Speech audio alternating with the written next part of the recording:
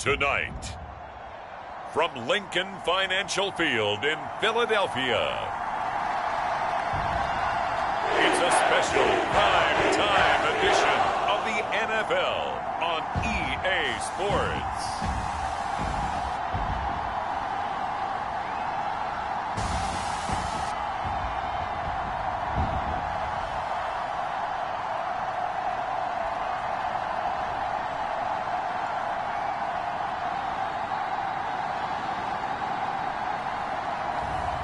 It's the Philadelphia Eagles taking on the Dallas Cowboys.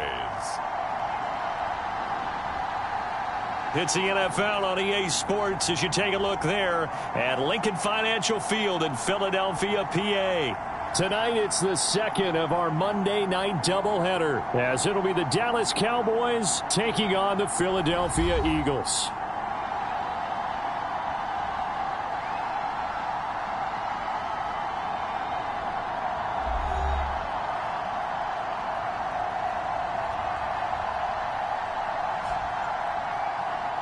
With Charles Davis, as always, I'm Brandon Gaudin. And Charles, you talk about storylines in this one. I think it begins and ends with our two quarterbacks.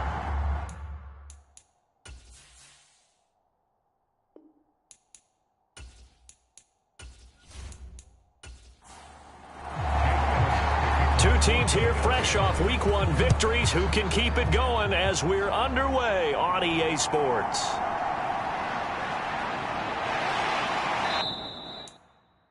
And out a little across the 25 to the 27.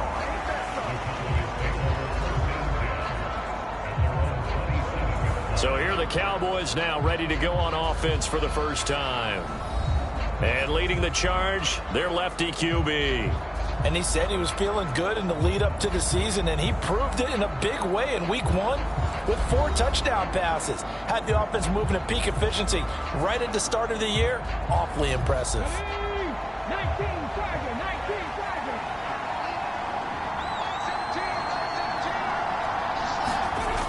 They'll come out throwing here to start the drive. Out to the flat. That's complete to his running back. And he'll be out of bounds across the 30-yard line. 4 yards the result on the first play from scrimmage. Second down. You look at this Eagle defense. In that win last week over the Giants, they were very good. They forced 7 turnovers. How many? 7. I mean, think about that number now. That's supposed to be a lucky number, right? Lucky for one side, unlucky for the other. Now this throw caught left side. And they get him down, but not before he takes it across the 40-yard line. These are his numbers from last week's contest. 4 catches, 59 yards. And I'd certainly expect them to use him quite a bit because he runs excellent routes, has good hands, and knows how to get open. Now a first down run is sniffed out from the start as they'll drop him for a loss of 4. Well, this defense for the Eagles, terrific last week in the season-opening victory. And that's not the half of it. They forced 7 turnovers in that game, and I know we always talk about turnovers coming in bunches once you force the first one. But 7? That seems almost impossible, but we watched it happen. So a step in the wrong direction. Now they'll look to make amends on 2nd and 14. They'll look to throw here. Oh, he tried to fit it in on the slant, and it's intercepted. And he'll get this back to the 32-yard line. That's kind of a double whammy. I mean, the interception on the opening drive, that's one thing, but to give him this field position, that's another. Absolutely perfect start for this defense. They take the ball away on the opening possession. They know that their offense will get the ball to start the second half. They line them up in field goal position, and to me, they got a chance for a touchdown right here out of the gate. Philly's offense getting ready, and Jalen Hurts ready to lead them. The second-round pick who started his career at Alabama, then finished with an electric senior season at Oklahoma. And he certainly had his share of struggles in the opener, threw a couple of ill-timed interceptions in the game. So that was something that was harped upon all week in practice. Because if he's going to help this team be a win. Oh, the first play of the game going to be intercepted. Picked up by Jeremiah Owusu-Koramoah. And the Cowboys are going to get this back to their own 34-yard line. That's now a second interception in as many weeks from his linebacker position. And think about all the different techniques he has to employ in a passing situation. Is he spot dropping because it's zone? Is he picking up man-to-man? Is he having to run with a running back or a tight end? In any event, great eyes, head on a swivel, and excellent hands. Yeah, versatility and showing those hands. Trying to shake off the interception from the last drive. He'll look to throw. Flush. Now the ball comes loose. And it's picked. There he goes, left side. And he's into the end zone. It's a fumble return and an Eagle touchdown. So the defense forces the fumble. They get the score, and a guy on defense becoming offensive there, Charles. And you know they love that. Any guy on defense loves to pick up the ball and have it in his hands and try and score himself. In this case, that's exactly what happened. He'll be singing in the shower post-game.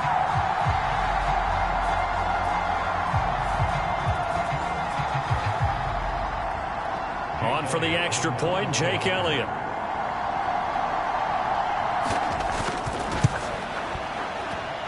He's got it, and the Eagles lead at 7-0. The scoop and score, always an exciting play in football, and we witnessed it there, grabbing it off the ground and then rumbling it into the end zone for 6. So here's the kickoff now as he'll get it again following that fumble return for a score.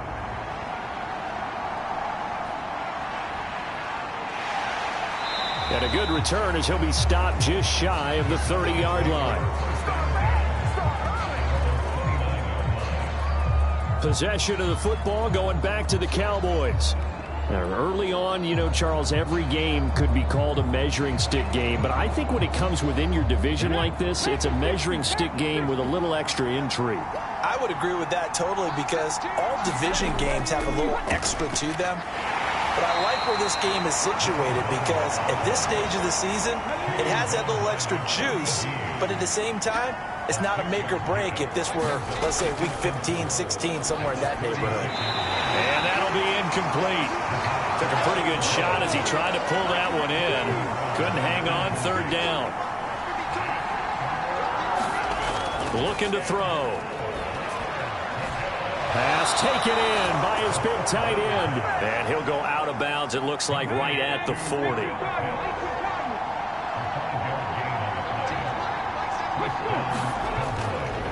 And they'll run on the inside handoff. And he takes it past the 45 and down at the 46. From the 46, here's 2nd and 5. They're going to look to throw. And that is incomplete. A lot of force bearing down on him there. He could not hang on. It's third down. He'll look to throw. Able to find the open man. That's complete. And he will have a Cowboys first down by about 3 yards or so as they wind up getting 7 there on 3rd and 4. We've seen quite a bit of the short passing game here early on first quarter, haven't we? We have, and I think it works a couple of ways for this team because, number one, you throw the short game until they stop it. And if they're not going to stop it, you keep throwing it, and occasionally you'll break a tackle and turn it into a bigger gain. Also, if they start to creep up, start to pressure receivers, now you go over the top, take it deep, and now you get some of those big shots downfield. They'll look to throw now on first down. There's Chris Olave. And he's got this down a yard or 2 shy of the 40 before he's out of bounds. 2nd down and 4. They'll look to throw again. Quick hitter here, it's complete. And he has another first down as they'll get the ball down to the Eagles' 29-yard line.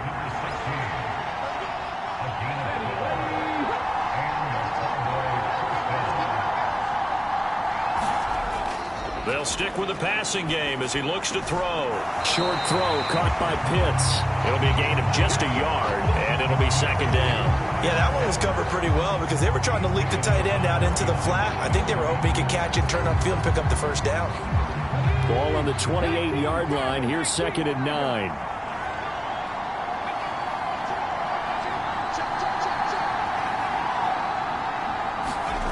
Back to throw again. He finds his man, complete. That's Ferguson. And he has another first down as they'll get the ball down to the Eagles' 18. Clock rolling as we hit the midway point of this first quarter. Again, he'll drop to throw. And he'll be taken down at the 2-yard line. The escapability in evidence there as that one good for 15 and a first. Partner, there's a downside to everything, and the danger of man coverage is if you're locking down your target, you often turn your back to the quarterback and you don't see him. Sometimes you open up a big lane for him to hit you for big yardage, and that was an astute play by him to scramble out, see that lane, and burn them for a first down.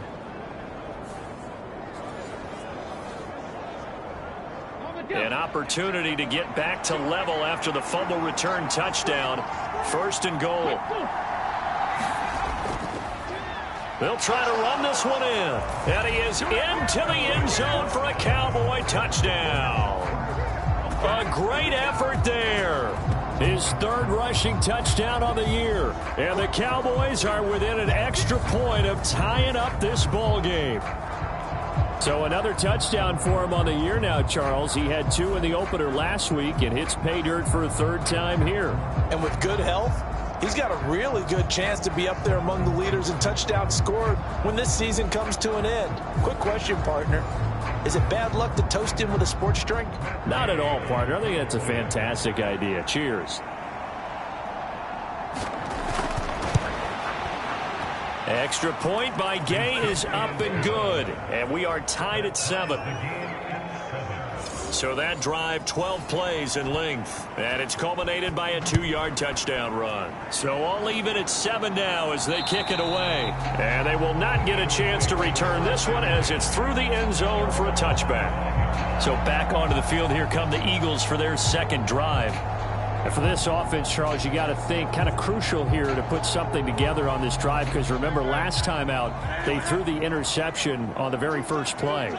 And you can't afford to let this defense keep building any more momentum. They're playing awfully well, and they're awfully confident right now. To me, it's time to attack and take some of that momentum back. But make sure you're selective in doing so. Understand where you want to throw the football and make sure it's open before the ball leaves your hands. You look at this Cowboy defense. It's quite a unit, that's for sure. Number 1 in the NFL against the pass. Normally you want teams to gel late in the season, but this unit, they've been terrific right from the word go. Came in as the number 1 rated unit against the pass in the NFL after just 1 week. And they work this well upfield across the 45. Hurts dangerous when he runs that football. He's got a first. He was certainly quick to atone for his early game interception. Instead of making another mistake forcing something, he reset himself and found a lane to pick up the first down.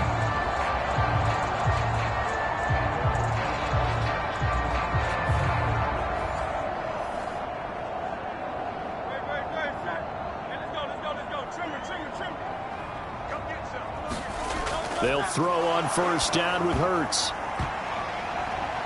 Oh, this one incomplete. The pressure got to him as he released it. And it's second down. Hurts sets up to throw it. This short throw caught by Goddard. And a gain of 4 gets him right to the midfield stripe.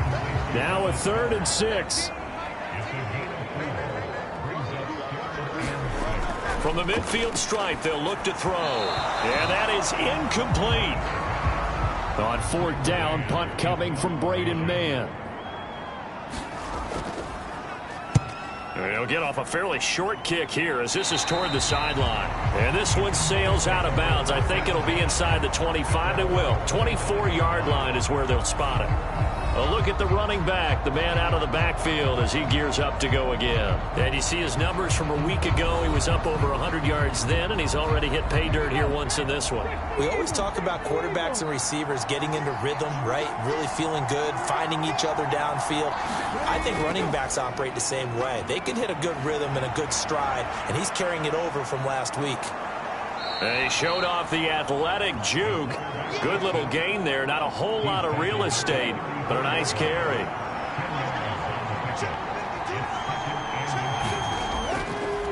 On play action, they'll throw. And he will slide to a stop. He does have the first down.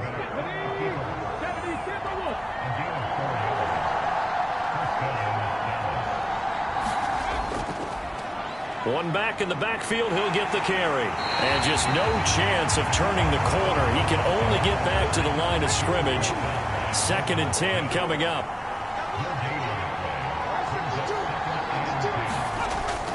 Back to throw here. No, bottled up. Fumble. It's out. It's loose. But I believe a Cowboy was there to get it. He was, and Dallas will maintain possession. Second time in this game, Charles, the ball has squirted out from his hands. Luckily, his teammate was there to pounce on it. You're right. Got the lucky bounce, able to retain possession. You know, we often talk about the combine and why do we measure quarterbacks' hands. Is that really a big deal? It's for situations like this. Do you have the hands big enough and strong enough to hold on to the football while being jostled? So possession still theirs, but now they face a 3rd down. Now back to throw. Going to throw right side here, complete. And he'll be out of bounds, but able to get it up past the 45. It's a pickup of 13, but they're still a bit short, and it'll be 4th down. On 3rd down, you'll give them that. You just want to make sure that you play the 1st down line. They were able to get him down and force the punt.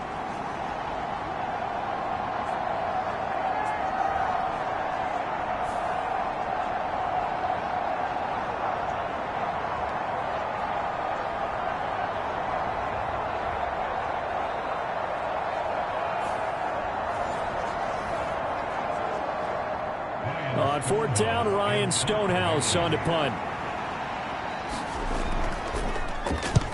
And the kick's away as he angles this one for the sideline. And this punt sails over the sideline. And the spot, it looks to be right at the 25-yard line. Philadelphia getting set to take the field. And the results for them have not been strong to this point. 2 drives have ended in a turnover and then a punt. So would it be too snarky for me to say that they've shown improvement? Because you had two drives with turnovers. Now they punted it away, so at least they didn't turn it over. So that's good, right? You're going to get some angry users reaching out to you on social media. Well, I don't mean to be. I was actually looking for the positive. Silver lining, you know. Straight ahead, Etienne. He takes this for 3 to the 29. Here's 3rd and 6.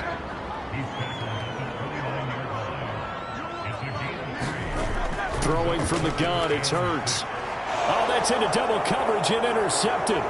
Sauce Gardner picks it off. And the Cowboys are going to get possession of the football as time will run out on this 1st quarter of play. 7-7, our score after 1.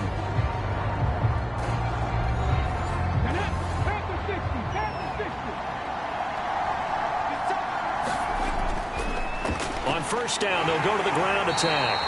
And the result here, a pickup of 8. Leaves them with 2 to go on 2nd down.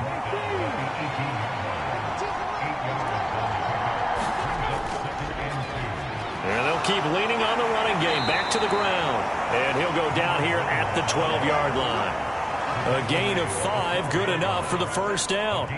And Brandon, you know that expression? He just does what he does.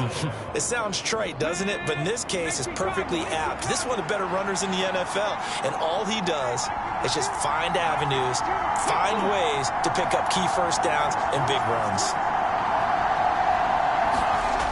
Now on 1st down, he'll drop to throw it. And that throw behind his man, he missed him, incomplete. Now a 2nd and 10.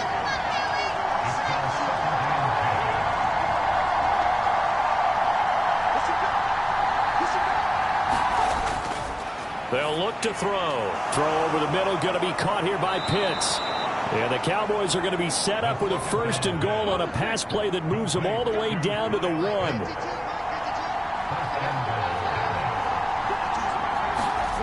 They'll set up a throw. And he'll take it into the end zone for a Cowboy touchdown.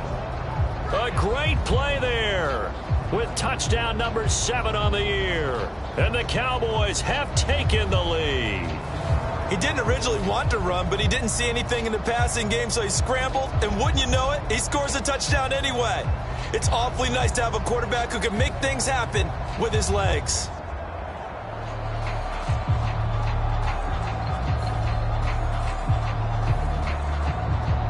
Here's Gay now to add the extra point.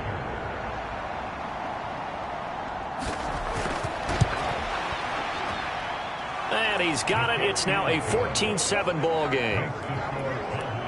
5 plays there on that drive. And it ends with a 1-yard touchdown run.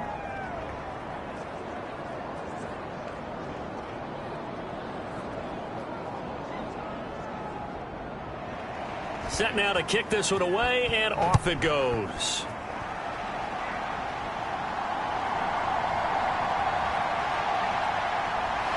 And makes it across the 20 as his guys will set up shop at the 23-yard line. The Eagles offense with Jalen Hurts at the controls, ready for their next possession. He's coming off his 2nd interception of the game already. And remember, he was bit by the interception bug last week. He threw 2 there as well. So things trending poorly right now as he starts again here, 1st and 10. And he's going to get this one across the 30-yard line. 10 yards there to start the drive, and just enough by about the length of the football for a first down. First play of the drive, a first down run. Well, that sets you up for whichever way you want to go. Do you come right back and run the football again because you've got them on their heels? Or do you play chess match with them, break tendency, and go play action and go for the big shot? So they'll come up 1st and 10 now from the 33.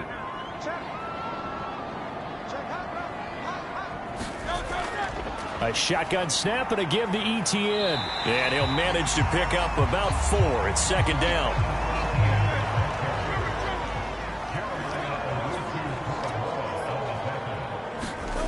Throwing is Hurts. Open man is Goddard, the tight end. And Goddard going to have an Eagles first down as he'll get this up to the 45-yard line. From the gun, it's Hurts. That one complete down the field to Smith. A big play there for Philly. 48 yards. And the offense is saying to itself right now, only they were all this easy because he was wide open. And once he made the catch, plenty of room to work his way downfield. That was a breakdown on the defensive side of the ball, one that they want to fix immediately. Now a chance to make that big play really hurt. It's 1st and goal just outside the 5. And they'll run with Etienne. And a little bit of space there takes it inside the 5 to the 3. So the ball position now at the 3. Here's 2nd and goal. And they'll let the fullback try and take him home. And he's in for an Eagles touchdown. A 3-yard touchdown run. And the Eagles are an extra point away from drawing level. Good start to the season for him. He had the touchdown last week in the opener and a 2nd one in week 2 now. How about the pace he's already established, right? Not sure he can keep it up for an entire season, but don't burst the bubble because he thinks that he can. Do guys go into a season with a goal for touchdown scored or yardage? What do you think? I think every single one of the guys who's going to touch the football, they all have those types of goals. They all have those types of thoughts. And then they just have to see how the season unfolds if they can stay with it. Unfolding so far so good for him. Elliott good on the extra point, and we are tied at 14. That time a 6-play drive, and it ends with a 3-yard scoring run. This one tied at 14 now as he sends this one away. And this will be a touchback, so they'll bring it out to the 25. And out now come the Cowboys. Right now, we've got a little bit of an offensive masterpiece going on both sides, moving the football, scoring points. It's almost like somebody put the defense on rookie mode in this one. I mean, we haven't even left the first half, Charles, and we're certainly on pace for a shootout. An excellent start for both offenses. The fans have to be enjoying this to seeing all these points go up on the board. As a former defender, you know I'm not enjoying this at all. But right now, both these teams just trading haymakers. Let's see if anyone slips up first. Can anyone counter with a nice little jab and get things going in their direction? Back to throw now on 2nd and 10. Now they set up the screen. That's complete. And he'll be out of bounds right at the 40. Give him 15 there, and the Cowboys have a first. We can talk all we want about football being a game of strength and brawn. It's also a game of mismatches, and they're trying to create one there, getting it to their back out of the backfield to make a bigger play. As we often say, get it to him in space, let him use his leg. Yeah, if he can get a matchup against a linebacker or maybe a defensive end dropping out in a zone blitz, he's going to win that battle just about every time. Back to throw now on first down. And he can't find anywhere to go with it, and he goes down. That's big Jordan Davis powering in to drop him. And this is a quarterback who's already had success on the ground in this first half, but this time they're able to hem him in. And it's always different when you rush a mobile quarterback as opposed to a guy you know will be right back in the pocket. In this case, you got to make sure the inside pressure and the outside pressure match, and maybe even a second wave to make sure if he squirts free, you've got someone to tackle him.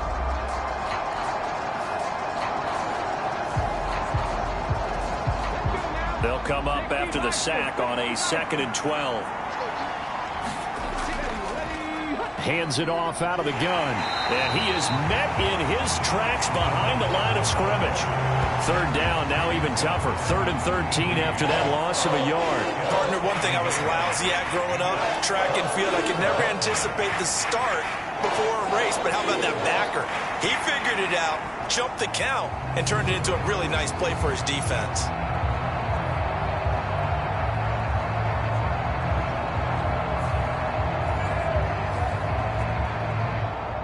So 1st and 2nd down went in the wrong direction. They'll try to do better here on 3rd and 13.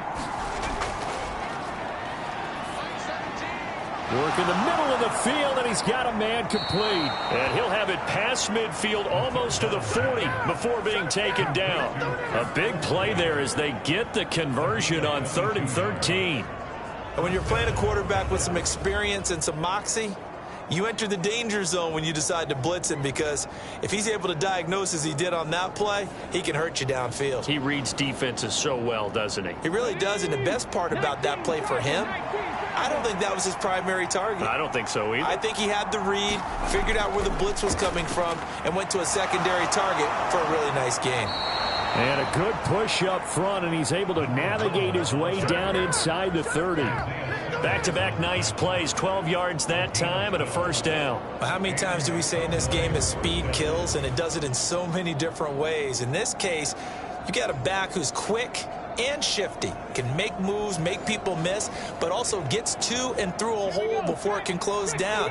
That's some of the benefits of that speed, not just outrunning people in the secondary. That led to a really nice gain. They go play action here on first down. And a quick throw here that's complete. Stopped at the 24-yard line after a gain of 5.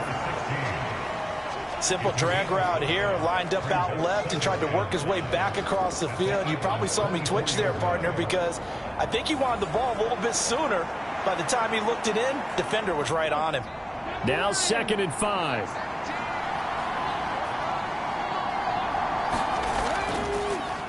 Here's the option. This will be a short gain of 3 before he's brought down at the 22. The Cowboys on 3rd down. They've been good, 3 for 4 thus far. This time it's 3rd and 3.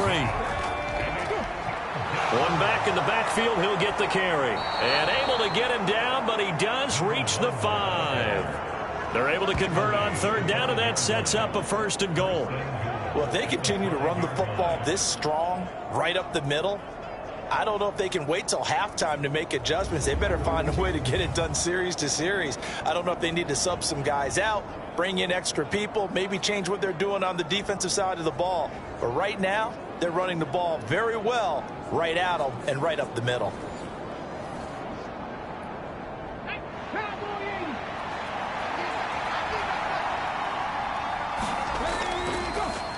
Running game working. They'll stick with it on first down. And he is into the end zone for a Cowboy touchdown. A great effort there with his 2nd touchdown here in this first half. And the Cowboys have taken the lead. Some good running there at the end of the drive. He had the burst that set up the 1st and goal, and then one play later, he's in the end zone. Brandon, what I liked about that sequence is I'm not sure who made the play call, but they understood the situation, understood the momentum. A nice hard-charging run, give it right back to him, and let him cap things off. Gay is on for the point after. It's up and good, and that'll make the score 21-14. So that one a pretty time-consuming 10-play drive. And it's finished off with a 5-yard touchdown run. Out is the kickoff unit as they run up and send this one away.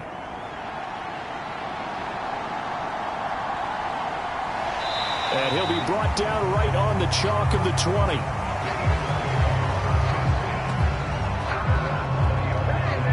Here's the Philadelphia offensive unit now as they head out to take over possession. So remember, Charles, last time they were out here, they scored, but they just saw the opposition score, and they're trailing right now, so they're trying to keep pace here. They need a touchdown drive. Well, if you're a fan of offense, you're loving this, but if you're a fan of defense, this is tough to watch, and it's also tough to keep that up when you just watch your opponent march down the field on a scoring drive that lasts into double-digit snaps. You need a score here not just to follow the momentum from your last drive, but put the onus back on your opponent. And that's what they're doing right now, swapping that onus back and forth. Well, he's had the interception woes in this one, Charles, and that time a little bold to throw it into double coverage, but he beat the double coverage. Yeah, but I admire that he still will challenge defenders downfield, even though the ball's been in jeopardy a few times in this game. A nice ball there against multiple defenders, and they advance it downfield. Oh, it's out. Smith lost it. It's picked up by the Cowboys. And he brings it back to right around the 26-yard line. A lot of talk this week about ball security. In fact, they added an extra period in practice to be more secure with the ball. It didn't work out there. Well, sometimes you just get overexcited during the game. You may all of a sudden make your catch, see some open field, and decide you're going for it, and not realizing that danger lurks while you're doing so. And there's your end result right there.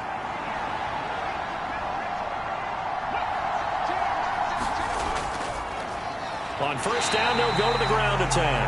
And he is going to be stopped cold behind the line of scrimmage.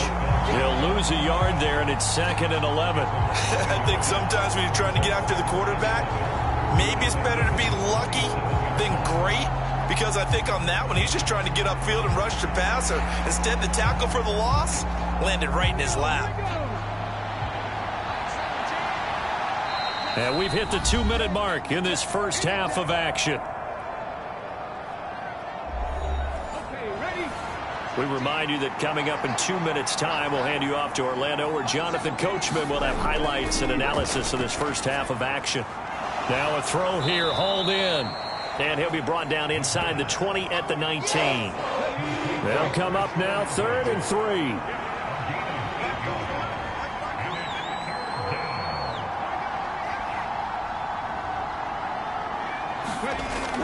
Back to throw. He's got his target. That's complete. And he will have a Cowboys first down, I do believe. Yes, he's got it by about a yard there on 3rd and 3. Many different ways to create space, but on that play, he did it with that big, wide body of his. Didn't get a whole lot of yardage on the play, but it did what it was supposed to. Pick up a first down.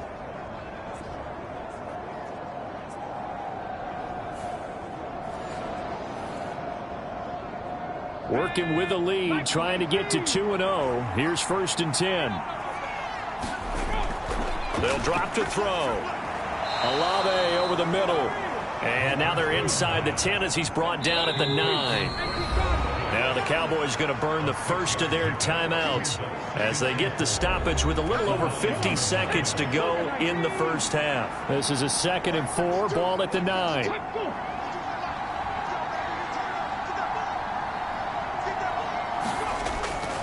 He'll look to throw. Throwing into traffic there, and that's complete.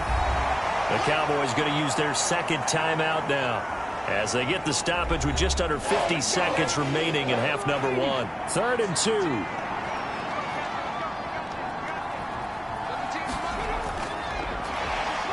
Nowhere to go here. He lost the football. And this ball recovered by the offense. But remember, they cannot advance it here in the final 2 minutes of the half. So this will be blown dead, and it'll come back to the spot of the fumble.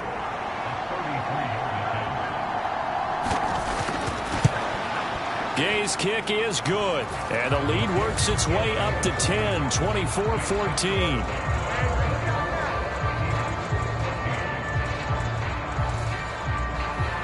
So they get the turnover in plus territory. The drive stalls out, but still able to get 3 out of that.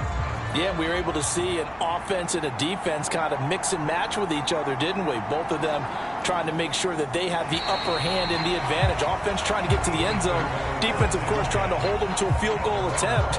And it wasn't a guaranteed lock 3 from where they started. So, the offense has to be happy to come away with those 3 points. The Eagles offense going to take over late in this first half. And with him down 2 scores, you wonder if they might try and put something together, even if it's just to get into field goal range. On 1st and 10, it's Hurts. Forced out to his left. And he'll be out of bounds across the 30-yard line. This 2nd and 4. Hurts. Screenplay. Here's Etienne. Now the Eagles will use the 2nd of their timeouts as it comes with 22 seconds to go here in half number 1.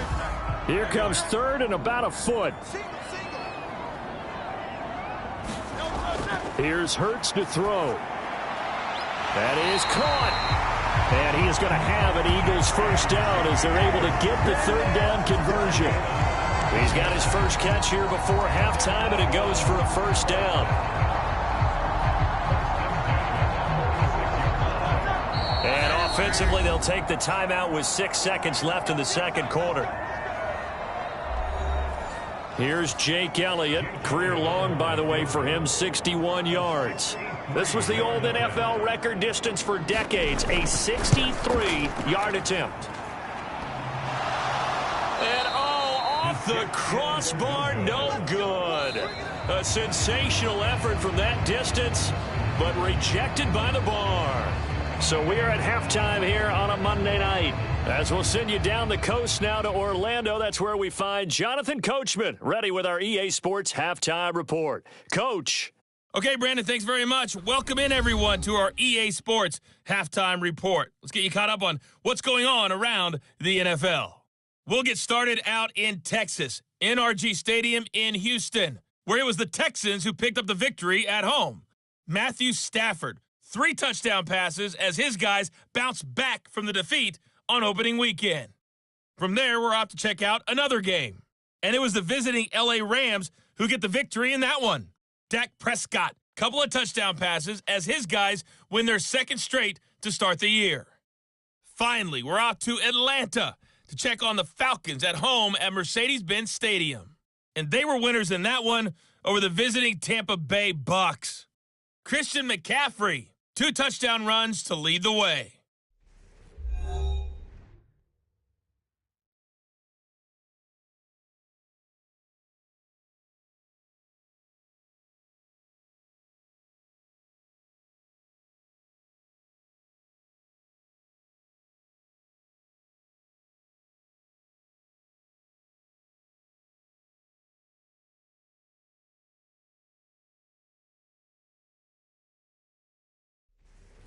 Okay, Coach, thanks as always to you and the gang in Orlando as we welcome everyone back in for quarter number 3. It's the Eagles ready to see the football first, and they trail here as we resume action in this 3rd quarter.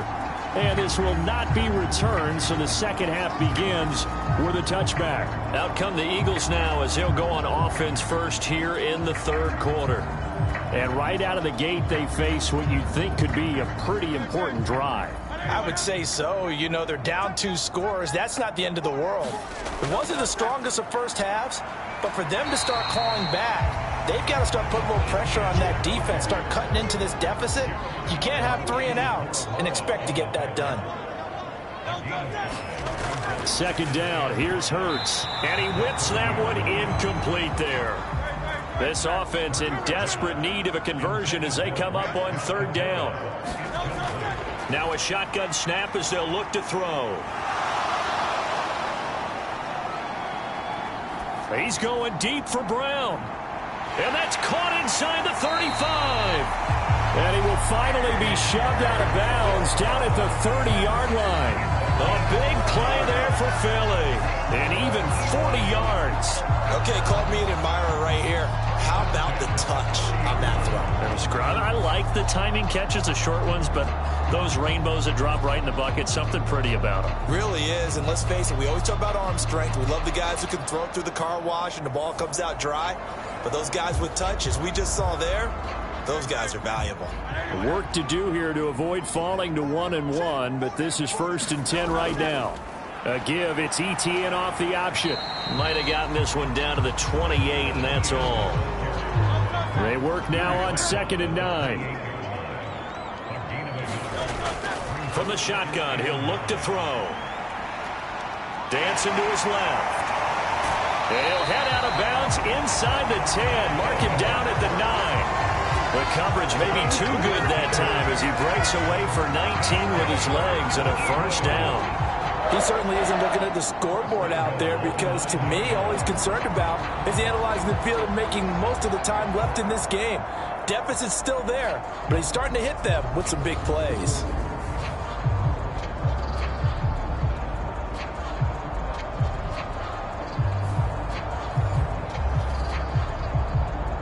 First and goal, and they got to be thinking a chance to get right back into this football game. ETN up the middle. And from the 9, they get this to the 5-yard line. 2 of their 3 red zone trips so far they've come up empty on. They'll look to reverse that trend on 2nd and goal. One more time with ETN. And he'll get this one back to the 5-yard line, but no further than that. Call it no gain that time, and now it's 3rd and goal. A big play forthcoming. Here's 3rd and goal.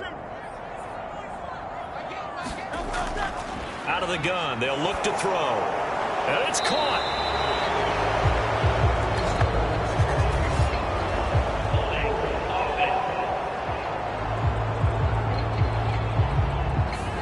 So a decision to make there. They decline the penalty as they'd rather force the 4th down.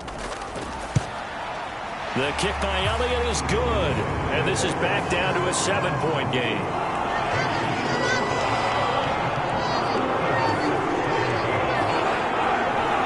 So 3 points, maybe not a grand prize at this stage, but it does get them back within 1 score.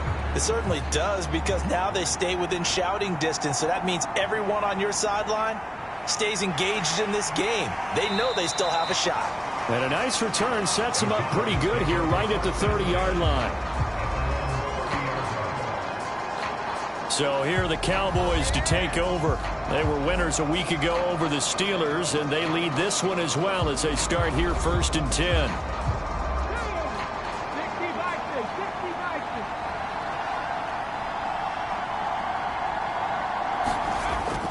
They'll start this drive out on the ground. And he'll be tackled just past the 35 at the 36. It was Josh Sweat who got him down on the defensive side. Here's a 2nd and 5.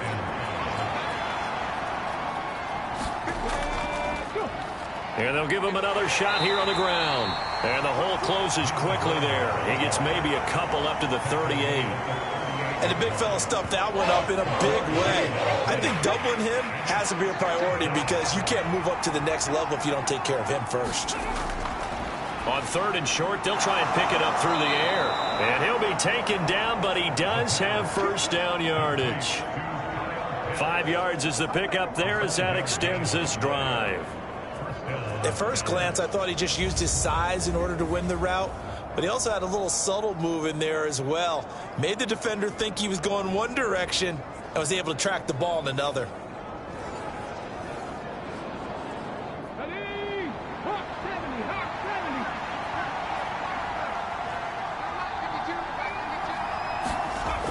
On first down, he'll drop to throw. And that's going to be incomplete. Too tough to hold on to that one. It's 2nd down.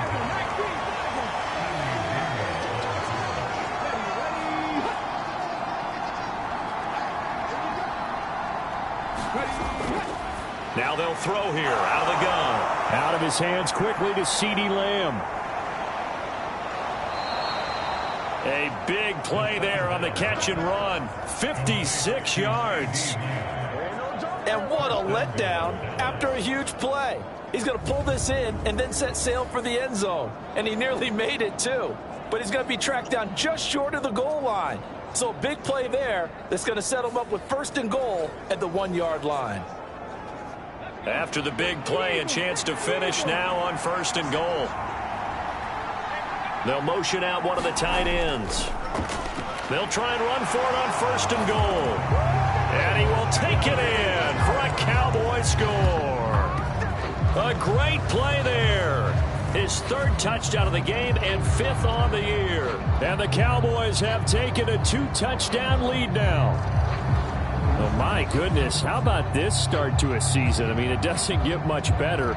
2 touchdowns, remember, last week in the opener. 3 more here. This is some kind of pace to put yourself on. Are we going to go ahead and look ahead and say 4 next week? Is that too much to ask for? That's what he's dreaming about right now. That's what his team's thinking about. But, boy, what a start for him. Extra point by Gay is up and good. And the lead now up to 14. A drive that time of 6 plays. And it culminates in a Dallas touchdown.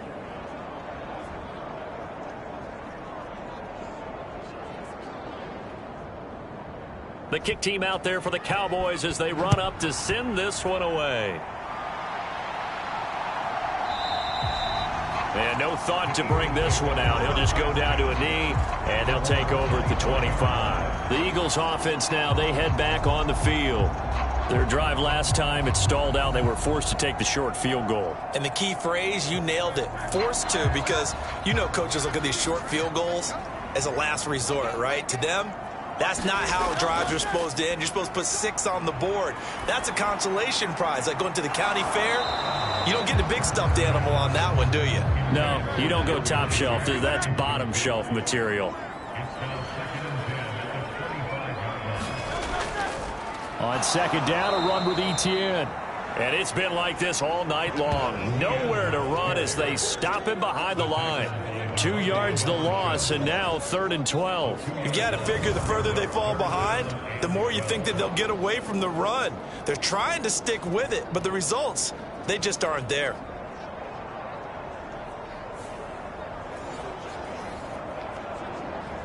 This offense in desperate need of a conversion as they come up on 3rd down.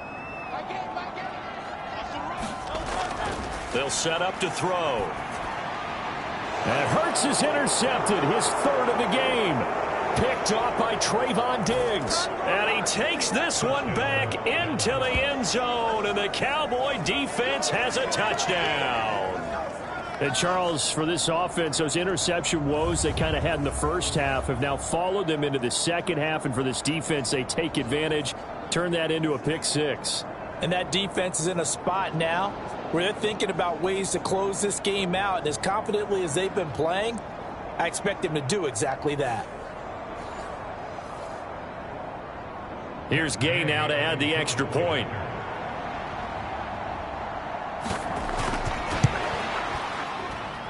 And he's been a busy man, 5 for 5 now as he knocks another one through to extend the lead. A heck of a play there defensively, getting the interception, navigating his way into the end zone for the touchdown. So they throw the pick 6. They'll get another shot at it now as this one's in the air.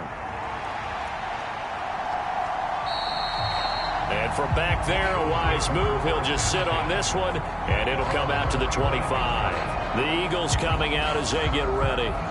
I kind of feel like they've reached a do-or-die point in this game, Charles. If they're going to try to pull off an impressive comeback, it has to start right here, right now. Yeah, now they've got a final chance to get out of this situation, but they also understand they've got to move the ball and move it fast. In addition, they need to save as much time so they can get 2 more possessions. 2nd and 6, just inside the 30. Etienne once more. 7 yards there and a 1st down.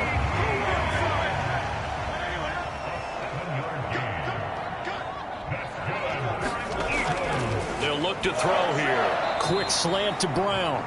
And he's knocked to the turf right there at the 46-yard line. Still a few inches short of a first down as they come up now on second down. They toss it down to Pollard.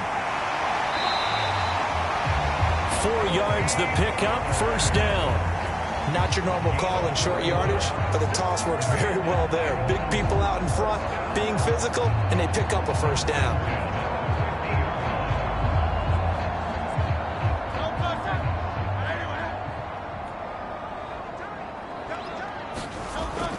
On 1st and 10, it's Etienne. And he's going to take this ahead for right around 3 yards, but no more than that. Second down.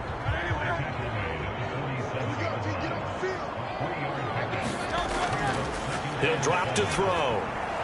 Over the middle to Smith. And he's going to have another first down here as the tackle's made at the Cowboys' 36. He'll look to throw. And that is incomplete. Oh, the coverage a little too good there, and it's second down.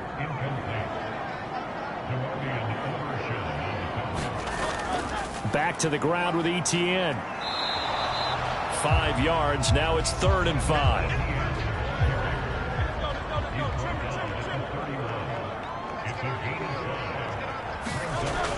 Looking to throw. He'll get that underneath Etienne. And he's going to have another first down here as the tackle's made at the Cowboys' 21. They picked up 5 yards last time. Now they double it and get 10 here. I tell you what, it looks like he's shaking off that pick six just fine. It's not just defensive backs that have to have short memories. Quarterbacks utilize that as well. A much more confident throw right there.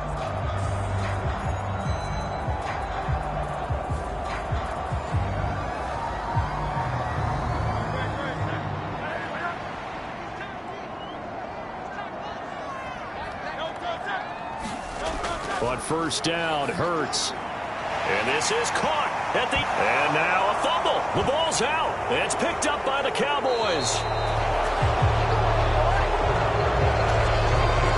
Well, if these guys wanted to get back in this game, they needed an almost perfect second half. And down 3 scores, a lost fumble here certainly doesn't fit into that plan. That reminds me of my plan in college to get an A on the papers I turned in, but that didn't work out too well either. Too many mistakes by... And now, as with every potential turnover, they're going to take a second look at this just to make sure.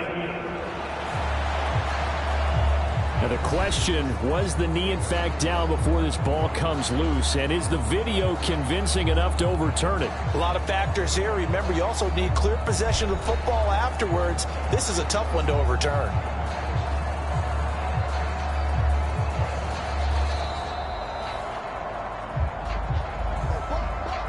So that one overturned. They say the knee was down, and that will not be ruled a fumble. Etienne will get down close to the goal line, but not in, as he'll be marked down at the 1. 2nd and goal from the 1. They'll try to run with Etienne. And he is into the end zone. Touchdown, Philadelphia. Travis Etienne, his first touchdown of the new season. And the Eagles are able to make some inroads here to that deficit. Well, nothing fancy there, Charles. You had 3 tight ends on the field. They were going to run the football. The defense knew it, but the defense couldn't stop them. And I haven't met an offensive line yet that doesn't get more satisfaction out of running the football into the end zone than pass protecting. They had determination on their side, and they got it done.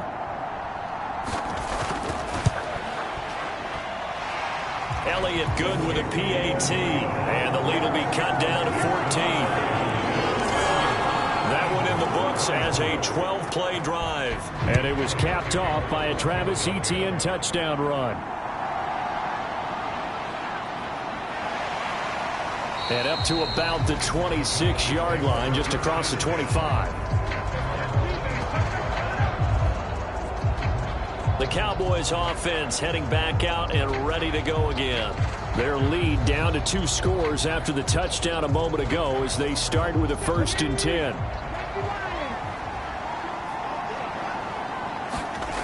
They'll come out throwing here to start the drive.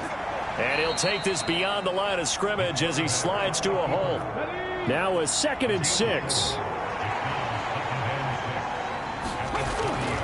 They're going to look to throw. The pass caught by Olave. And he'll get it out near the 40 to the 39. His 5th catch tonight, and it's good for a first down.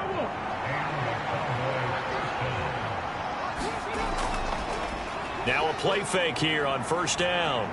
Escaping the pressure right. 1 quarter remains here as we wrap up the week on a Monday night. This is the National Football League on EA Sports. And welcome back. We are in the city of brotherly love, Philadelphia. It's the Cowboys with the football. They'll be looking to tack onto their lead as we get set for the 4th. Now here's a little touch pass as they tap it quickly to their receiver. And it's a fumble. And it's picked up by the Eagles. And he's into the end zone. It's a fumble return and an Eagle touchdown. This defense, Charles, they needed some type of a spark to help get them back in this game. I think they just got their spark. No doubt about it. And you know, that's all they discussed. How can we get ourselves moving again? How can we get our team going? This definitely qualifies. Elliott on for the extra point.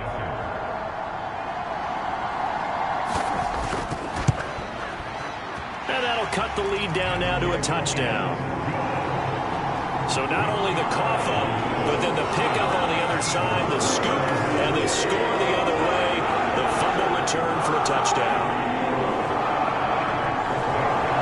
And you can bet they're preaching 2 hands on the ball here as the kick's away following that fumble return.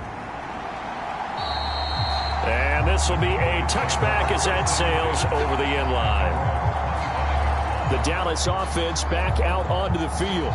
Their lead back down to 1 score after the touchdown a moment ago. First down's a must on this drive as they start out here 1st and 10. Off the play fake, he'll look to throw. It won't be a sack, but it's no gain, and it brings up 2nd down. Late in the game, he's certainly doing everything in his power to buy time for his guys to make a play. But in this case, he's surrounded, and all he has room to do is to get back to the line of scrimmage. Here's 2nd and 10.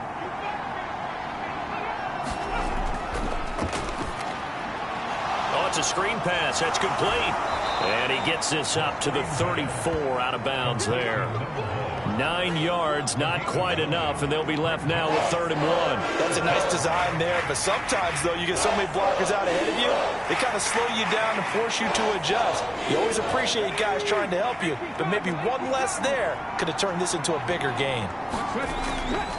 They'll look to throw for it on 3rd and 1. And it's going to be incomplete. He was able to catch it there on the right sideline, but out of bounds, says the line judge.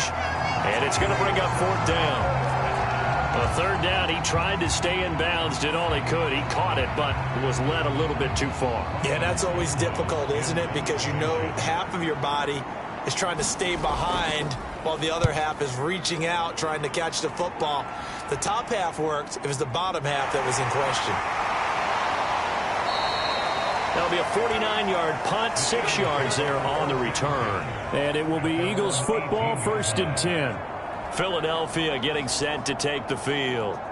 And it feels like the momentum has shifted. They scored, then their defense forces that last punt, and now a chance to tie the game on this possession. They'll throw on 1st down with Hurts. And that'll be incomplete. That certainly appeared to be a play call where they were just trying to make 2nd down, 2nd and short. I think they thought the coverage was off a little bit more than it was. Nice job there pressing up on it and forcing the incompletion. So now 2nd and 10 after the incompletion on 1st down. Hurts sets up to throw it. This short throw caught by Goddard. They get 6. That'll leave them with 3rd and 4.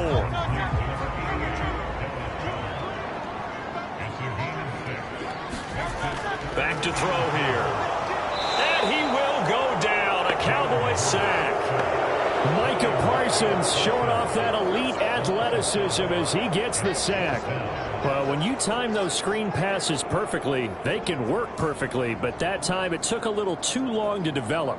And you zeroed in on exactly what makes that play go. Timing. Because if the timing's off at all, those unblocked defenders coming at the quarterback, they'll put him on the deck. The Eagles send out their punter now as he'll punt it away for the second time.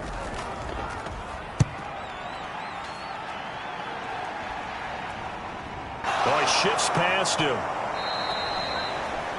A 45-yard punt, 4 there on the return. And the Cowboys will take over the football with a 1st and 10. Here's the Dallas offense now heading back out onto the field. Their defense got the stop, forced the punt, and now you really start to monitor the clock as they nurse this slim lead. They'll try and start this drive in the air. Left side to Lamb. An ideal spot here to get a 1st down and try to run some more clock, and this is 2nd and less than a yard. The play-action fake. They'll look to throw. Finds his man. That's Olave on the crossing route. And he's got this down to the 35. That catch puts him over 70 yards receiving now as he's got a 1st down. And these guys certainly are not hiding what their intention is. They're absolutely showing it. They're definitely not going to sit on this lead here in the 4th quarter.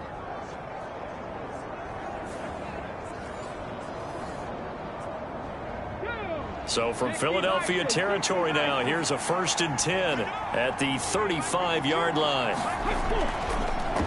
From the gun, he'll hand this off. 67 yards for him on the ground now and 3 touchdowns to go along with it. Here now, 2nd and 4.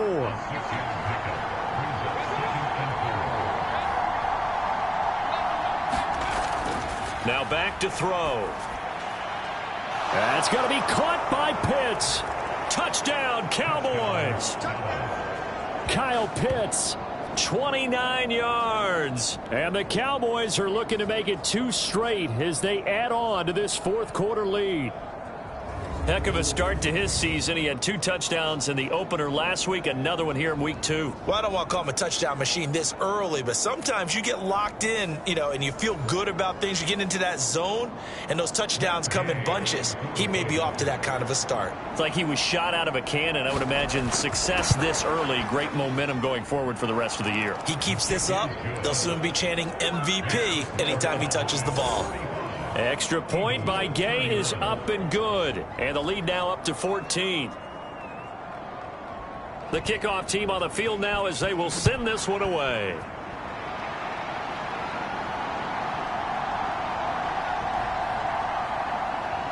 And able to get this out to the 25.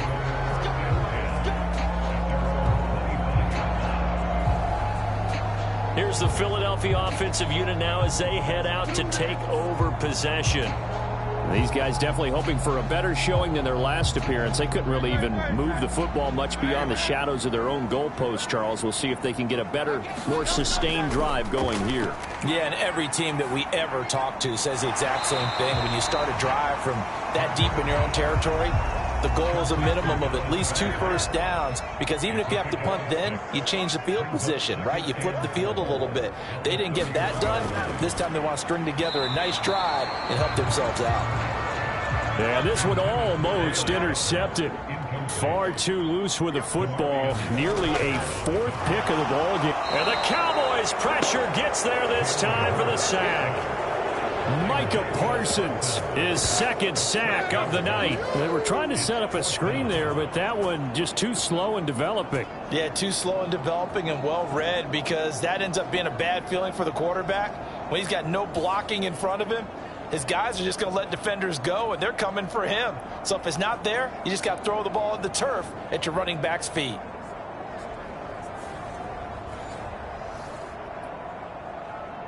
And they're indeed going to go for it here on 4th down. So trailing here in the last quarter. Let's see how this plays out.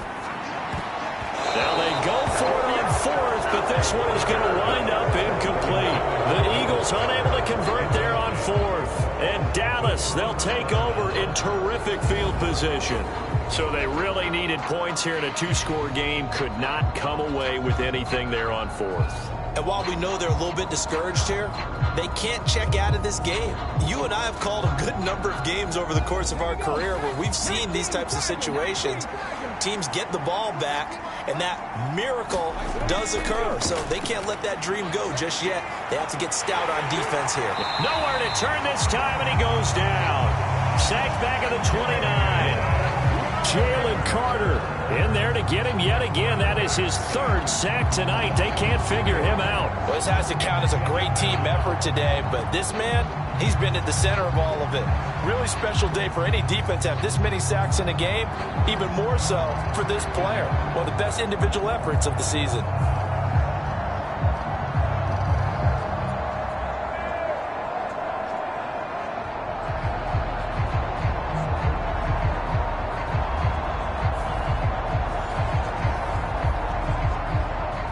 Pass protection has been a problem all night long as they come up facing second and a bundle.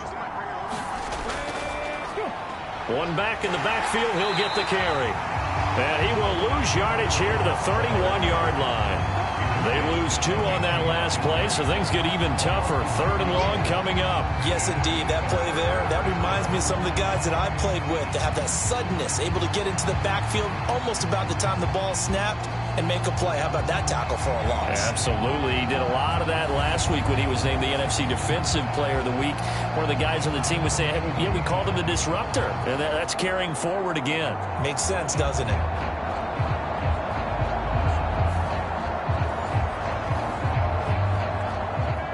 The offense on third down tonight, 6 conversions and 9 tries. They've done a great job of picking these up. This is 3rd and 16.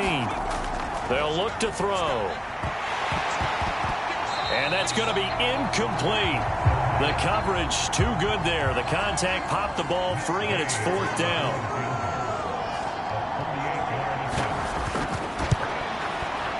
And Gay knocks this one through, and that will extend their lead even further.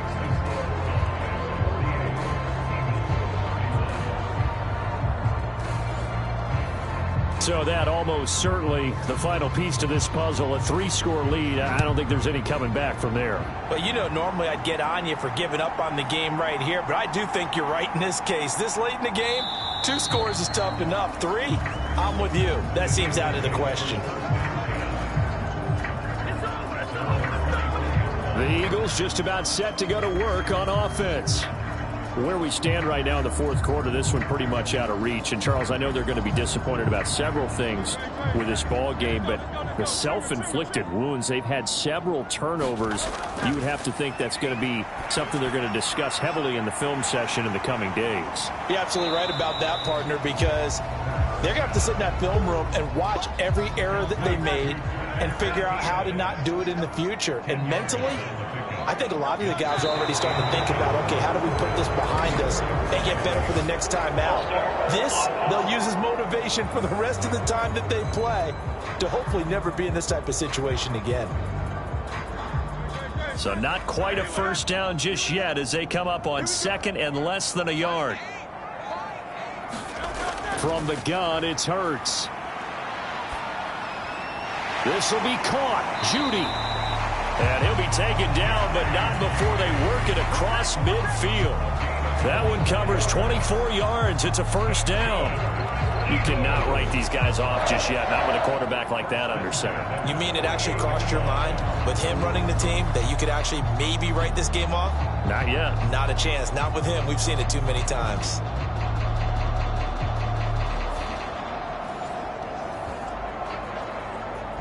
So from Cowboy territory now, here's 1st and 10 at the 48-yard line. Throwing is Hurts. Right back to Judy, and it's complete. And he'll go down, but not before getting this inside the 30. Back-to-back receptions for him, and it's another first down. Well, those are the types of plays they probably wish they had made more of in the first 3 quarters. And this deficit going to be tough to overcome here in the 4th. But a nice first down and a pickup on that throw. Yeah, and this is where as coaches, You're looking for effort and execution, even though the scoreboard is going against you. You want to find out who's going to fight, who's going to scrap, who's going to keep their heads up and continue to play. They'll look to throw again. And he's going to go down here, a sack. They push him back to the 34. Micah Parsons in there for a milestone sack as that moves him past Hall of Famer Michael Strahan, who finished his career with 141.5. But one thing I do know, these guys on defense, they don't want this game to end. They're winning by multiple touchdowns. They've shut down the opposing quarterback in a big way, and they're still picking up sacks as we approach the end of this one. Now following the sack, they'll look to make amends on a 2nd down and 17. They'll set up a throw. And this one incomplete. Too much contact to hold on to that one, and it's 3rd down.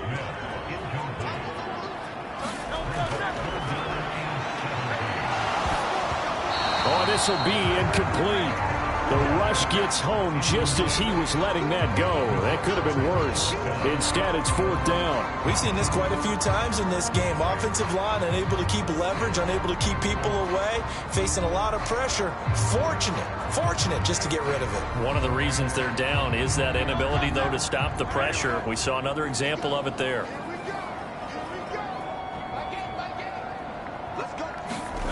They're going on 4th down with Hurts. And he knocks the ball away, and it falls incomplete. The Eagles unable to convert there on 4th.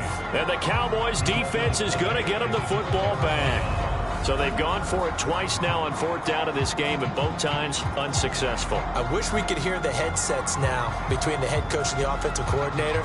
Now that they're 0 for 2. If they get into a 3rd situation, head coach might say, hey, you got anything for this one? Might get radio silence back. From the 34 now, here's 1st and 10. They'll start this drive out on the ground. And he'll get this one up to about the 39 here. 5 yards on the carry. Good pickup on 1st down.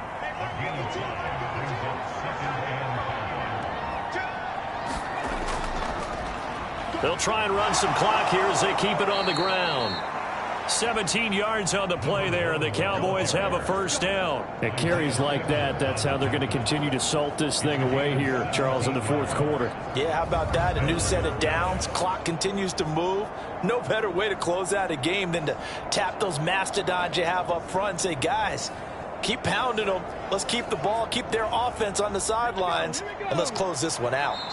2 minutes left to play in this football game here on EA Sports.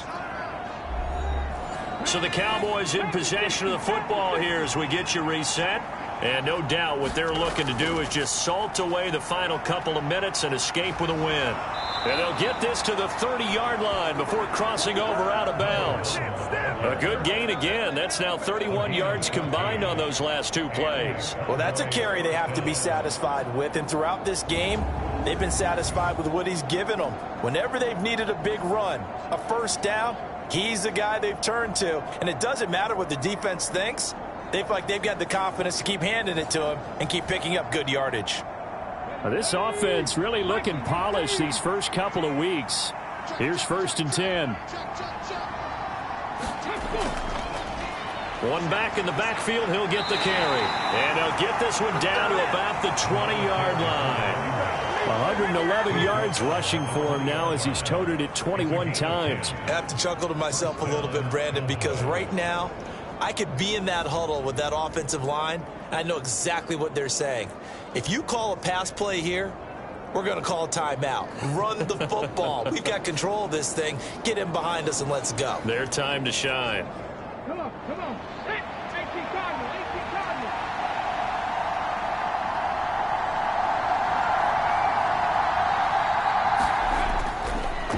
On 1st down, they'll go to the ground attack. Tackle there by big Jordan Davis. 2nd and 6.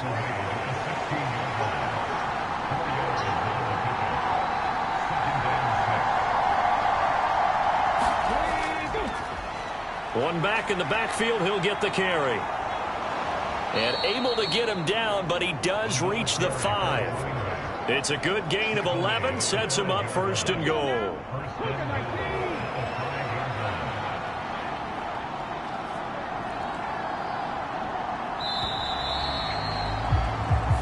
So this one will end in a victory for the Dallas Cowboys. Charles, for this losing side, their heads are hanging as they walk off the field today. And really, I mean, we know why. Those 3 turnovers by that offense, that's ultimately what doomed them. And this is what coaches preach all the time to every team that we ever talk with. Taking care of the ball on offense, trying to take it away on defense. And let's face it, when you give it away 3 times in one game, you make it very difficult for your team to get the W.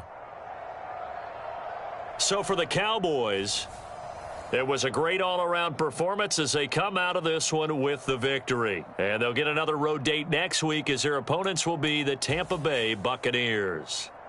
Meanwhile, for Philadelphia, they'll fall to 1-1, and they'll get a chance to redeem themselves at home next week.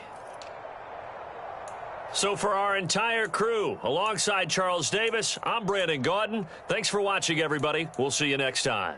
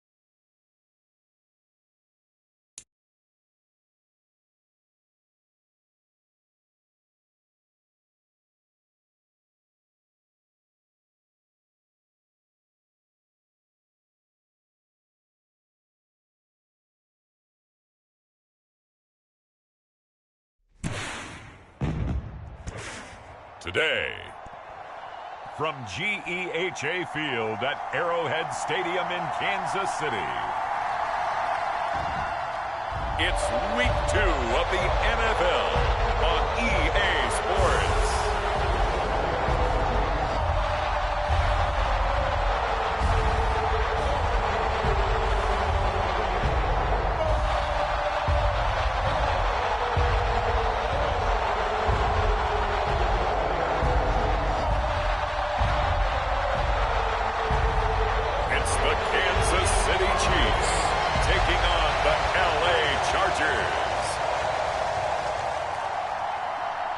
From one of the loudest venues in the NFL, there's a look at Arrowhead Stadium here in Kansas City. Today, after a topsy-turvy opening weekend, it's on to Week 2, and we've got a good one here, as it'll be the LA Chargers taking on the defending Super Bowl champions, the Kansas City Chiefs.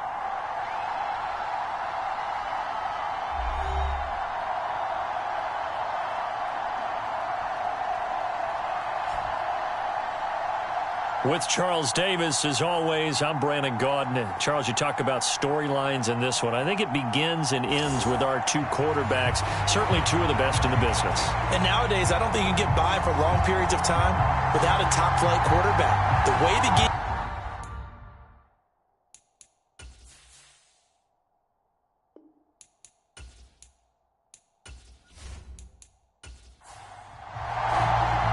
Two teams here, each off to 1-0 starts as this one is underway on EA Sports. This taken in right around the goal line. And he takes this near the 25, just a little pass there, call it the 26. So here's the Charger offense making their way out.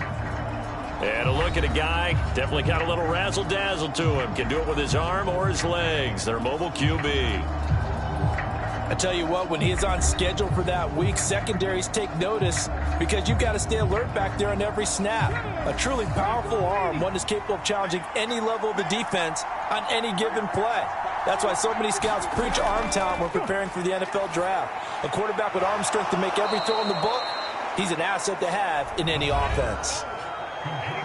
And the numbers last week for Tony: 5 catches, 94 yards, and a score. And that was a nice job there pulling that one in. Now, this is an offense that will certainly spread the ball around a bit, and this is a guy that defenses had better focus on.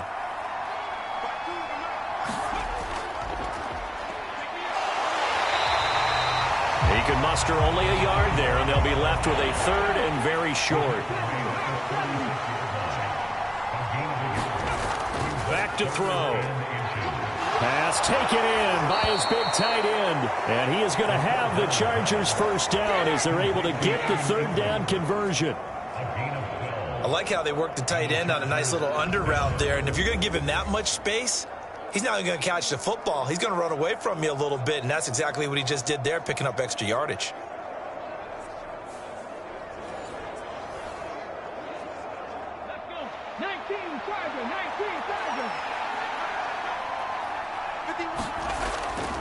They go play action here on first down. And taking it across midfield and just shy of the 40. Give him 10 that time, escaping the danger, running with it, and picking up a first down. And that's an early scramble that can be viewed positively by either side. From the offensive point of view, it begins to establish him as a possibility to keep it on certain plays. And defensively, they avoided giving up a huge play in one of their first tests in containing a quarterback on the run. So now 1st and 10 in Chiefs territory at the 42-yard line. They'll motion the tight end across the formation. They'll run on first down. Porter. And he'll get it down on the play to the 37. Here's 2nd and 5 now from the 37.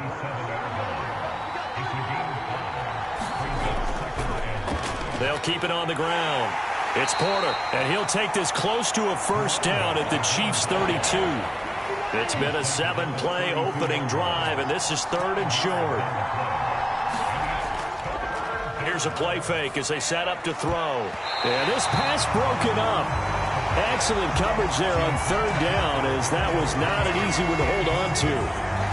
Brandon, watching their tape from last week, I saw plenty of plays like we just saw there, forcing incompletions. It was key in their win last week. They're hoping the same thing happens this time out, too.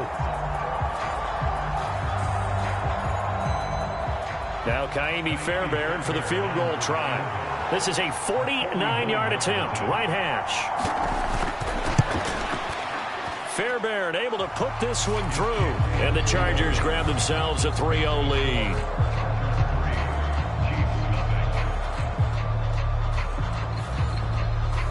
They were probably hoping to get him a little bit closer for a shorter field goal, but he was able to get it done from deep. Nice little tester for him to begin things, huh? I think he was open for a little bit more of a chip shot. Instead, they made him stretch it out a little bit, but he's got to feel great now that he put it through the pipes. So here are the Chiefs now coming out for their opening drive. And they'll be led out by a guy who has a couple years under his belt in the NFL, their third-year quarterback. Well, he started his season the way that everyone wants to start their season, with an absolute bang. AFC Offensive Player of the Week. Let's see where he goes from here. Set the bar high. Week 2, we'll see what he can do. On play action, they'll throw. He finds his man, complete. That's Walsh. And he'll be taken down, but not before they reach the 50. It'll go as a gain of 25 on a play that started back at the 25. Well, that certainly has to feel good. It's not all the time that the play caller should get all the credit. Sometimes I think in the huddle, the quarterback just says, hey, who's going to make a play for me? I just need something right here. And the end result there, nice first down. Drive keeps moving.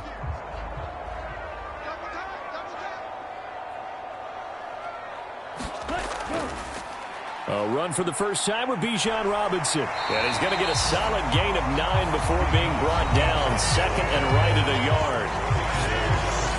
Check in on the numbers last week for Robinson.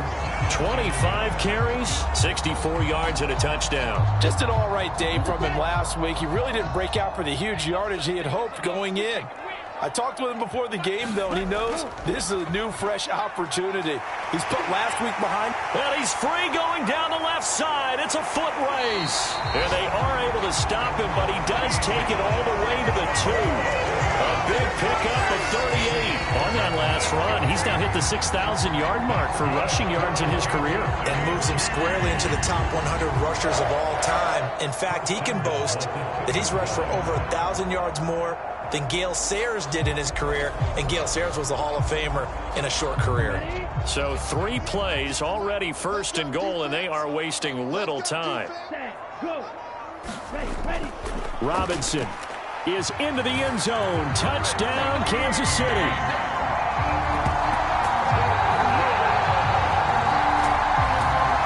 Nice job of polishing off that drive, but all the credit there goes to that play prior. Yeah, it certainly does, because after that big play, I think resistance almost felt futile at that point, didn't it? And the very next play, they come right back, quick, fast, and in a hurry, and put it in the end zone.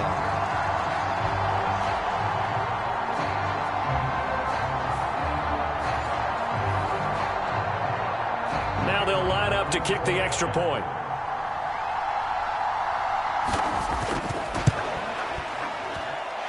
He's got it. They'll see that opening drive field goal and raise it a touchdown, and that makes it 7-3.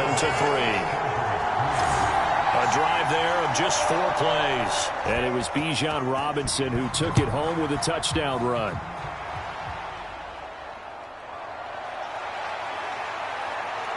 Strong running at the 30. A solid return, pretty good field position. They'll start at the 32. The Chargers get set to go here for their second drive. And last time able to get 3. It's not what they wanted. They wanted 6, but they got at least something. They mustered something out of the drive. They'll take it. I like the way you've described it. Not ideal, but they'll take it. Anything to put some points on the board. But this time on offense, they don't even want to see the field goal kicker trot on the field. They want that ball in the end zone. Yeah, they'll be going for 6. They'll look to throw here on first down. A short throw to Ingram. And a gain of 4 gets him right to the midfield stripe. Counting down toward the midway point in quarter 1. On second down now, it's Porter. And a good job of finding the open space to run as he's down close to the 30 here.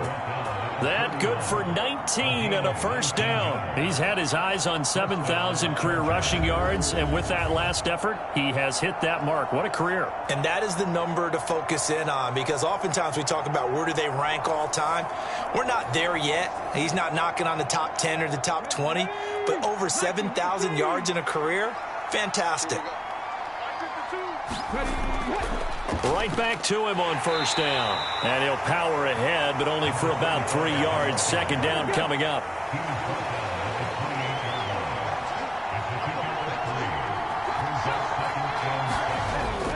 He'll look to throw. Throw left side complete. That's Porter. And he'll be brought down with a first down as the tackle's made at the Chiefs' 14. Now a handoff up the middle. Porter. And they get to him quickly here as he's stopped right around the 13. Here's a 2nd and 8. First carry now for Isaiah Spiller. 9 yards on the play there, and it sets him up 1st and goal. The running game's played a huge part in getting them down to this point on the field. I say stay with it. Keep pounding the football. Keep driving. Keep grinding. Yeah, even down in the red zone, keep going for it. No doubt about it. Dance with what brung you.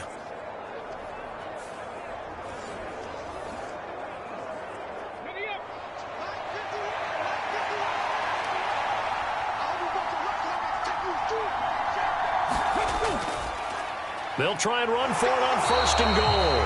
And he's maybe going to get this back to the 4, but that's about all. They'll say no gain on the play, and it'll be 2nd and goal.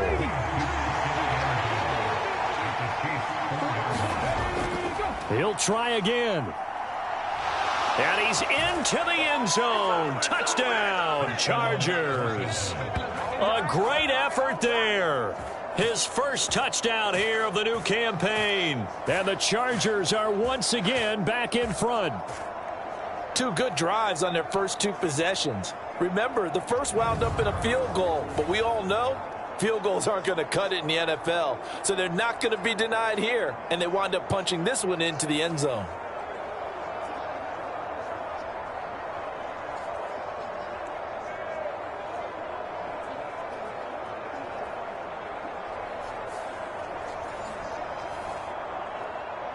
Kaimi Fairbairn on for the extra point.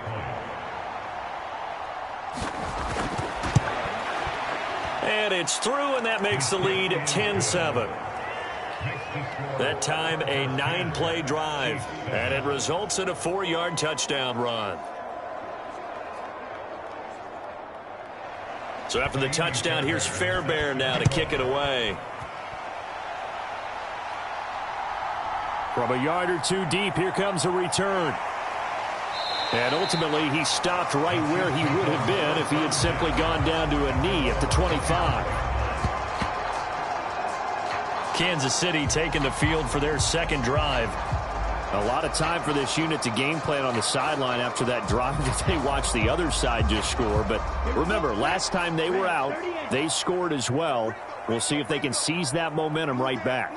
And they have had a lot of time to cool off from reaching the end zone the last time. So have they been able to keep themselves mentally sharp and into this game even though they haven't been on the field?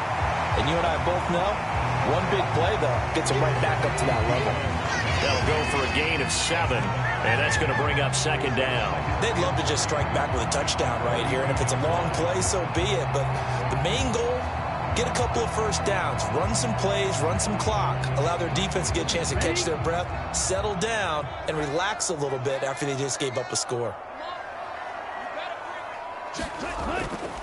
They'll run this one right with Robinson. A beautiful fake. And he'll be brought down shy of the 40 at the 38-yard line. So here's a 1st and 10 at the 38. They'll drop to throw. And the ball is knocked out and picked up by the Chargers. Down the sideline he goes. And they are going to score on the fumble return. Touchdown, L.A.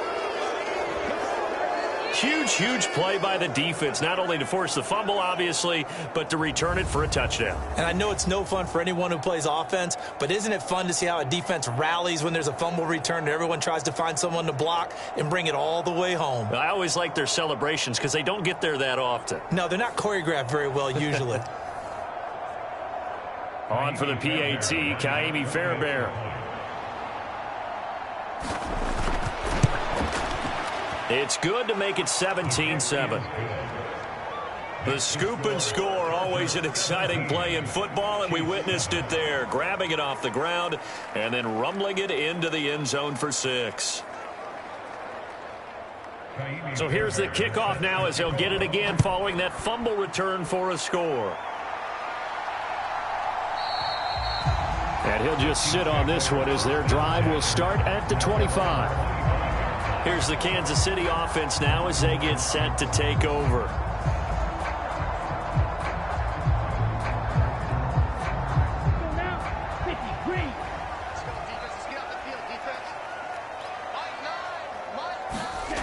They'll come out throwing here on first down.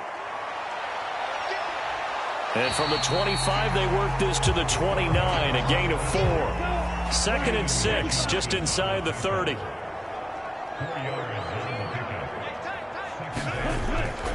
Robinson toss play left side.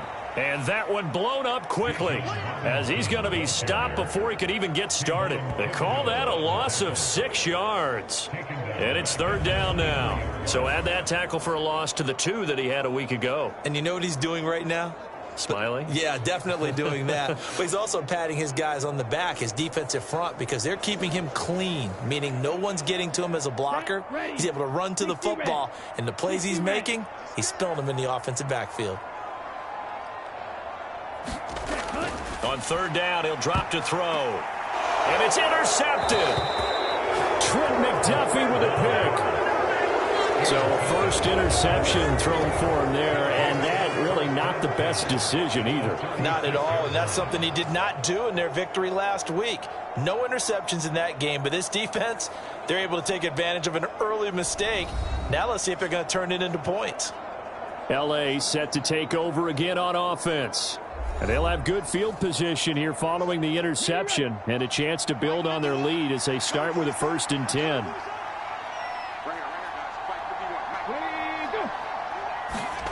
A little jet sweep to start the drive.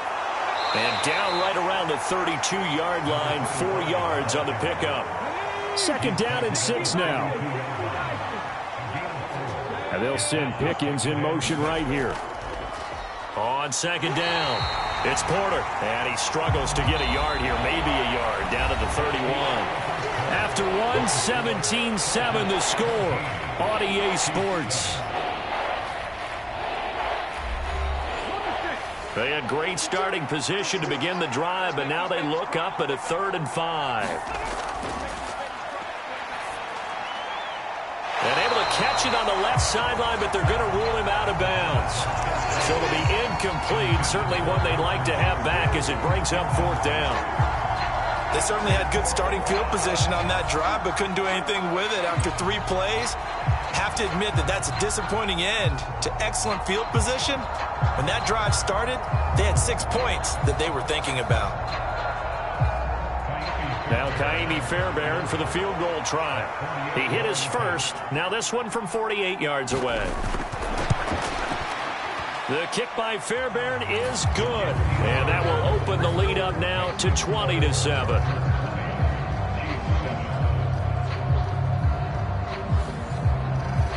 Well, they already had the early lead, and they get the interception, Charles, and now they add 3 more with the field goal. Yeah, they're in control of how this game is playing out so far. You mentioned the early lead.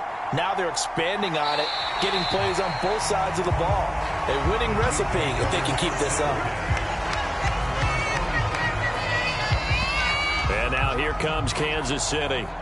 And they've sort of lost their way, partner. How do they recalibrate and get this proverbial train back on track?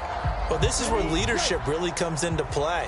How's the head coach handling it? The offensive coordinator? Sometimes they just make a joke. All right, guys, had your fun? All right. Throw it out the window. Yeah, let's get back on track here. And sometimes that'll work just fine. I guess it's time now to lean on that leadership. Here's 2nd and 8. And a dump off here to Robinson. And he'll be out of bounds across the 30-yard line. 3rd and 4.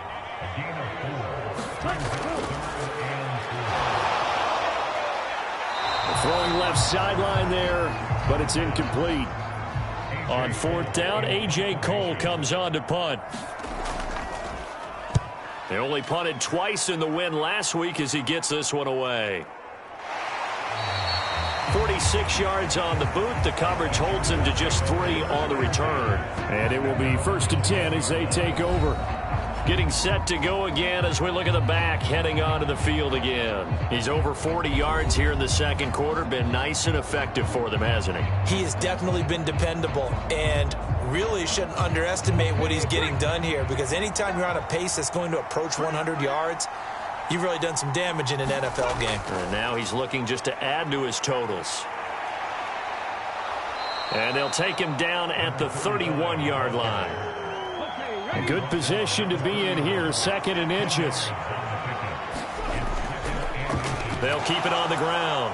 Porter. And that's going to be good for a Chargers first down as he'll get this up to about the 42. Partner, there are strong running plays, and then there are plays where you simply outclass the defense, and we saw the latter there. They ran straight up the heart of that front for an excellent gain and first down. Simply put, you've got to put up more of a fight defending the middle. Otherwise, this is going to be a long game.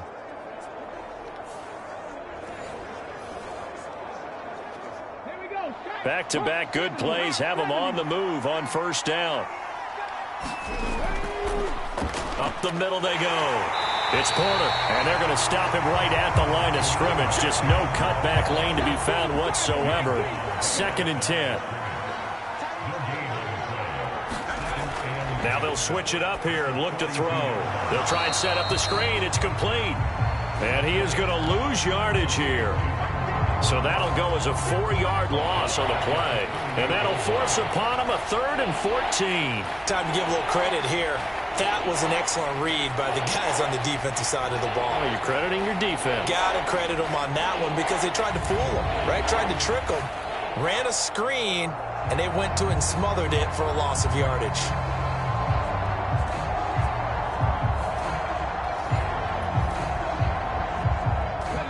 The offense on 3rd down, just 1 for 3 thus far.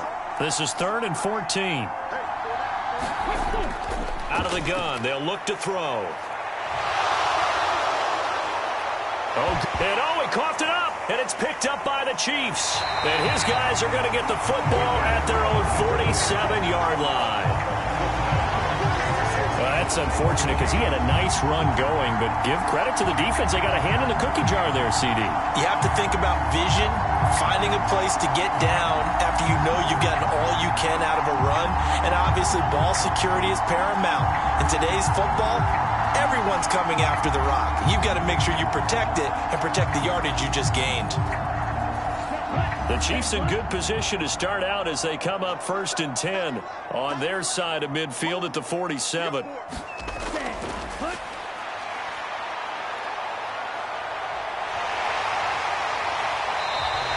Nice work to get 7 out of that, and it's 2nd down.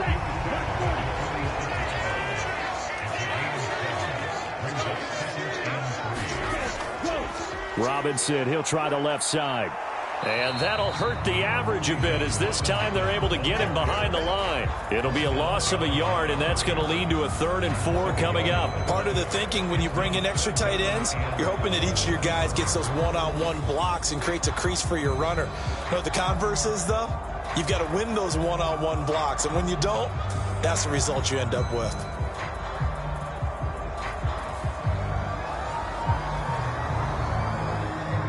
Here is 3rd down and 4.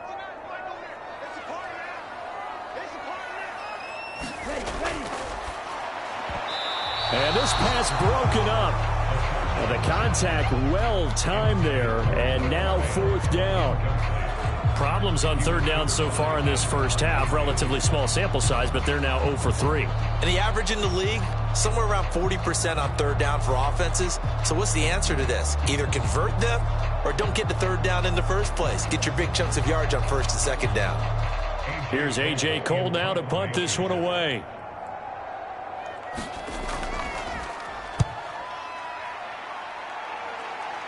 And now where will the side judge stop his walk? That's the question. He says it crossed out of bounds at about the 17-yard line. L.A. readies for its next possession. And a fumble last time. Ball security. Talk about it all the time in the National Football League. They've got to be better at it on this drive. Don't you think that when every team gets together for the first time, I don't care if it's OTAs, mini camps, first day of camp in the regular season, ball security comes up about what, the second sentence of the coach's address? And those are so many drills focus on that. All the time, and they do drills to make it even tougher to simulate game situations. Doesn't always work out, though. A short throw to Ingram. Third catch of this first half for him, and this one is a first down. From the shotgun, he'll look to throw. He finds his man, complete. That's Porter. And they're able to get this one across the 35. Line of scrimmage, the 37 on 1st and 10. And Johnston sent in motion. Here's a fake on the jet sweep, and instead a give up the middle. And he is met in his tracks behind the line of scrimmage. 2 yards the loss, 2nd and 12. It's a tough one right there. He ran right into the teeth of the blitz as the linebacker was freed up in order to stuff that one for a loss. I think quarterbacks got to see that. Got to find a way to audible into something a little more advantageous. So the first down run lost a couple. Now they come up 2nd and 12.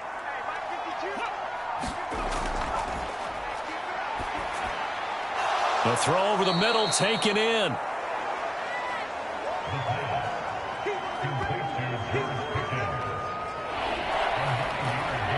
This now a 3rd and 4.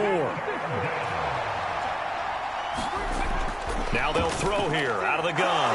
Work in the middle of the field, and he's got a man complete. And he is going to have the Chargers first down by a couple of yards as they're able to convert here on 3rd and 3.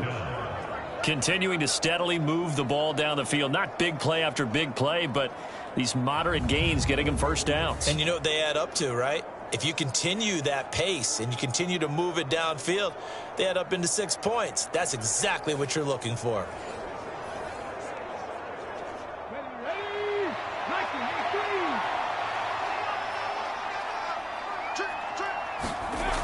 Back to throw now on 1st down.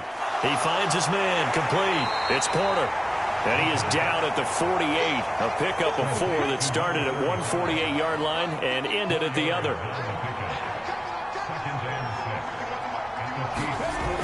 They'll stick with the passing game as he looks to throw. Looking for Pickens. He's got him on the out route. And he'll be brought down with a first down as the tackle's made at the Chiefs' 37. Give him 10 yards there as this offense is on a roll. This drive continues to plunge forward. If you're going to blitz, likely going to leave you in man coverage with this guy, and that is less than ideal. It is, because just about any offense that has an elite receiver, if you blitz and have him in man coverage, you're going to him, even if he has an elite defender on him, because he usually knows where the ball is before the defender does. And a very determined run there as he'll take this all the way down to the 27. Good effort. The 71 yards rushing for him as he has been tough to stop here this first half. We both know it's difficult, but they've made it look effortless out there. Through the air, on the ground, they've moved the ball with relative ease. Let's go now. Cougar 19.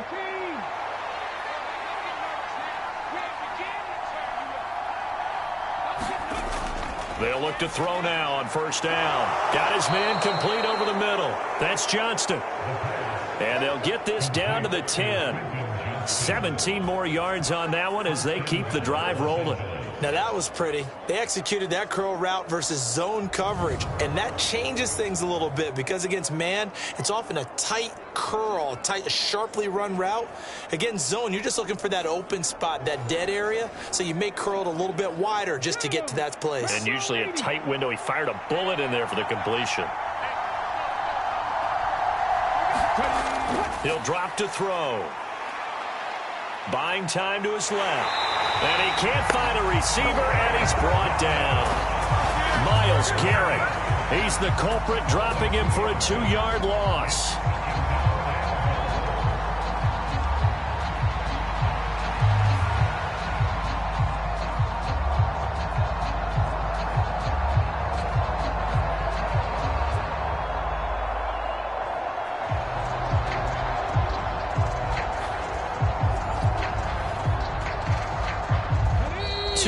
Remaining in this first half of football. 2 of their 3 red zone trips so far they've come up empty on. They'll look to reverse that trend on 2nd and goal. And he'll slide to a halt here, still a little shy of the first down marker. Big play coming here. It's 3rd and goal. They'll look to throw here. And he can't get rid of it. He's taken down. The Chiefs will use the first of their timeouts as they'll head to the sideline and talk over what to do next.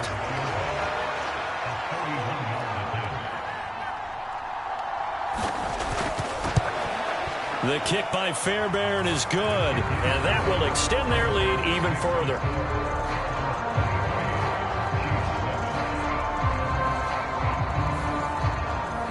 So he's been a busy man here in this first half. That's 3 field goals for him now. And not just 3 field goals, but 3 for 3. So even though the offense has struggled a bit putting it in the end zone, they've still been able to come away with points due to his leg. And he'll be tackled just shy of the 25.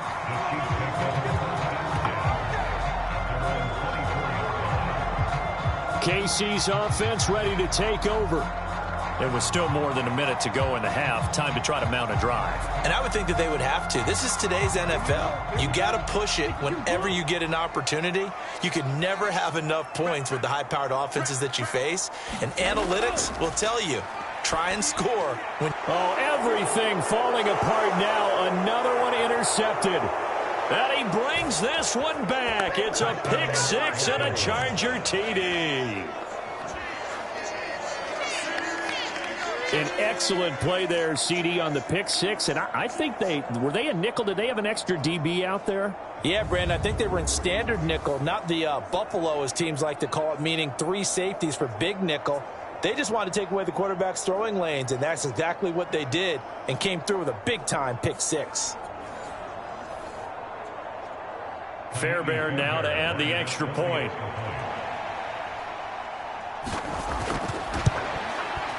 And that PAT pushes the lead up to 23 now. So the defense creating some points, not only getting the interception, but then returning it to the end zone for the pick 6. So they'll get another shot on offense following that pick 6, and now the kick is away. And not much happening on the return as he'll get this to about the 23. And Kansas City's offense now set and ready to go. Now remember, they were just out here a moment ago through the pick 6, so we'll see if they can take better care of the football this go-around. Yeah, and sometimes, partner, I think it's almost better that you just throw the pick 6 and you come right back out on the field. You're not over on the sidelines dwelling for it for very long. You're not hearing everyone say, oh, hey, you'll get them next time. Hey, don't worry about it. All that stuff just goes right out the window. You're right back out on the field with a chance to atone. In need of only about the length of the football here on 2nd down. They'll set up to throw. That's out wide here for Robinson. No gain there, and it's going to bring up a 3rd down.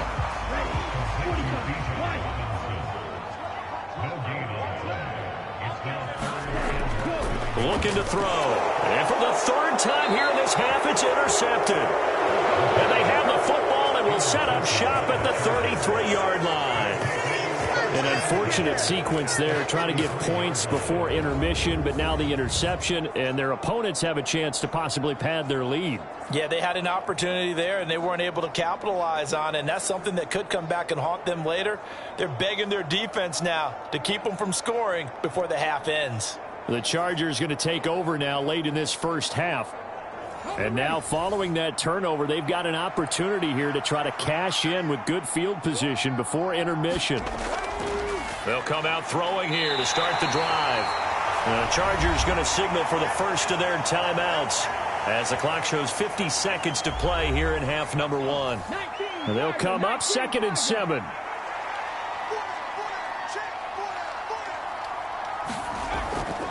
He'll look to throw. Finds Johnston. And they are going to have a first down, and they're in field goal range as well as they're down inside the 20. Now the Chargers will use the second of their timeouts. So that means they're down to 1 remaining here as we head toward halftime.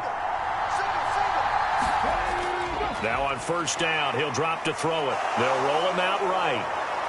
And they've got it inside the 10 at the 8. A nifty bit of scrambling there. 12 yards, first down.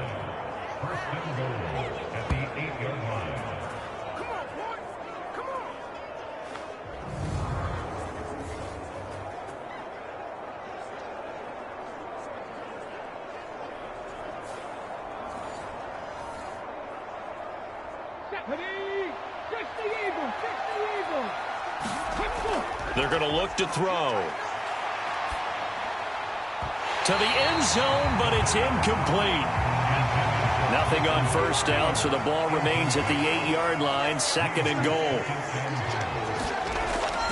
Now a shotgun snap as they'll look to throw. And he's able to get it down to the 2-yard line. Chargers going to use their 3rd and final timeout as they'll stop it with 14 seconds to go in this first half. Now, they'd really like to make the short field pay off. We'll see if they can, but this is 3rd and goal. And this is caught. He's got it. Touchdown, L.A. A great play there as the first half is winding down. And the Chargers are able to widen their lead here in this first half. So this offensive unit, yeah, they were solid in the opening week victory, and now they are looking just as sharp here in week 2. And that's exactly what you want, too, because you want to get better each and every week and really ramp up as the season goes on. And now, of course, all scoring plays are reviewed, and I think they're going to take an extra long look at this one. They're taking a peek at whether or not those feet were in bounds, and obviously a big call here in the end zone. And not just the feet. How about the hands? How's the ball possessed while the feet are hopefully getting down in bounds? That's what they're trying to look at to see if it all comes together.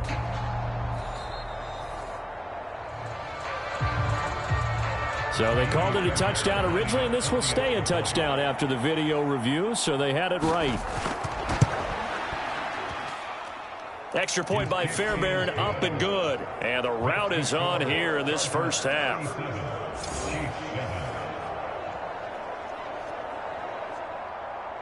So not much time to speak of remaining in this first half as the kick's away. Taking it about the 1. And beyond the 20, but not by much. In fact, just a yard pass there to the 21. The KC offense out of the huddle, ready for their next drive. And with 7 seconds remaining, not much time to really do anything. The slot man in motion right. Oh, here's a fake on the jet sweep and a give to Robinson. And he's going to lose yardage, not that it matters, as the final seconds tick away. So we have reached halftime, intermission with the visiting Chargers on top. As we'll send you down to Orlando, we check in with Jonathan Coachman for our EA Sports Halftime Report. Coach. Okay, Brandon, we'll get you back to you and Charles in a bit, but first it's time for a trip around the NFL following an eventful opening weekend. Let's see what's happening in Week 2. We'll get started up at Lucas Oil Stadium in the capital city of Indianapolis, and it's the Colts who have the lead in that one. Wan'Dale Robinson, a touchdown reception. Next, we head down to Houston to check on the Texans at home at NRG Stadium. And you can see, currently they trail in that ball game. Justin Herbert, 2 touchdown passes thus far. Lastly, let's get out to Jacksonville. See what's happening with the Jaguars at TIAA Bank Field. As you can see, the score there in the second quarter. The Broncos still in a dogfight, but this would be a good victory for them if they could get it.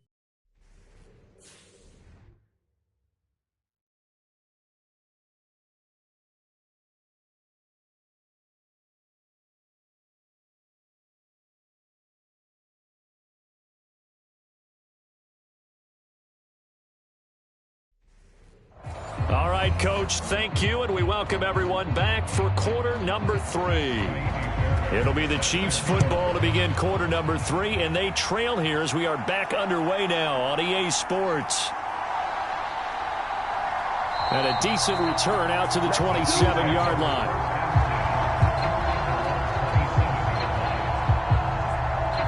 Now here's the signal caller getting ready to lead this offense again. And he's got to be wondering what happened in that first half. 3 interceptions, very uncharacteristic. And even the great ones go through phases like this, like what we just saw. And most of them, they have such a mental capacity to throw it out and essentially start over. I think that's where he's headed now. He's got his opportunity to throw it out. Let's see how he does.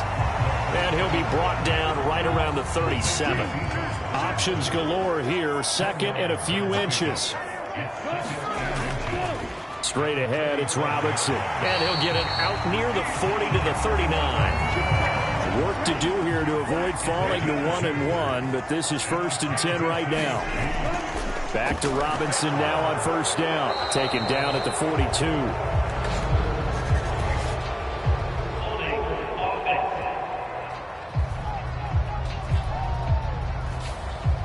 So following the hold, they're in a bit of a hole here with a 1st and 20.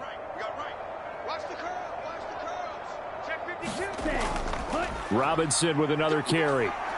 And able to stay on his feet past the 30 to about the 33-yard line. 4 yards on the pickup. It'll be 2nd down. Oftentimes we praise an offense for their variety of being able to hit people with the run in the pass. But in this game, how about what we're seeing from the safeties? They are all over the field. Doesn't matter if they threw it or if they're trying to run it. I don't think we've ever awarded an MVU, most valuable unit, but you're right. It might go to them in this game. I like that. MVU. Well done. And they'll get this well past midfield before being stopped just before the 35. Big yardage there on the scramble. It gets him a 1st down. Well, that turned out better than most of the passes he could have thrown on that snap. The coverage downfield was excellent, but the containment close to home left him a backdoor escape, and they paid dearly for not locking up. So how about that for a chain mover? They're all the way down inside the 40 now for 1st and 10. A give left side to Robinson. And he'll be brought down on the 30-yard line after a gain of 6. And the ball on the 30, here's 2nd and 4.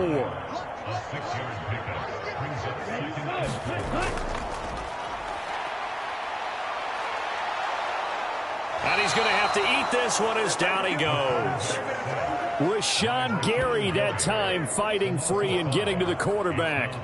Well, we've seen how this quarterback can beat you with his legs. Saw it earlier on this drive, as a matter of fact. But that time, they had him covered. They really gave him no place to escape because oftentimes they're able to find a crack, a sliver, anything that can get them upfield. On that occasion, nothing open at all, and they swarmed him. Got to get to the 26 for a 1st. This is 3rd down.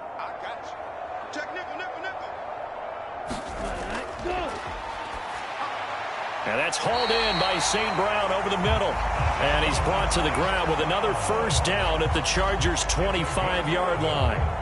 A strong pickup of 11 keeps their drive alive. Well, the margin on that scoreboard, obviously, for them, it looks daunting. But I don't know, Charles. They're probably not focused on that right now. Maybe just chaining together a positive drive with plays like we just saw, giving themselves something to build on. Yeah, I think you're right about that. And what they have to be careful of is getting glued to that scoreboard trying to do too much. Because if you do that, you're all but guaranteed to start making mistakes. Just focus on one play at a time and make each one successful. And they've got it inside the 10 at the 8.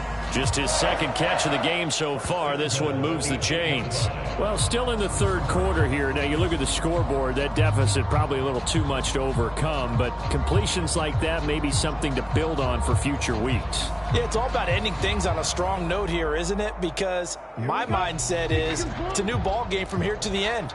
Make sure it's a good one and close it out. They'll send a receiver in motion to the left.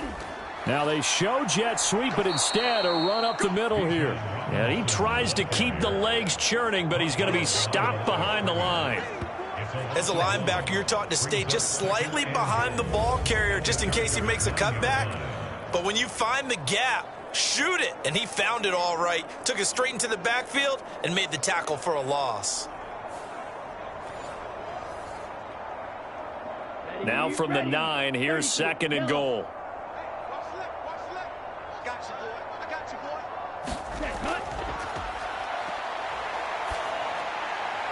He's got it. Touchdown, Chiefs. Amon-Ra St. Brown. His 3rd touchdown now on the year. And the Chiefs get a bit closer.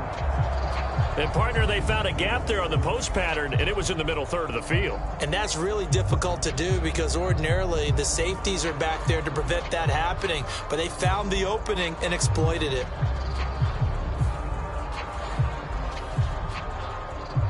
Extra point attempt to follow here.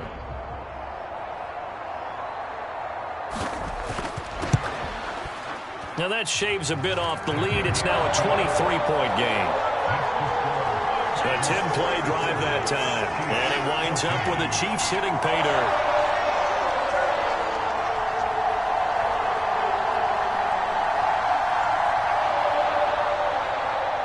Here's the Chiefs kickoff unit now as they'll send this one away. From a couple yards deep, he'll bring it out of the end zone. And they'll get him down right at the 25-yard line, so the same result, and he opted for the touchback. Now we'll look at the Chargers offense. They get ready for their first possession of the second half. And they were terrific in the first half, built up a sizable lead, and it's just been cut into a bit following the opening drive score on the other side. But this is a unit that has to be itching to get the football again. You can say that again. They've got to be pretty eager. But when this ball's tipped and intercepted. And he will take this one home. It's a touchdown. And now both of these defenses have something to brag about following this one, each with a pick-6 today. They are even there, but we still have to decide a winner, don't we, partner? And what they really want to brag about after this one is getting that W. The turnovers are great. Can they make plays now that tilt the balance in their favor? They'll look to throw. And he's going to get into the end zone for 2. And they're back within 2 scores. Down 15 now. Well, it's still an uphill battle from here, that's for sure. But that makes it a 2-score game. And now we see why teams practice so much on the 2-point conversion, why you have more than one play ready. Because you may need multiples to throw out a ball game. There's a great example right there. So they throw the pick-6. They'll get another shot at it now as this one's in the air. And he'll elect not to return this one, so they'll bring it out to the 25 on the touchback. And now out on the field, here comes Los Angeles. And not the first time that they're coming back out off of a turnover, but the last one really hurt Charles with that pick-6. And it feels like the whole team's infected right now, doesn't it? It's not just been one person. It's kind of been a group effort where the mistakes have happened. Can they put that aside, kind of start over, and put together a nice drive? And they'll get it up just short of the 45 at the 44. The drive starting play, a good one. Give him 19. This offensive game plan has just been sensational. I mean, when you think about all the different ways they've gotten their receivers open so far, it's really been impressive. Scheme, design, execution.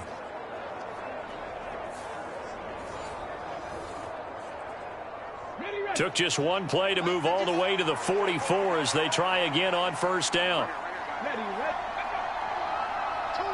In motion left here, one of their tight ends.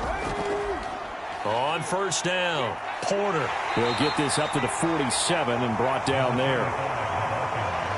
Ball on the 47-yard line. Here's 2nd and 6. They'll keep it on the ground. It's Porter, and he'll take it across the 50 and into Chief territory. It's a 5-yard gain, but they'll still be a yard short here with 3rd down now looming. Well, you certainly have to give a little credit here because they are playing this game now at their pace. This is ball control football, sustained runs, taking their time, and making it work. On 3rd down, Porter. He's not going to get there. That won't even be close. It was blown up in the backfield. A loss of a yard, and it brings up 4th. Just a simple run play there on 3rd and 1, but this D was up to the challenge and stopped them, bringing up 4th down.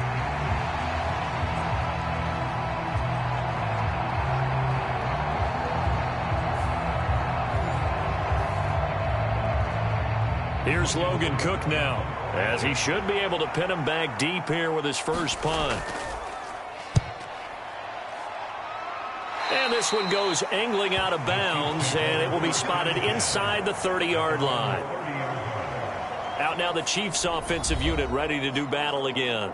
And that last drive was very, very balanced, pretty methodical. You think they go that route again? I'm always of the school that until they stop me from doing something, I'm going to continue. And I think that that's exactly what they'll look to do. But the beauty is the balance that they've created sets up opportunities for big plays. Looks like a run, turn it into a play action, and throw one deep. Now 2nd and 9. Back to throw here. Throwing the out route incomplete. That's Walsh. And he gets this up across the 35 before he's out of bounds. All that practice time came to fruition on that play. All those timing routes that they work on through training camp, OTAs, mini camp, and just regular season, they got it done on that one. An outcut, ball was delivered, and picked up the completion. Robinson will try to pick it up.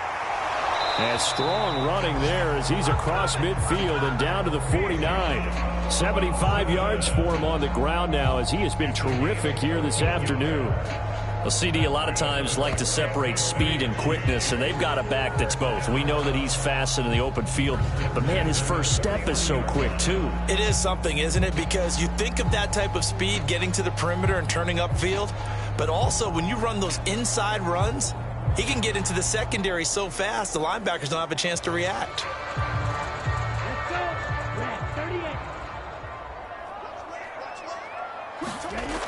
On first down, he'll drop to throw. And that is incomplete. He couldn't hold on through the contact. Brings up 2nd down.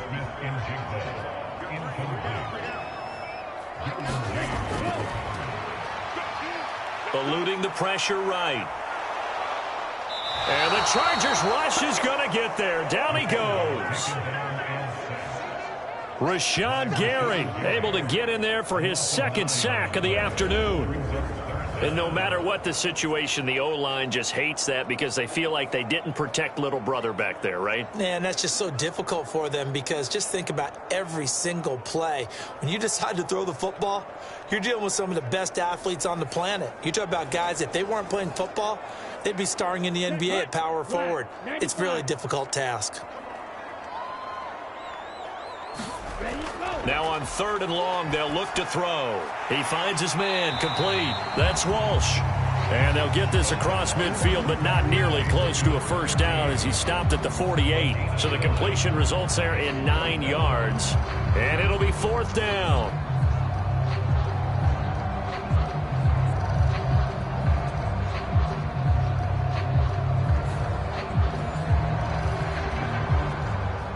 Here's A.J. Cole now as he's on to punt for Kansas City.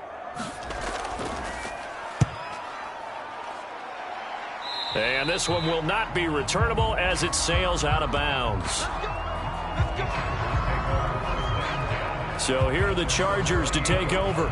They were winners last week over Tennessee, and they've got the lead here as well. They start this drive out 1st and 10.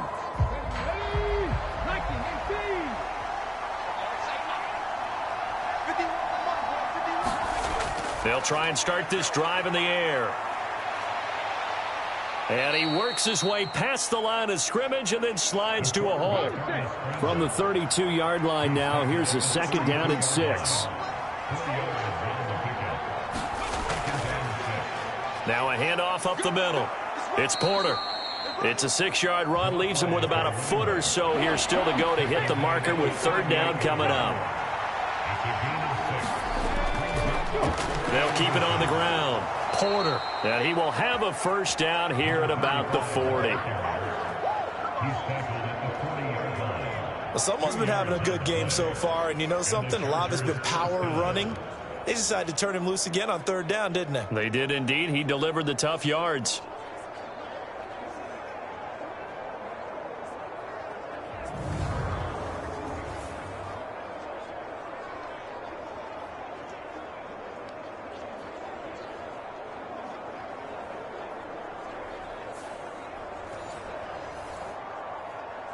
Let's go now. Cougar 19.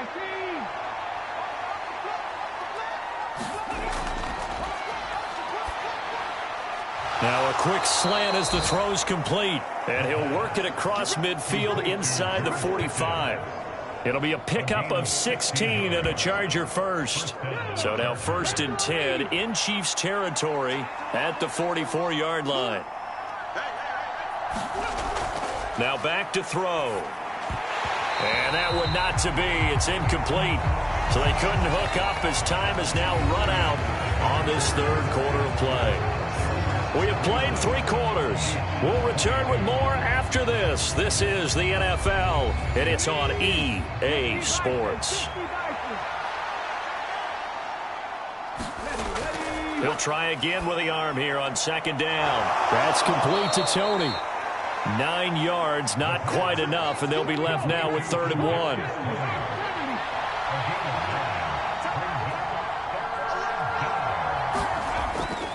Again, he'll drop to throw. He's got his target. That's complete. And he is going to have the Chargers first down as they're able to convert by plenty there on 3rd and 1. Would it be safe to say that as precise as routes are supposed to be run in the NFL, maybe they're not quite as precise in college ball? That's accurate, yes. And I think we saw a college route in the NFL there. Just find the soft spot, find the dead zone, and find the first down. And that's what he just did.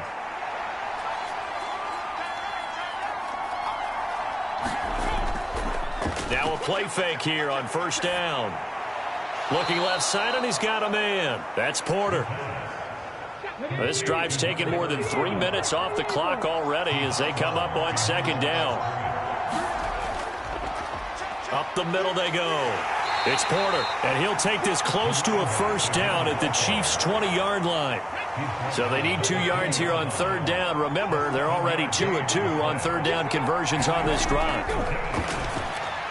Able to find the open man. That's complete. And he is going to have the Chargers first down as they get 5 there on 3rd and 2. He's been the go-to guy. They needed a big play there on 3rd down. Went his way. It worked out. Doesn't matter whether they've scouted it or that they think he's going to get the ball. He has a knack for finding his way open and completing the connection.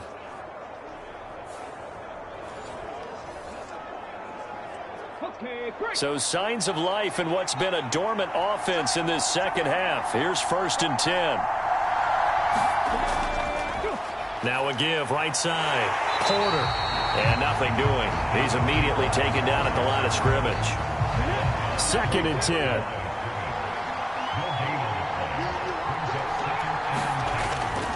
The play action fake. They'll look to throw. This will be caught just inside the 10. And the Chargers are going to have a 1st and goal coming up as the tackle made at the 3-yard line. Well, a clear running situation. Try to take time off the clock. You ran the previous play, set that play action up nicely. Boy, did they ever, because they had shown the ability to run the football. So now you lose your keys as a defense. You dive for the running play, and they hit them over the top. And the D not yielding much there. He's only going to get a yard to about the 2. From the 2 now, 2nd and goal. They'll look to throw. And this will be caught in the end zone for a Chargers touchdown. Kadarius Toney, a 2-yard touchdown grab. And the Chargers are looking to make it 2 straight as they add on to this 4th quarter lead. So I tell you what, Charles, I know that you don't put a ton of stock into power rankings and things of that nature, but another score here, and 2 weeks into the season, this is maybe the most impressive team in the NFL. Would you agree? Well, they've certainly sold me as they've sold you, and I agree with you, no question about it. They won easily last week. They're on their way to another lopsided victory here. They're definitely a team to be reckoned with, and they are serving notice to the rest of the league.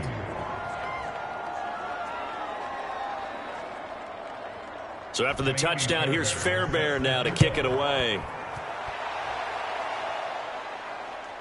And here comes a return from just beyond the goal line.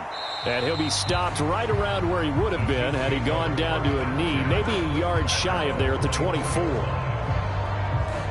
So now here are the Chiefs as their offense makes their way back out onto the field. Well, we said it at halftime that they would need a nearly perfect second half to erase that deficit that they were facing, CD. But unfortunately, the second half has pretty much been a carbon copy of the first. Yeah, that early lead was almost insurmountable the way their opponent was playing. And, partner, they do have some good news, though. This one is getting close to being over, and they can try and hit the reset button starting tomorrow. Nice work to get 7 out of that, and it's second down. I think the defense surprised him there with that blitz on first down, but give him credit. Stayed cool under pressure and still found a way through the extra rushers for positive yardage. Well done. And he drops it incomplete, and their struggles continue here. On 3rd and short, they'll try and pick it up through the air. And he'll return it to the 24-yard line. That interception may be the exclamation mark on what really all around has been a good performance. A fantastic performance. They will enjoy film session. Their grade should be very good on this one. And I think the next time the offense gets the ball, I just think about running it and getting the clock done and getting the heck out of here. And by the way, semantics here, but before the grammar police come after me, I think it's exclamation point, not mark, right? You're asking me? Seriously? Yeah, you're smarter than me. Everybody knows that. Listen, I go with what you say, my man. They'll run on first down. It's Porter. And not much of a hole there as he gets it down to about the 24-yard line. 2nd and 9. They'll set up a throw. A short throw to Ingram. Call it a gain of 3 on the play. And now 3rd down and 6 to go. Oh, it's time to give a little credit there to the defense. They played that very well because it was a drag route, and he ran it a little shallower than normal as he worked straight across the field. He was hoping he'd get lost behind the defensive line, but once he made the catch, nowhere to turn upfield and gain any yardage. And the Chargers are going to have 1st and goal as they try to finish off this drive with 6 points. Well, normally you might say start running the football. You've got the lead here in the 4th quarter, but the way that they've passed it with such success, I don't know, maybe keep throwing it. Yeah, I think you brought up something that goes against conventional wisdom, right? In this stage of the game, you would think you would switch to a running attack, but you're exactly right. They've thrown it so well throughout the game, and trusting this quarterback, I think you continue to do so.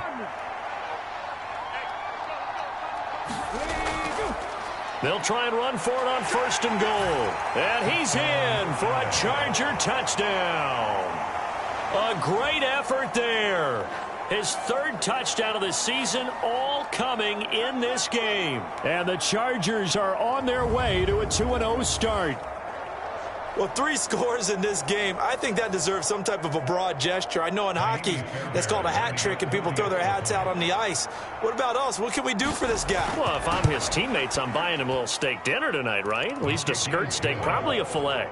Oh, you're going big. I like that. Yeah, I mean, skirt at minimum, skirt filet steak, at come maximum. On. You can't give the guy a skirt steak. That's He true. scores 3 times. Filet, there you go. 10 ounce, 16 ounce. Porterhouse. Fine.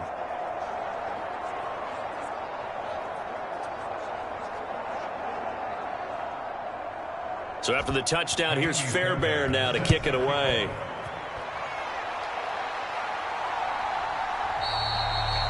And from back there, a wise move. He'll just sit on this one, and it'll come out to the 25. Now this Chiefs offense gets set to go again. Well, this game, it has had no shortage of offense. They've been able to put up a decent amount of points on this side, Charles. They just have not been able to keep pace with the other offense they're going against here. Yeah, that's a good way of pointing things out because now it's not a total loss because, as you said, they've scored some points, so there's some plays they can build on, moments where the game plan actually worked. But overall, though, they were just out-personnel. They were going up against a team that's playing at an elite level. So give them the yardage on the completion and also tack on 15 more. If you get that hand up there, you've got to let go immediately or just not close the hand at all. He didn't, gave it a tug, and that was easy for the officials to see. Back to throw. It's caught on the right side by Robinson. And he's able to take it across midfield before going out of bounds.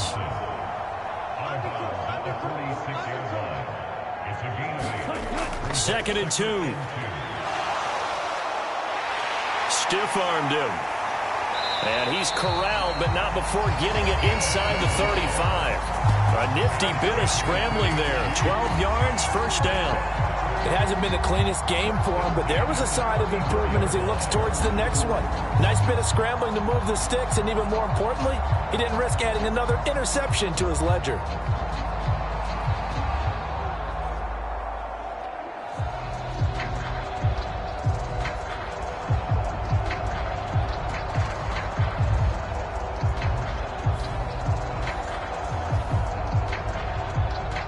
Back-to-back good plays have them on the move on first down.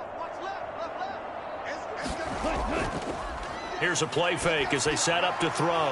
That is taken in by the tight end Fant. And he's got this down almost to the 20 before he's dropped.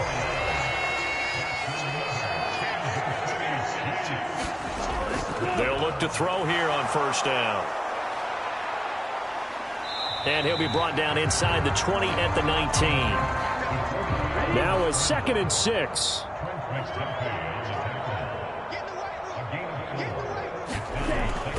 He'll look to throw. He finds his man, complete. That's Peterson. The Chiefs on 3rd down. They've struggled to the tune of 2 for 8 so far. This will be 3rd and 6.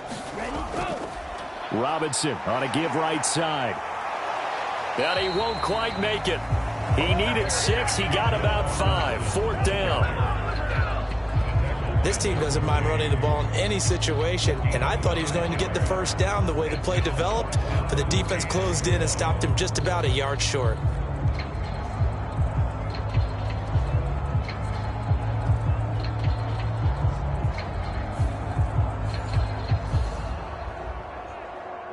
All right, they're going to try and keep hope alive here on 4th down. They're going for it. As expected, they're going for it to keep the drive alive. Pass taken in by his big tight end. And the Chiefs are going to have 1st and goal as they try to finish off this drive with 6 points. No reason not to try it there, and they do indeed convert on 4th. So the Chiefs in possession of the ball as we welcome you back. They've got it 1st and goal as they look to punch in a late score. This is caught. Touchdown! Amon-Ra St. Brown with his 2nd touchdown of the game, 4th of the year. And the Chiefs get a small measure of revenge as they cut into this 4th quarter deficit. He has his 2 scores, but still a sizable deficit in this game. Do you have him in fantasy football this week? Unfortunately, no. It's too bad, right? That would have been big points, but he is really trying to rally his team as best he can. Things are not going as well the rest of the way for them. That's why they're down with this deficit. He might need to score a couple of more times to give them a chance.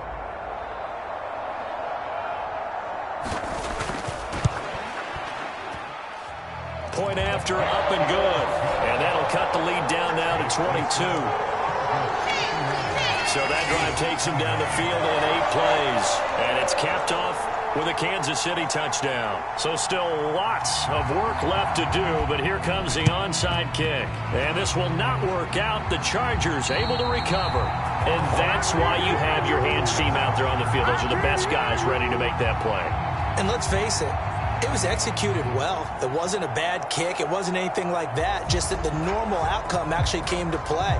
Analytics will tell you it's a very low possibility of getting the ball for the team kicking it in an onside kick situation. You're all about the numbers, aren't you? All about the numbers, baby. It's a new game now. They don't lie.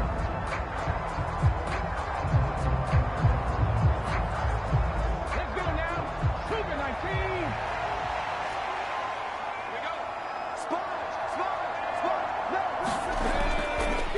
On 1st down, Porter.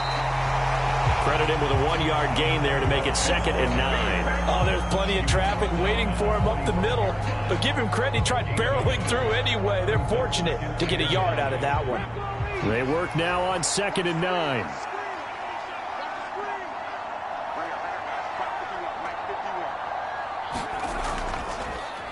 They'll keep it on the ground. It's Porter, and this winds up a gain of 4 to the 41. Here is 3rd and 5.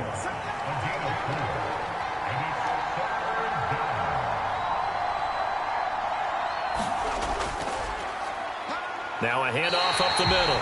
Porter, and this one's going to go the wrong way. Losing yardage back at the 42. A loss of a yard, and it brings up 4th. So now they're going to send out the field goal unit to, as they say, fire away from long distance.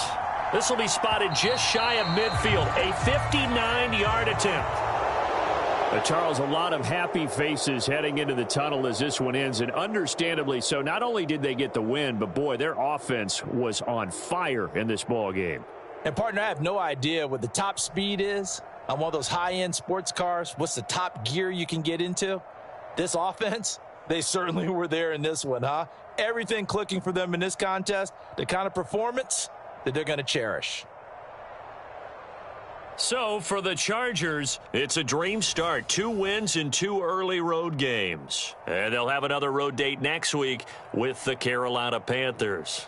Meanwhile, for Kansas City, they'll fall to 1-1. And they'll try to turn things around next week as they have a matchup in New Orleans against the Saints.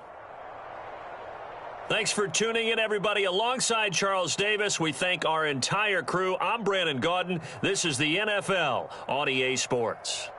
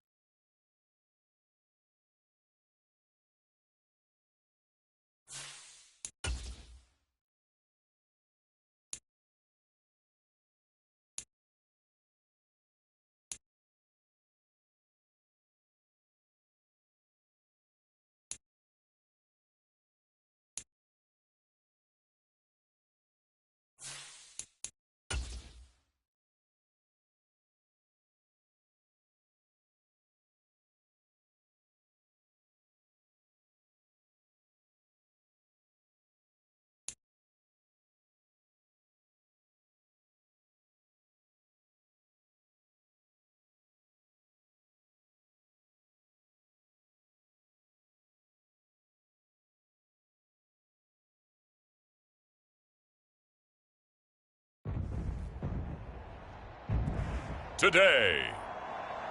From FedEx Field in Landover, Maryland,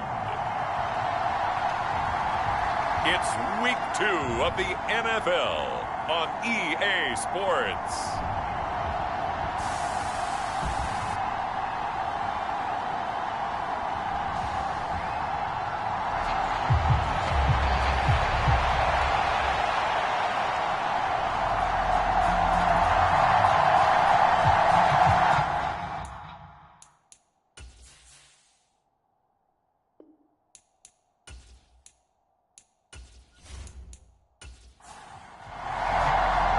The final weekend of the summer. Hope you're enjoying it wherever you are as we are off and running on EA Sports. And he opts to not bring this one out. The first drive will start at the 25.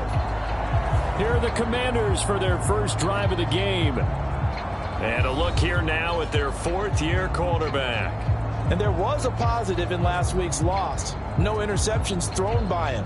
But he only threw one touchdown pass, and you know he wants that to improve. He might even consider that as part of the reason that they couldn't take the win last time out.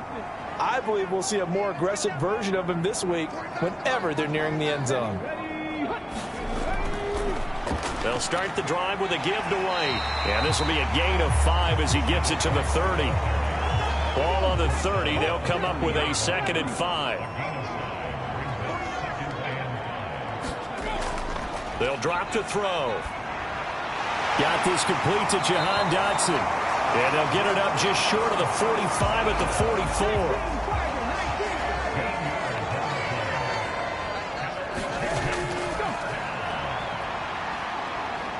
Being chased out left.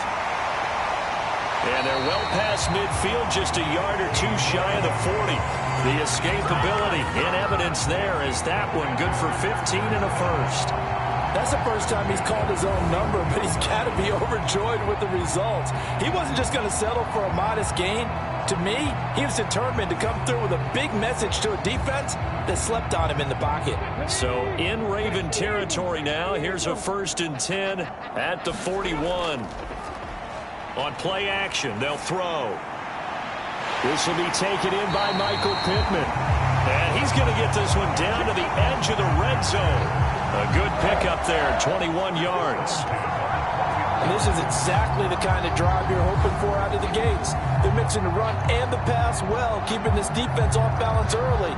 And they're on the march here with another first down.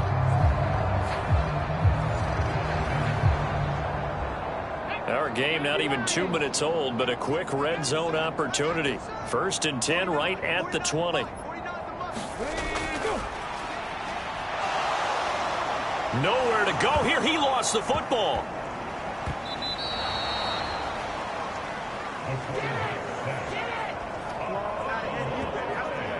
Points 1, 2, and 3 in their defensive game plan was to get to the quarterback and knock the ball free. They did it there. Luckily, offense hangs on to it. Yeah, that's got to serve as a wake-up call, though, because they can't afford to let the ball go over to the defense and miss opportunities. And I'm not saying it happened here, but you know what a good rule of thumb is when a play like that occurs? You know who usually recovers it? The guy who missed his block and let his quarterback get hit. Out of the gun, they'll look to throw. Out of his hands quickly to Pittman. So the completion results there in 9 yards. And they're going to be staring at a 3rd and long here.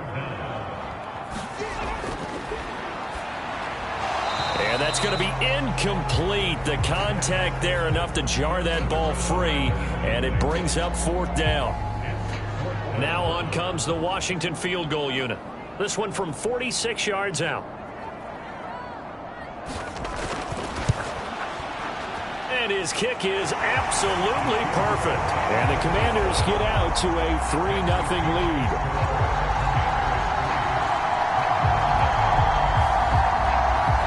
So the opening drive does yield points. Maybe not the 7 they wanted, but they'll take the 3. Accumulating first downs does not go up on the scoreboard, but it does go into the DNA of a team that's trying to establish itself to start a game. That has to feel pretty good for them. They'll take the 3. Yeah, they had 3 first downs and 3 points. So here come the Ravens with their first look on offense. And they will be led out by a guy certainly still trying to prove himself here in the league, the young rookie quarterback. I think the hope was to let him sit and learn for a bit, but he was thrown right into the fire in week 1. Now we'll see what kind of lessons he's learned as he prepares for his second start in the NFL. They'll start on the ground with Dobbins. And he'll get what he can up the middle, 3 yards. That'll bring up second down.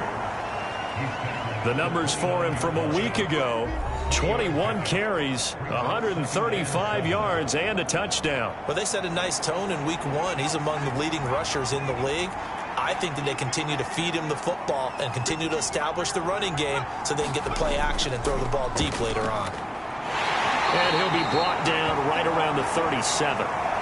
7 yards there and a first down. The Ravens at 1-0 on the year following the win in week 1. And this would be quite a start for them if they could win 2 straight on the road.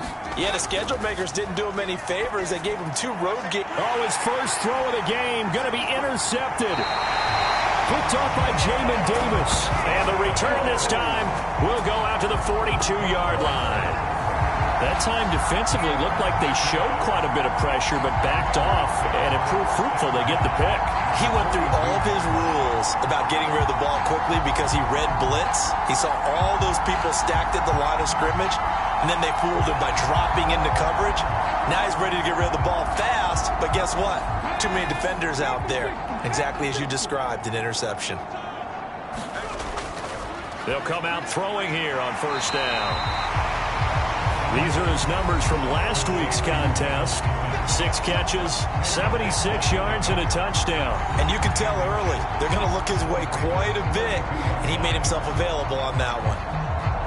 They still need about the length of the football here, maybe a little less as they come up on 2nd and inches. They will run with White out of the shotgun. 2nd and inches is oftentimes an invitation for an offense coordinator to take a big shot downfield because he feels like he can come back on 3rd down and pick up the first down. But sometimes you just don't want to break tendency. Stay with what you are, stay with who you know, and go get the first down. That's exactly what they did. They had to settle for 3 last drive, hoping this second go-around ends in 6. In good position, 1st and 10. A gain of 3, 2nd down.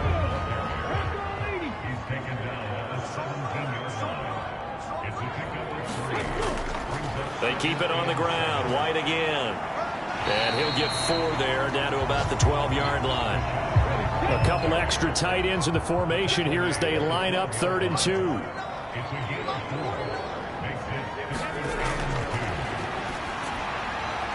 That is caught. And he'll be taken down, but he does have first down yardage. They're able to convert with a gain of 4. And in a lot of ways, that catch is expected. Red zone presence, and that one was realized there. You've got to find your tight end in that situation.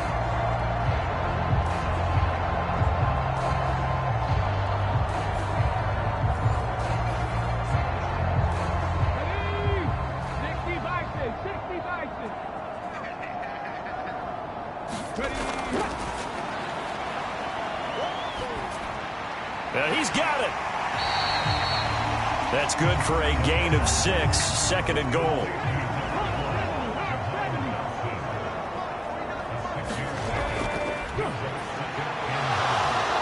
Flush to his right. Hammering for the goal line. He loses the football. And the defense says they have it. They do. 1 play into the ball game, an early turnover. Well, give some credit to the defense. They forced the big play, knocked the ball free from him, but that's a cardinal sin by the quarterback. Know where you are on the field, and he just gave up at a minimum 3 points. And instead of getting down, takes the contact. The turnover ensues.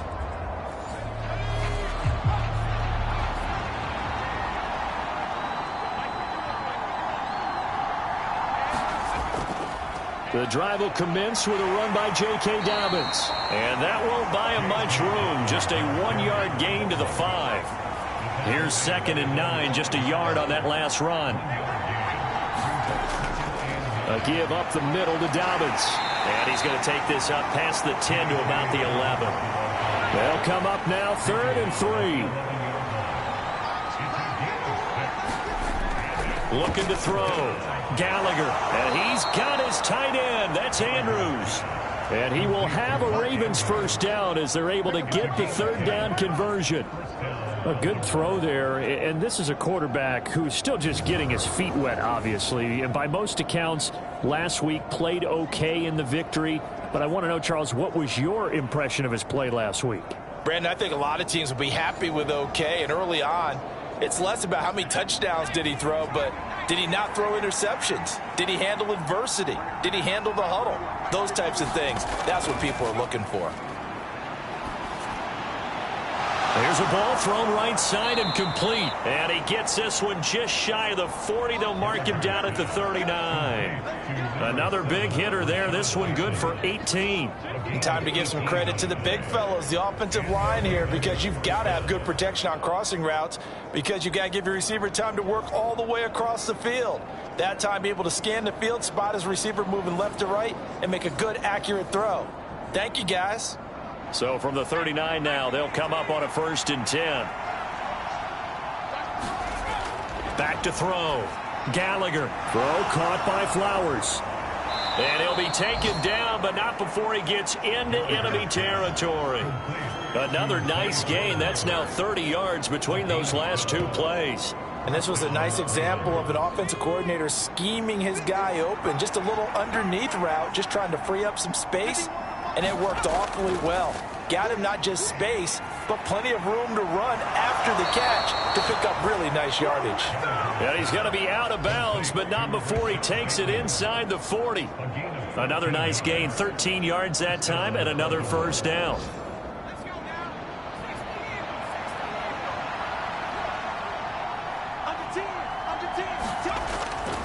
They'll run up the gut with Dobbins. And he stopped immediately there. No gain on the play. It'll be 2nd down. Now they'll throw here out of the gun. He completes that to Garrett Wilson. They'll be brought down on the 30-yard line after a gain of 6.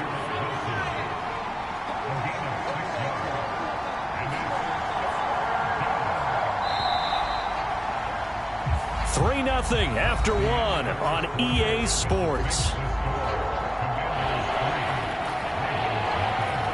Raven football here as we begin quarter number 2. This will be play number 9 of the drive here as they need 4 yards on 3rd down.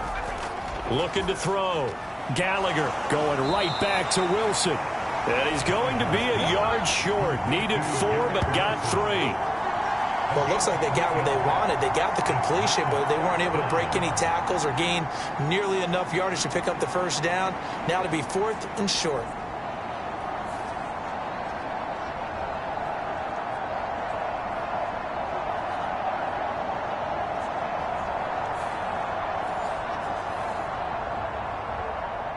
So on 4th down, here's the Ravens Pro Bowl kicker, Justin Tucker, out onto the field.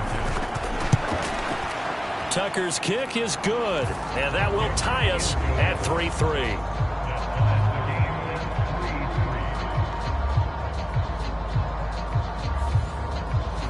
So the defense are able to force their first turnover of the game, and then they add on to that by getting the field goal. And you don't just want to take the ball away from your opponent, partner. You want to make them hurt as well. And if you don't score yourself on defense, turn it over to your offense and have them put points on the board. And it's a pretty good return here as he'll get this up to the 29.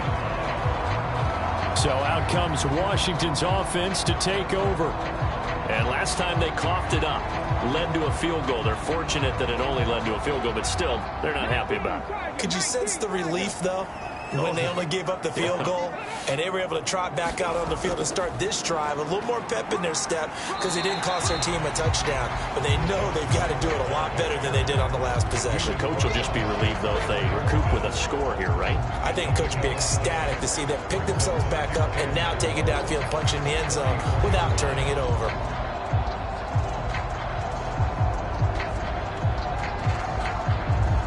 And from the 34, here's 2nd and 4. He'll drop to throw. Quick hitter here, it's complete. And he'll be out of bounds after getting this one across the 40.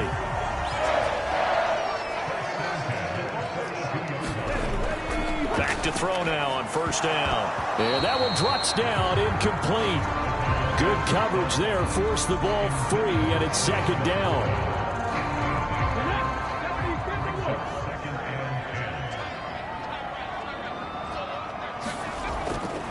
They'll look to throw here. He'll get this one to Pittman. And he's going to be taken down with the first down at the Ravens' 43. That one good for 16, and the drive will continue.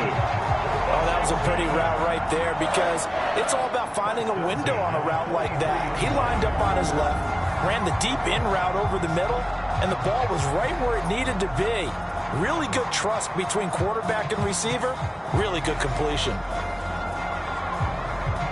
This offense finding its legs now. Here's another 1st and 10. Running out of the gun with White. And he'll take this ahead for about 4. Second down coming up.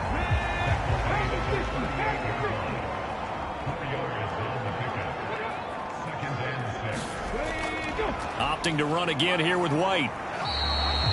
3 yards is half of what they needed. Now can they get the other 3 here on third down? I do know from experience that when you slow down someone's running game, you're now doing the dictating on defense. And guess what? Now you're getting ready to tee off on their quarterback because they have to throw it all the time. But you still have to be alert for the draws and other plays of that nature to make sure you don't get hurt. 7th play of the drive now as they come up on a 3rd and 3.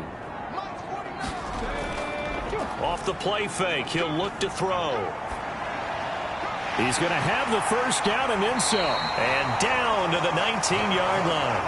The Washington passing game dialed in now. It's a first down. Well, this has certainly been a nice drive with the way they've spread the football around. Here, they even get the fullback involved in the passing game. That's got to cause a lot of consternation on the defensive side. You've got to cover him, too. That makes things really difficult.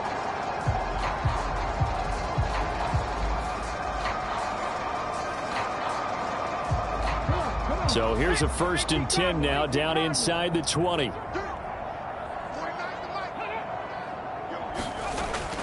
Looking to throw. This to Laporta, right side. That's good. The completion there for 7 yards, and it'll be second down. That tight end position, it just seems to continue to evolve every year in the NFL. Yeah, you're getting really terrific athletes. A lot of them maybe were wide receivers at one point. They continue to give you speed, great hands, and big bodies, which make them excellent targets for quarterbacks. 2nd and 3. That's complete right around the 8. And the Commanders are going to be set up with a 1st and goal coming up as they get him down at the 6-yard line. And the tight end is certainly a position built to move the chains because they can control space underneath. If they've got good hands, then, of course, they're a dynamic target. But one other thing is they're right in the sight lines of a quarterback on just about every play. And that makes it easier for the quarterback to pick him out and deliver. That'll bring up 2nd and goal after the gain of 5.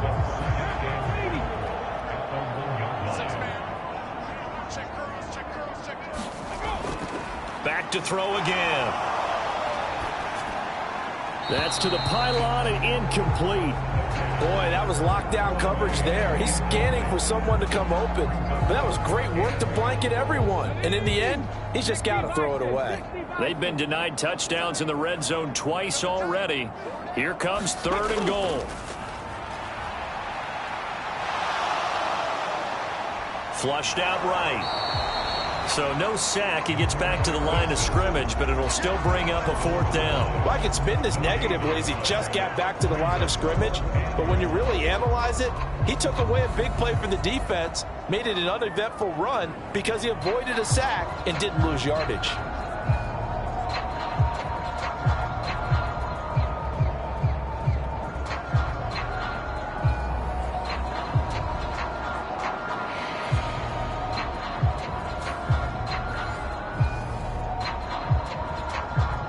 The Commanders going to bring out the field goal unit from the right hash at a bit of a tight angle. And his kick is indeed good. And they will take the lead here in this battle of field goals. It's 6-3.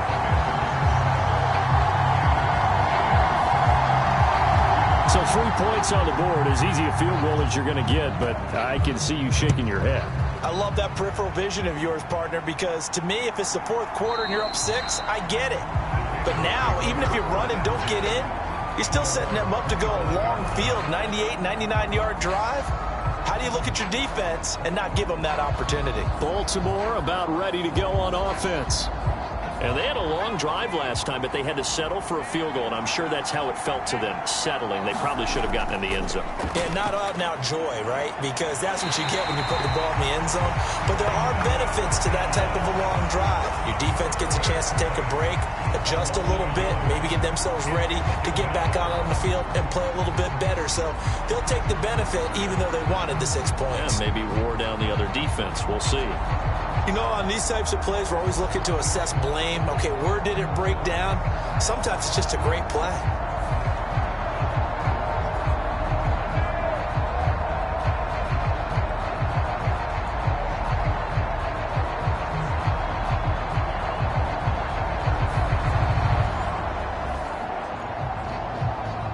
Ball at the 24 and a 2nd and 11. Back to throw. Gallagher. He'll get this to Flowers, left side. And he's taken down, but able to slip across the 35.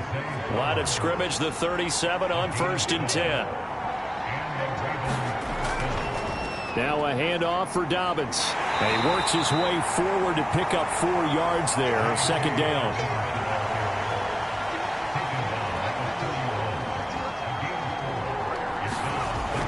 They'll go again with Dobbins. And he takes this up right near the 45-yard line. 2 yards still to go. 3rd down now.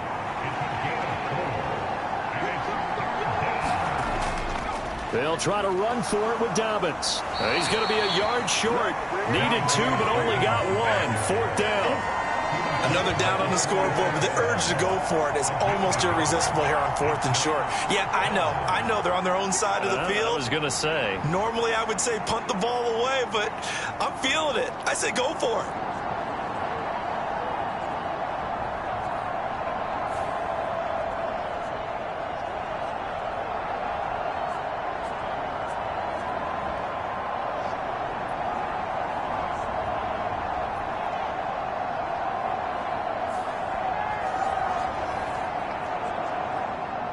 Fourth down, and out comes Jordan Stout here to punt.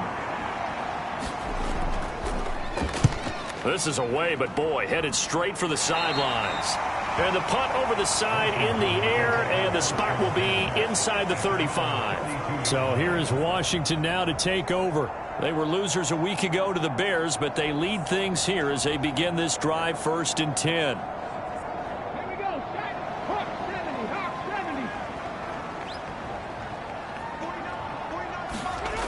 They'll come out throwing here to start the drive. Out to the right and complete to Pittman. And this will leave him a yard short. Nice pickup of 9 yards on 1st down. 2nd and 1. Oh, he tried to fit it in on the slant, and it's intercepted. Kyle Hamilton picks it.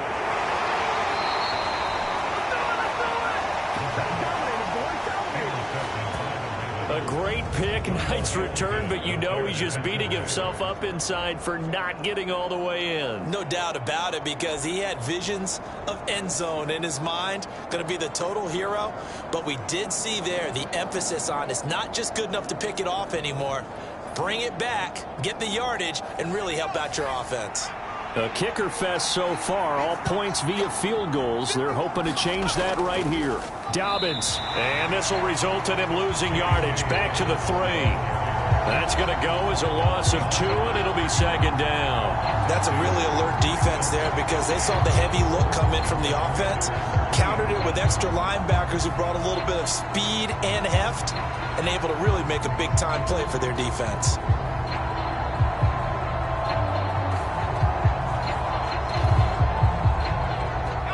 So they're backed up to the 3-yard line, 2nd and goal. Dobbins once more. And he will take it in for a Ravens touchdown. J.K. Dobbins. His second rushing touchdown on the year. And the Ravens have taken the lead. And they would not be denied on the ground, powering it in just one play after they got stopped short. And how about how many tight ends are on the field? Because in today's NFL, we think of the tight end more as a pass catcher. But this group, they tell them you've got to be able to run block to stay on this team. And they committed to it and got it done right there. Justin Tucker for the extra point.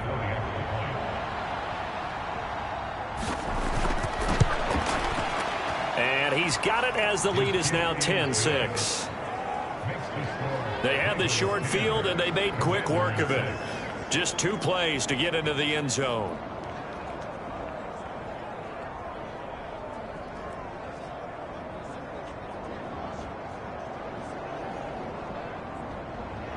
Tucker now to kick it away following the touchdown.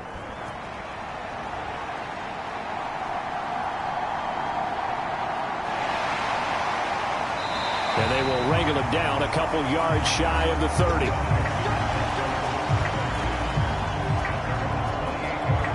The Washington offense set to take over. Still early in this one, Charles, but the last time this offense was out there, they threw their first interception of the ball game, so trying to avoid repeating that mistake here on this drive. And to put a positive spin on it, at least it happened in the first half and not in a close game in the fourth quarter. But you're absolutely right, partner. One of the last things this offensive quarterback wants to witness again in this game. Kind of an obvious question, Charles, but anything you try to avoid after your first pick, or you say it's one interception, we're still in the first half, I'm going to do the same thing? I think you want to avoid playing scared, and put it into the mind of the quarterback that you've lost confidence in him. Make sure you get some throws that he's going to be able to complete, make him feel good about himself, and continue to run your offense. Now this airmail to the sideline. It's incomplete. And there don't appear to be any flags forthcoming. Maybe a little fortunate there. It's third down. And he'll be taken down, but he does have first down yardage. They'll set up to throw. Looking for Dotson, and he's got him. And they'll get this well past midfield before being stopped just before the 35. A really nice gain of 25 yards. And as a quarterback, you always want to exploit gaps in a defense, and he finds one here. Crossing route, working from right to left across the field. And once you get defenders going in the wrong direction, it is awfully hard for them to pivot back, and you end up getting the first down. Now this offense hoping to avoid the 0-2 start. They trail, but they've got a 1st and 10 here. They'll look to throw again. This is White on the screen. And brought down, but not before they're inside the 25. Another nice gain, 13 yards that time, and another first down. And this pass rush has really been bringing the heat and has already gotten home a few times here in the first half. So how about the play call there? Sometimes if you can't protect, you've got to fool them. Screen passes like that can take a little steam out of what's been a relentless rush so far. And Washington now going to use the first of their 3 timeouts, as the stoppage will come with a little under a minute to go in this first half. They'll stick with the passing game as he looks to throw. Shrugs him off. And down inside the 15 he goes. The Commanders going to use the second of their timeouts as they get the stoppage with just under 50 seconds remaining in half number 1. They'll look to throw now on first down. He completes it right side to White. And he'll get it here to the 10-yard line. So just 3 yards on the completion there.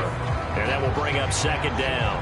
That's a good job there by the corner. We do talk about this a lot, that a lot of corners see their job as simply covering receivers. Tackling isn't everyone's thing. But in this case, he came up quickly and made a nice, sure tackle. Again, he'll drop to throw. And he will throw this one out of the back of the end zone. It's incomplete. I'm really liking what I'm seeing from this defense because their coverage has been playing at a shutdown level so far. Even backed up late, they're forcing incompletions and fighting to keep them out of the end zone as the first half winds down. On third down, he'll drop to throw. Over the middle into traffic, and that's complete. So it's 1st and goal and a great opportunity to get that lead back before the break. Now a timeout signaled for, and they'll get it with 10 seconds to go before halftime. They're going to look to throw. Touchdown, Washington. Rashad White in the final seconds of the first half. And the Commanders have taken the lead here in the final stages of this first half. That's one of the better examples of clock management I've seen. Whittled it all the way down just about and still put the ball in the end zone. Yeah, just a methodical drive and something really to take into the lockers here. Point after here coming up.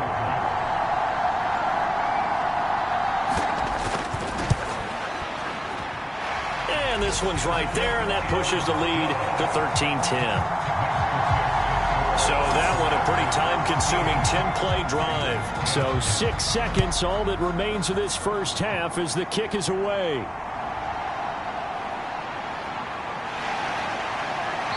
And he returns this to the 22.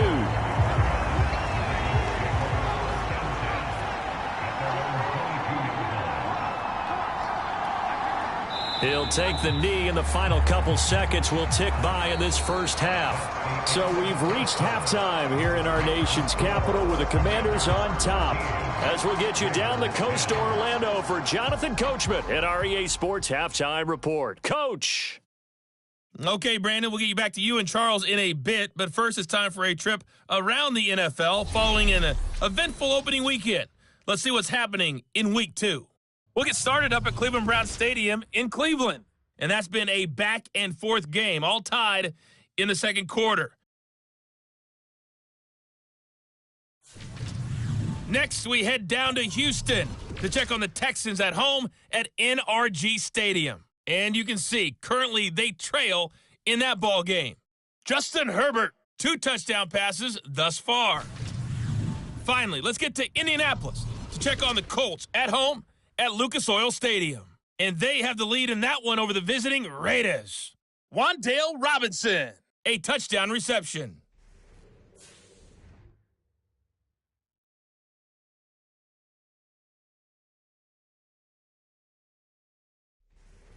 Okay, Coach, adjustments likely going to play a big role in this third quarter in what's been a tight contest so far.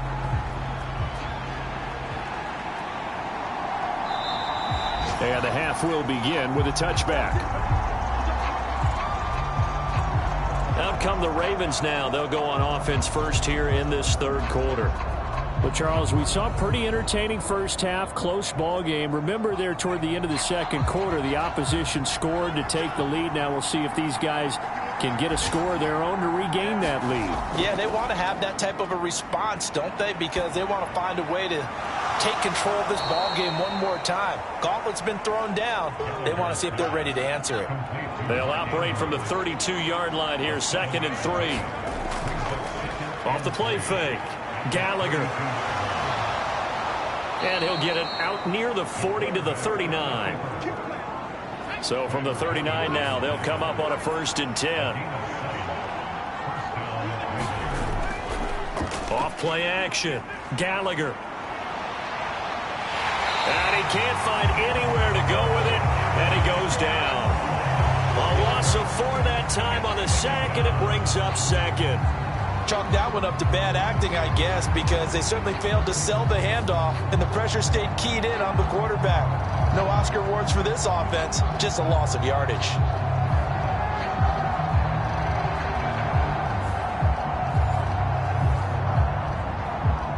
Second and 14 as they've got work to do here after the sack.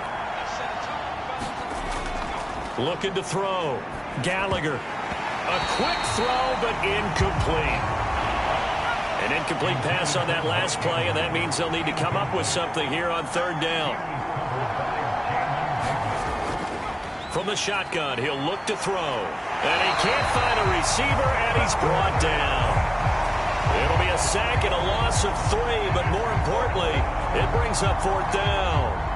Even keeping the back in for extra protection on 3rd down, they still couldn't prevent the sack. Now it's 4th and long thanks to a terrific individual effort on defense.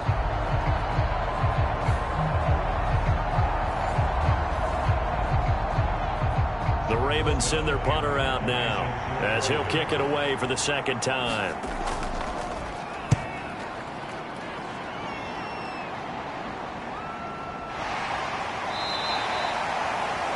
be a 44-yard boot, just a yard on the return as he's covered up quickly. And the Commanders will take over with a 1st and 10. First possession of the second half now for Washington. We have not seen much on offense here from either side these last few drives. We've hit a wall, so to speak. And have hit it hard, haven't we? Because the defenses right now, they seem to be a step ahead, don't they? Beating them to the point of attack, beating them to the punch. These offensive guys, they're tinkering like crazy. What's it going to take to get back on track? Yeah, both sides searching for adjustments. So that flag obviously takes away the good yardage that they had on the play. And talk about a momentum shift, because we can visibly see this celebration shifting from one side of the field to the other as soon as everyone saw the flag. 2nd and 16.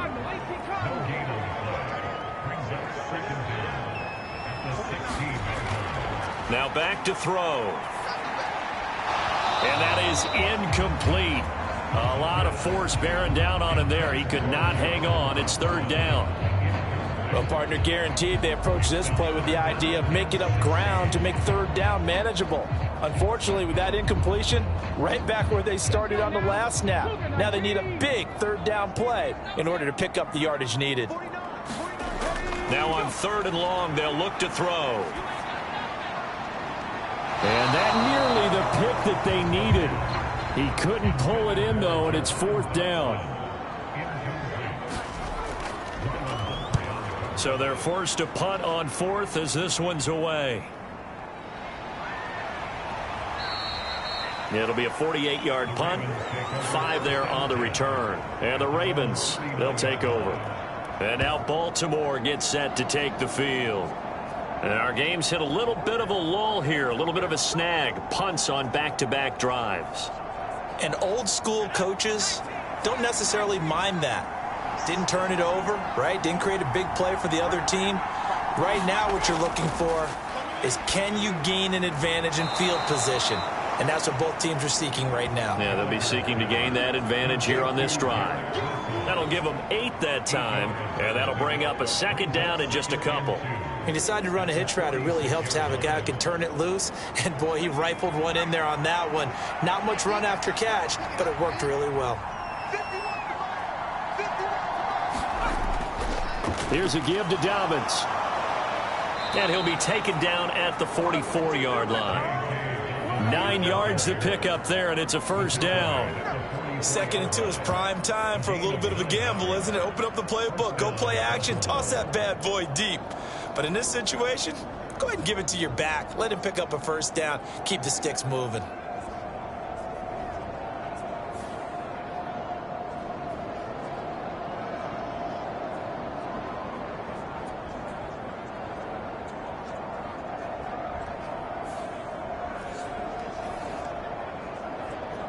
Back-to-back good plays have them on the move on 1st down. Back to throw. Gallagher. He's got his man. It's Andrews. And he gets this inside the 35-yard line. So they'll come up 1st and 10 now from the 33. Looking to throw. Gallagher. A short throw caught by Andrews.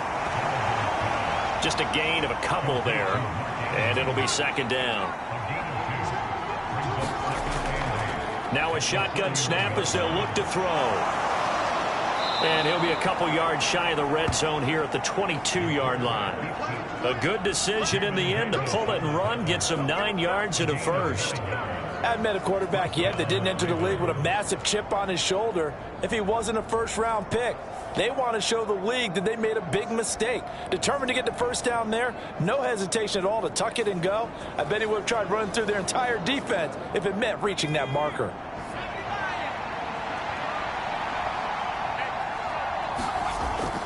On 1st and 10, it's Dobbins. And he'll manage to pick up about 4. It's 2nd down.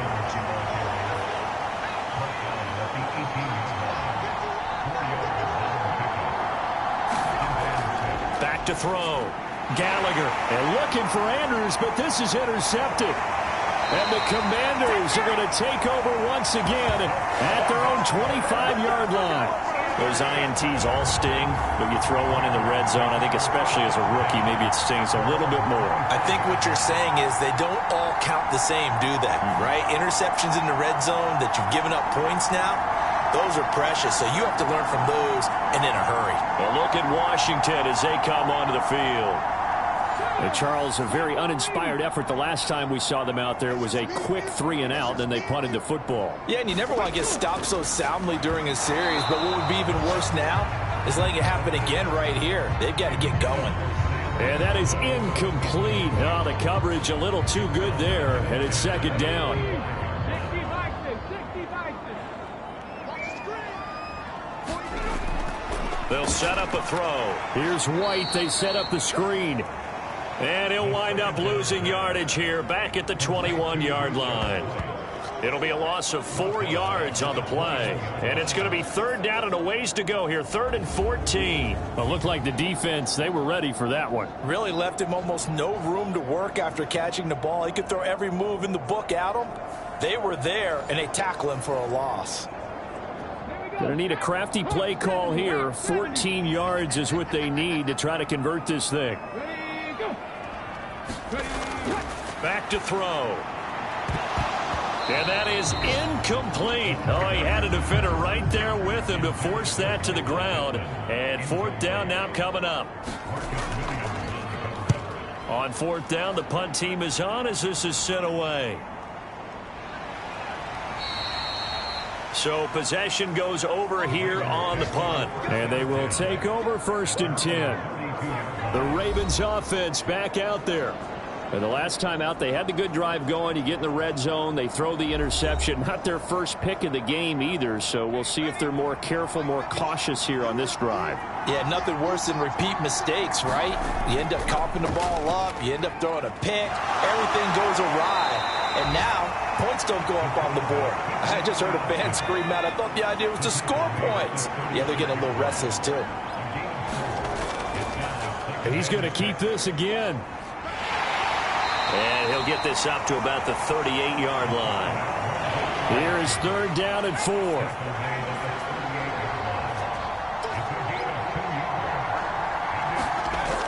Operating from the gun, Gallagher. And I don't think he got there, no. He's short by maybe a foot, maybe. Call it 4th and inches. Oh, partner, just a second earlier, and they might have had him because they certainly thought they were going to close in and drop him behind the line of scrimmage, but he had just enough time to dodge the pressure, and he ends up getting yardage before being stopped.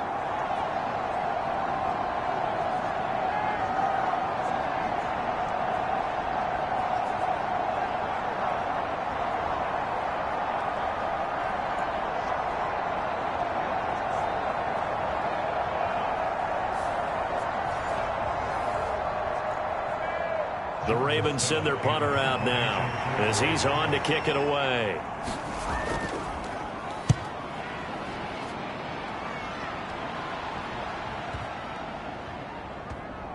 Oh, and what a play on special teams here. This is going to be down inside the 5 all the way down at the 2-yard line. And he's got to be fired up about that effort. I don't think he could have walked down and placed it any better than where he ended up putting the football. That was excellent. And the Washington offense heading out. And they will begin with, should we call it, far from ideal starting field position, their own 2-yard line. So what's your definition of ideal? The 1-yard line on the other side of the field. Yes, exactly right. So, yes, your definition is apropos in this case. This is 2nd and 8.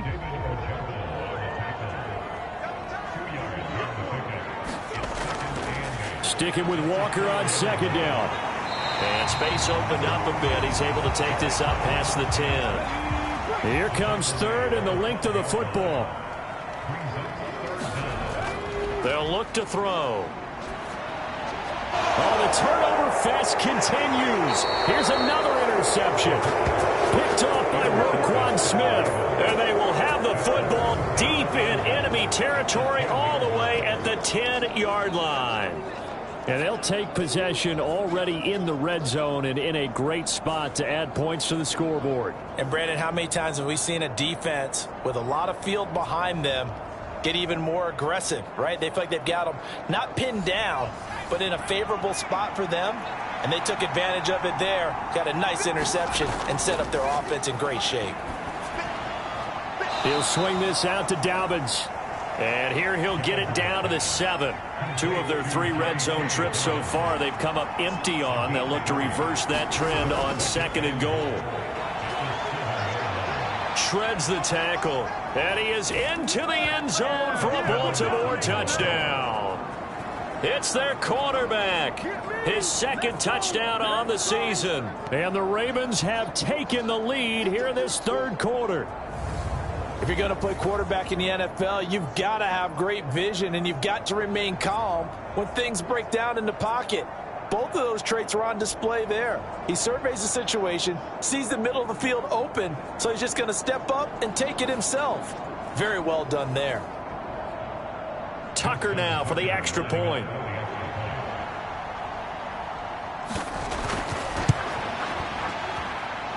And that will make this a 4-point game. Well, that drive started with not a whole lot of real estate in front of them. In plus territory, excellent field position. 2 plays later, pay dirt. Tucker now to kick it away following the touchdown.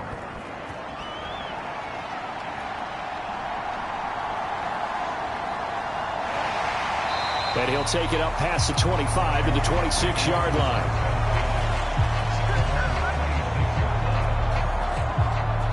Comes Washington's offense as they get set to take over here. So now, Charles, this drive maybe a touch more important, trying to erase the memory of that interception they had the last time out. Yeah, and everyone goes through this because even the best in the game, you're going to have games where it just doesn't go right for you and interceptions result. So, frankly, to me, it's all about how you respond, not just the types of plays that you call, but how you carry yourself, how you show your team that you're still with it, and how you continue to lead. First down, here's White. And the reinforcements come in as they're going to stop him behind the line. 2 yards the loss, 2nd and 12. I like the strategy. Extra tight ends, extra beef. They want to run the football, but that means they probably want to run it inside. If you get strung out on the perimeter, you're in peril. Yeah, we saw the result, negative yardage.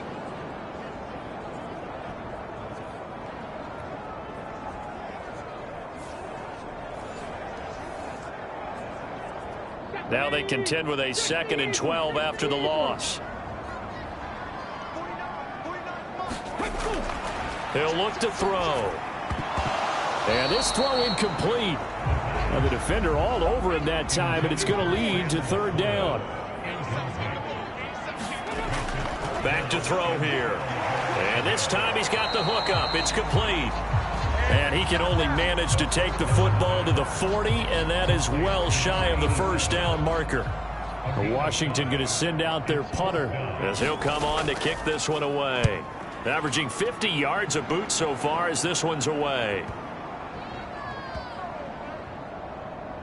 And a great job here. This is going to turn out to be a beauty. This is marked down at about the 3-yard line. 3 quarters have come and gone. We'll return with more after this break. You're watching the NFL on EA Sports. The Raven offense set at the line for this next drive. They have the lead, obviously, late in the game. I guess the good news for them is if for some reason they would make a mistake, a field goal does the opposition no good. Everyone loves to have a little bit of a cushion, and that helps you immeasurably. But the bottom line is, do all the things that you're taught in order to close out the game. Don't even let that become an issue. Yeah, but still a one-possession game. This one not fully over yet. The offense on 3rd down tonight, just 1 for 5 to this point. They're looking at 3rd in the nose of the football. They'll run. It's Dobbins. They juked him, and he works it across the 25 before being tackled. 60 yards rushing for him in the ball game now on 14 carries. Well, you know me, partner. I never tell him to back off of being aggressive, but sometimes you see the consequences when you're overly aggressive and you don't secure tackles. Guys break through. Trying to sell out to pry that football loose, and just as you said, cost some yardage. Yeah, you got to go get him. Stand him up first before you go for the ball. Don't just go for it initially. Working with the lead, trying to get to 2-0. Here's 1st and 10. Now they'll switch it up here and look to throw. That'll be complete to Dobbins. And he gets this one just shy of the 40, down at the 39. So from the 39 now, they'll come up on a 1st and 10. Now a carry for Dobbins. And he'll work this forward for about 3 at 2nd down.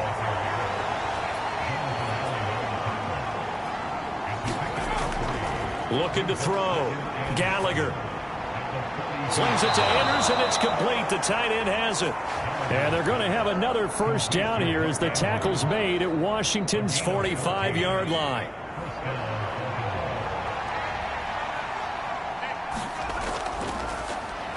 On the counter, Gibson. Oh, and that one well designed as he'll take this down to the 30-yard line. 15 more there, and they're on a roll. It's another 1st down. I'm guessing you'd say this is kind of the key here. Grind out some yardage, work on that clock, see if you can continue to tick it down. Definitely, you want to bleed things out at this point, right? Continue to possess the football, gain some yardage, and put the onus on the defense. Do they have to use timeouts? What are they going to do to stop you? You're taking charge. They'll run here with Dobbins. A solid stiff arm. And a strong run there as he'll maneuver his way down inside the 15. A good gain again. That's now 31 yards combined on those last 2 plays. I guess he was saving his best for last, so to speak. Longest run of the day coming here in the 4th quarter right there. And that type of run makes for a better night for him and his teammates, doesn't it? To be able to produce this late in the game can lead to some big smiles and satisfaction in the locker room after this one's over.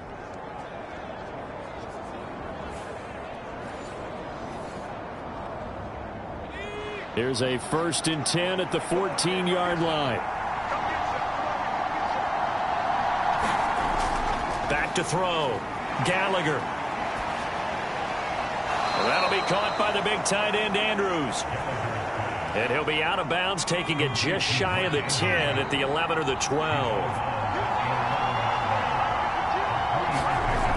Looking to throw on 2nd down. Gallagher. And he'll go right back to Andrews. And down inside the 10 here before he's out of bounds right around the 7. That'll be a pickup of 4 as they work with his 4-point 4th quarter lead. Got to give credit where it's due. Really nice defense on that play. The pitch and catch was successful, but not any run after it. 3rd and 3. Looking to throw. Gallagher working the middle of the field, and he's got a man complete. And he'll be taken down, but he does have 1st down yardage. Only 3 there on the pickup, but that's enough to move the chains. Oftentimes we think of those tough yards as grinding yards that a running back has to pick up. How about the tight end there picking up the 1st down in that situation? That's what he's there for, right? Big fella, get it to him, let him fight off some people and pick up the necessary yardage. So 1st and goal, 6 points here would go a long way toward wrapping this one up. Off the play fake. Gallagher. He's going to get this one out to his fullback. And in for the Ravens touchdown. Patrick Ricard from 4 yards out. And the Ravens are looking to make it 2 straight as they add on to this 4th quarter lead. His first career touchdown pass, and you know, it's cliche to say, but he's probably been envisioning this since he was a little kid. That's a cool moment. It really is. So enjoy the moment, enjoy the time, celebrate, save the full reflection for later, but make sure you grab someone on the sidelines and say, hey, make sure I get that football, okay? Tucker able to connect on the extra point, and that pushes the lead up to 11. So that drive, 12 plays in length, and it's capped off with a Ravens touchdown. Tucker now to kick it away following the touchdown.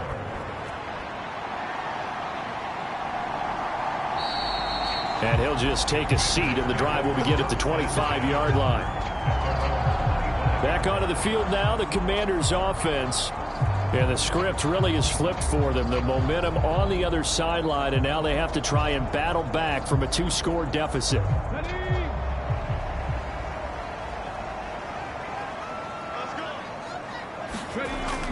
They'll try and start this drive in the air. Complete, it's Dodson. And they're able to get this one across the 35. Line of scrimmage, the 37 on 1st and 10. He'll look to throw. Firing quickly here, and that's complete. They'll give him 4 yards there, and it'll be second down. They'll drop to throw. And the Raven pressure too much. Down he goes. They get to him for a loss of 4, and it brings up third down on the sack. I remember throughout my career hearing defensive coaches always say, guys, you got to earn the right to rush the passer. Well, they put themselves in a great spot with this big lead, and they know they've got to throw the ball. These pass rushers have to be salivating. It is pin your ears back time indeed.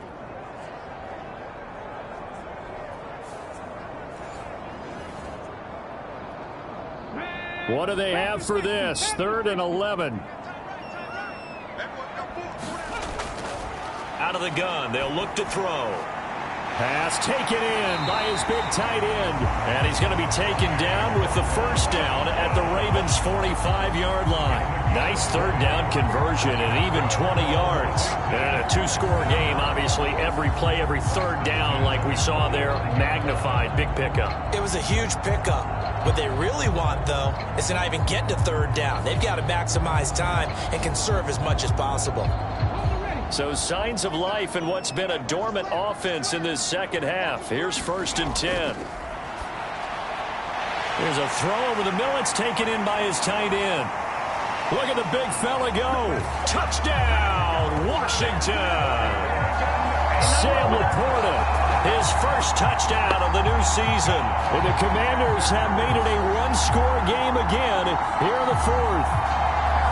So how about that for an answer? They get the touchdown there, and it's back to a one-score game here in the 4th. And that's what these guys have done all game long because they've scratched and slashed their way to stay in this game. And by now, we should all realize they're not going away. Now the pressure again swings to their defense because they're going to need to find some way to get the ball back. Here we go now as we get set for a big 2-point conversion. They'll look to throw. And this is caught. They got it.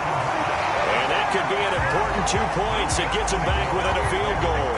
I guess the coach looked at the 2-point cheat sheet, said go for it, get it to a 3-point game, and they did it. Yeah, and sometimes you just throw out time of game. You don't worry about that. There's just a feel sometimes in making that call, and he felt good about what he had for a 2-point conversion, and now they're only down 3 and feeling great about themselves. Kick team out there for the Commanders as they send this one away.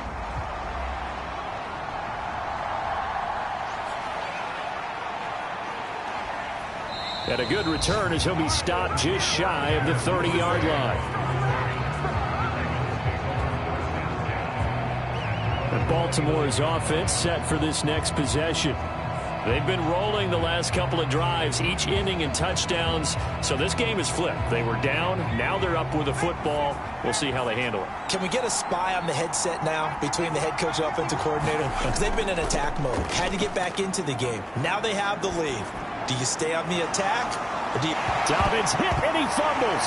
And it's Washington that scoops. And now off to the races down the right side. And he is going to bring this one back to the house. It's a Commanders touchdown on the scoop and score. And a big turning point here in the second half, Charles, after that play. All you're trying to do is change momentum, flip things around for your team. You're just trying to take the ball away. How about when you take it away and score? That really changes things. Now the extra point try forthcoming. And that will make this a 4-point game. So not only the cough up, but then the pickup on the other side, the scoop, and the score the other way, the fumble return for a touchdown. And you can bet they're preaching 2 hands on the ball here as the kick's away following that fumble return.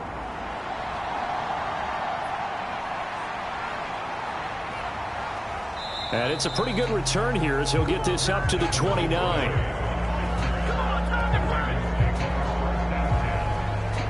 The Ravens ready to take over. We certainly have a good one on our hands. They're trailing after that last touchdown, but now a chance for this offense to try to snag that lead right back here in the 4th quarter.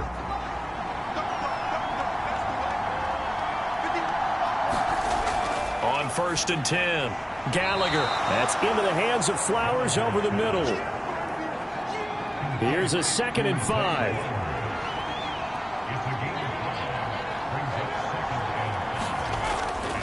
Dobbins running out of the gun. And he is going to be stopped cold behind the line of scrimmage. A loss on that play, and now third down gets tougher. 3rd and 6. Overall, I'd have to say that was just really good team defense because, to me, you can't pin that one on the running back. He had no shot there. He had a man in his face immediately.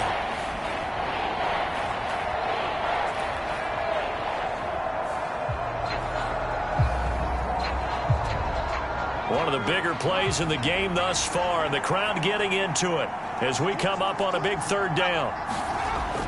Operating from the gun, Gallagher able to find the open man. That's complete. And he will have a Ravens first down as they're able to get the third down conversion. Well, you can absolutely feel the thought process there. They just gave up the touchdown. So in the huddle, they're telling each other, you don't want to give it back now on a 3-and-out. Nice job of making sure that they wouldn't, and they pick up the first down.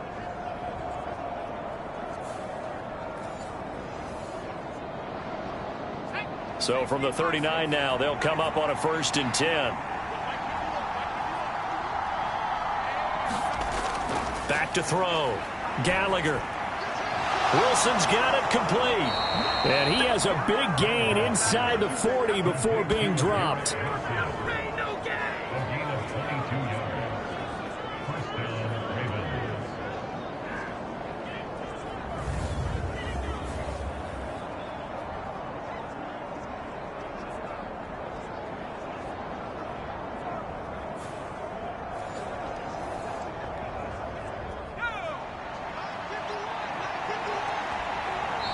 Fourth quarter, down to the final 2 minutes, and we've got a one-score game. So it's Raven football here as we welcome you back. Plenty of time. All 3 timeouts still remain. Here's 1st and 10 now. He's got room at the 30, and he'll be taken down at the 26. They'll come up 1st and 10 here. Back to throw. Down he goes at the 23, a pickup of 4. They'll come up now on 2nd down. Back to throw.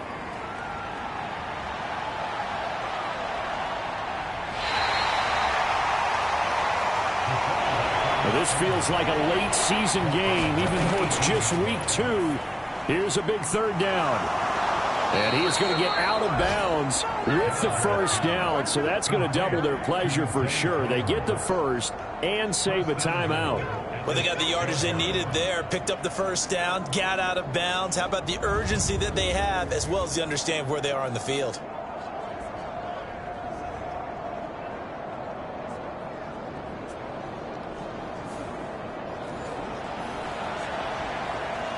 Here's 1st and goal.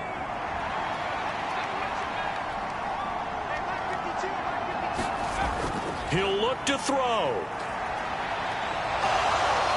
He takes it across for the touchdown, and they've taken the lead late in the final minute of the 4th. Wow. Wow. What a game this has been, and what a drive that was, Charles, to take the lead here late in the 4th quarter. And, partner, that's a job well done by everyone, from the players to the guys calling the plays. And if I may introduce just one downside to the mix, might be a little bit too much time left. Enough on the clock for a final last-ditch effort to try and steal this win away. Tucker with the extra point. So it's now a 3-point game here in the closing stages, as a field goal now can only tie it.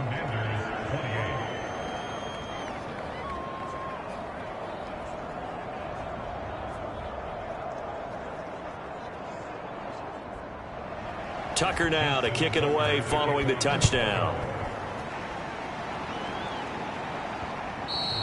And they will not get a chance to return this one as it's through the end zone for a touchback. Now Washington down by a field goal, 47 seconds remaining. How will this thing pan out? We'll watch as they come up on 1st down.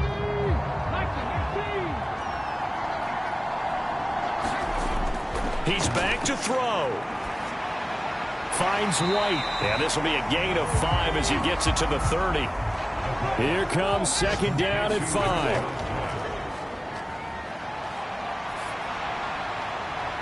That is caught. Michael Pittman with it. And he's going to be out of bounds inside the 25-yard line. Well, this game has certainly had no shortage of offense. Both teams have been revved up from the start. And here's yet another big play. Boy, both defenses have just got to be dragging out there because they've been run ragged throughout.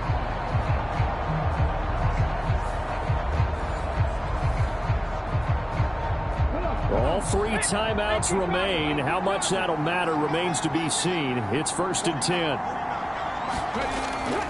They run the draw play. This is White.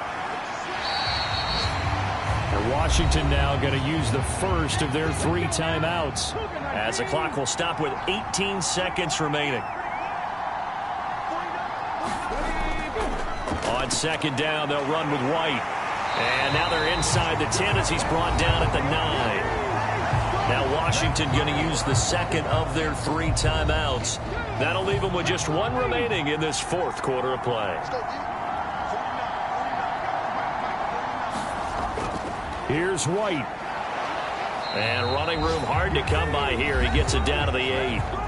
And with just inside of 10 seconds to go, they'll burn their final timeout. 9 seconds left. And we've got a timeout. 9 seconds remaining. So here we go. Maybe the biggest kick of the game forthcoming.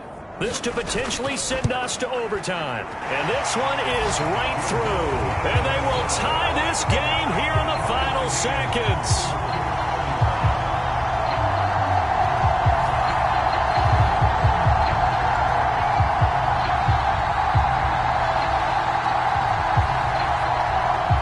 So a money kick there in the final seconds, and now, barring any hijinks on the kickoff here, partner, I think you and I, we're going to settle in for a little overtime. And I wouldn't have it any other way. This has been a dogfight all through regulation. No reason to think it won't continue in the extra period. Here's 1st and 10.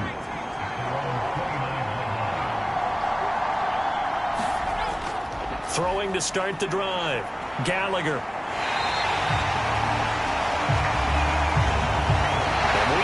Time to decide this one after 4 quarters of play. We're all even. The extra session in a moment. This is the NFL on EA Sports.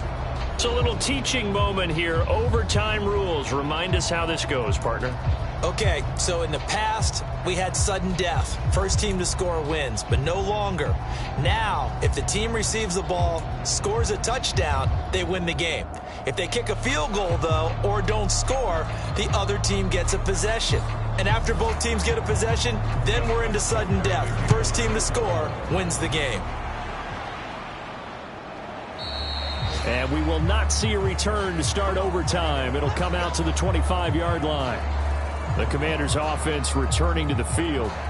All set up for them right now, Charles. Opening possession of overtime. They've got the football. They also obviously have this home crowd behind them in a big way.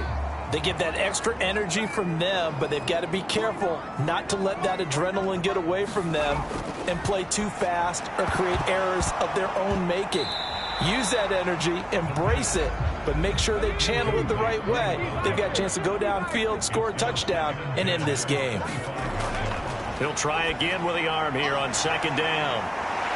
And he's upended at the 33 following a good pickup of 8. When you see zone defense and you know you've got a drag route on as your primary call, you've got to be really careful as a passer about how far you let your guy go because he might wander into some tough coverage. Open to keep this OT drive alive. Now they face a 3rd and 2. Blitz forthcoming as he'll look to throw. And he's going to have a Commander's first down as they're able to get the 3rd down conversion. Charles, you get into these overtime situations, that's not a bad guy to dial into. Well, when you have to have plays, especially in a spot as you just described, we're in OT, you've got to go to the guys you can trust and you know are going to make the plays. What they say, it's not the X's and the O's, it's the Jimmies and the Joes.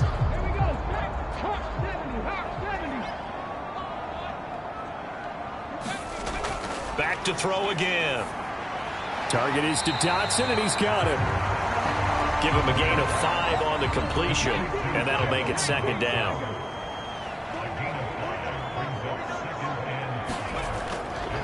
Looking to throw. It's caught. This is White. And he's able to get this one down to the 40-yard line. So on the other side of the field now, it's 1st and 10 as they've got things rolling on this drive.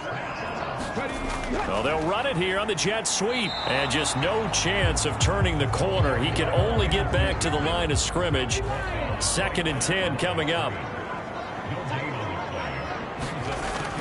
They'll look to throw here. He'll get this one to Pittman. That'll leave them with a 3rd and 2 coming up. They got 8 yards there.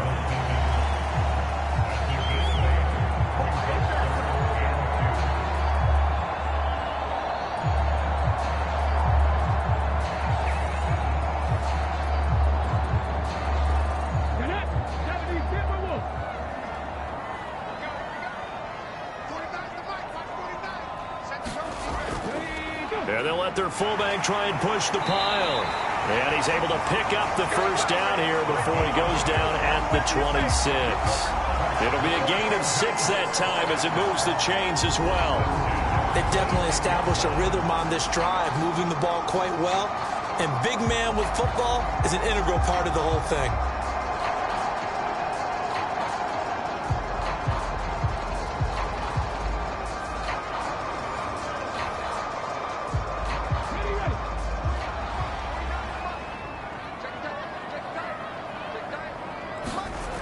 They'll look to throw here on 1st down.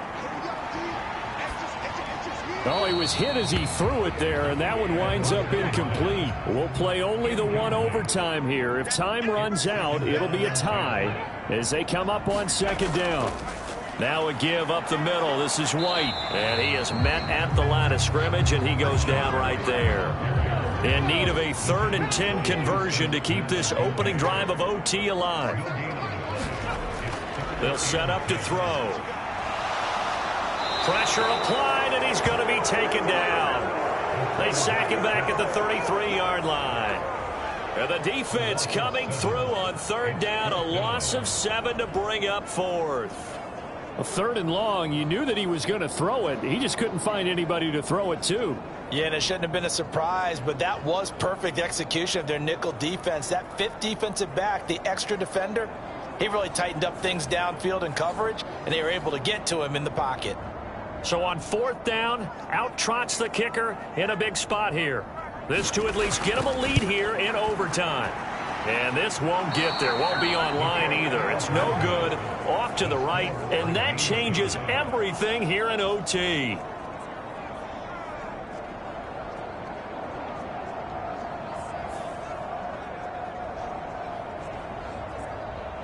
And now here come the Ravens. Well, their defense did the job, got off the field without giving up any points. And now, Charles, all they need here is a field goal, and they get the victory.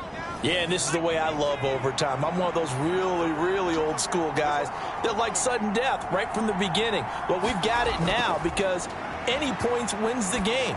On defense, get a safety, a pick 6, fumble return, you can win it as well. So I'm really looking forward to this series and see how both sides play it. To throw on 2nd down, Gallagher. And on the left sideline, he caught it, but out of bounds, according to the head linesman. Incomplete, so the ball a little late getting there, and it's 3rd down. Something we haven't really seen much of from him, an incomplete pass. Yeah, last week he finished at 70%. This week he's up over 80%. I don't know how you slow him down. Pass rush is usually the best way because a quarterback on his back usually can't complete a pass. And they'll bring him down 1 yard shy after a pickup of 4. Timing is so important on a route like this because he's going to line up out right and then cut straight across the field. I think the ball might have come out a count or two too late because by the time he was able to secure it, not much of a chance to turn it upfield. The Ravens send their punter out now.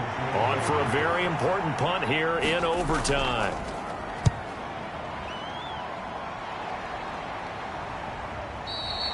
And this will hit just beyond the goal line as it's into the end zone for a touchback. The Commanders' offense set to take over.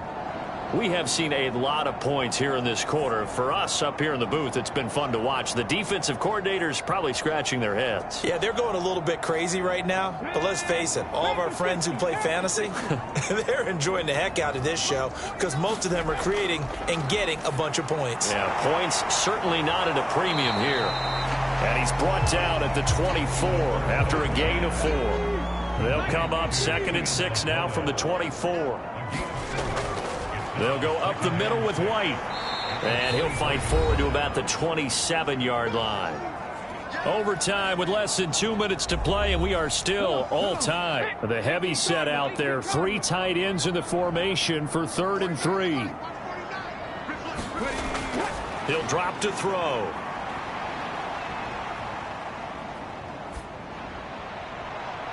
He's got his target. That's complete. And he'll be taken down, but not before they work it across midfield.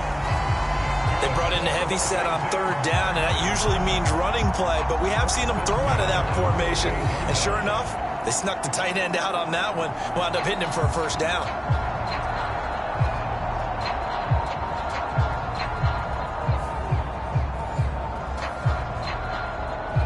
So in Raven territory now. Here's a 1st and 10 at the 48-yard line. Now this one complete on the slant route. And he's corralled, but not before getting it inside the 35. Now a timeout called for by the defense. They'll be down to just 1 remaining as we step aside here in overtime.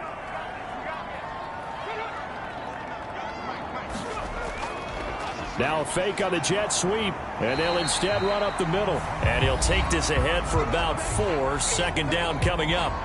Now a timeout called for by the defense. It'll be their 2nd and final timeout, remember, here in overtime. We'll be back. Opting to run again here with White. And he's going to be down close to a 1st down at the Ravens' 25.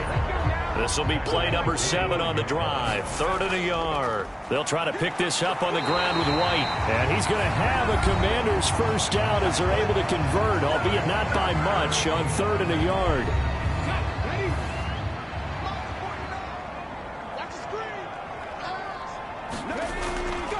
They run straight ahead here with White, and they're going to stop him right at the line of scrimmage. Just no cutback lane to be found whatsoever. 2nd and 10. They defer to White out of the shotgun.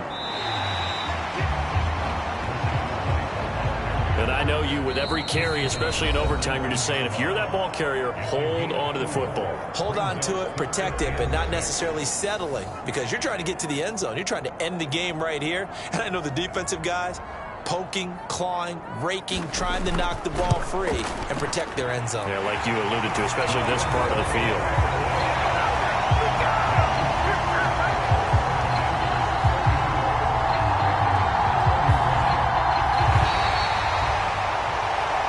An excellent come-from-behind victory, Charles, especially there in the 4th quarter. Both offense and defense were clicking. They're going to feel good about this one. Boy, are they ever, because the deficit they faced certainly wasn't small. They obviously did not give up on that one, and in the end, how about that come-from-behind victory? They'll cherish this one for a while. So for the Commanders, they at least get the win here to earn a split of their first 2 home games. And they'll get to stay home again next week.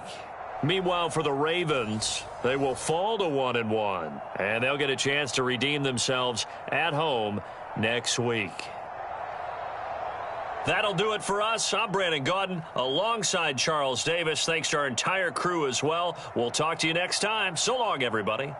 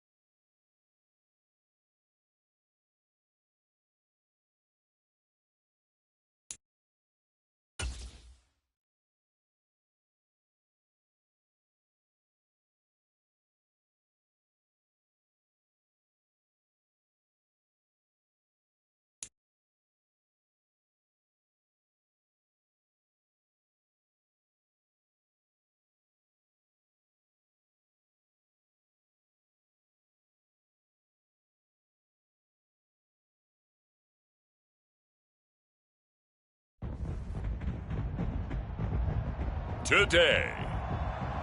From Seattle, Washington, it's Week 2 of the NFL on EA Sports.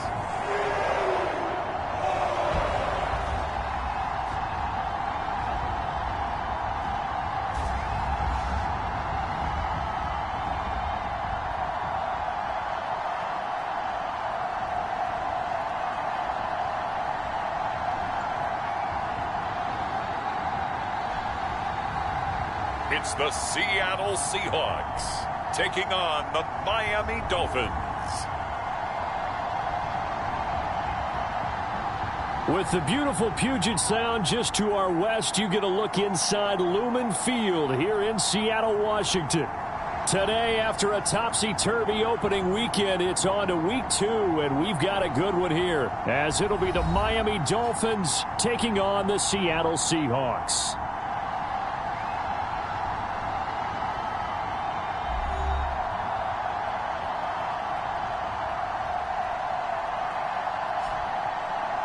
With Charles Davis, I'm Brandon Gaudin. Charles, you look at this Seahawks team as they get ready here. They come in off a loss in the season opener, which doubled as the home opener. And when you lose that way, at home, season opener, it almost feels like 2 losses. So it's a big fight to get yourselves ready to go to play the next week. Meanwhile, for our visitors, the Dolphins, they were winners last time out, so they'll be looking, Charles, to make it 2.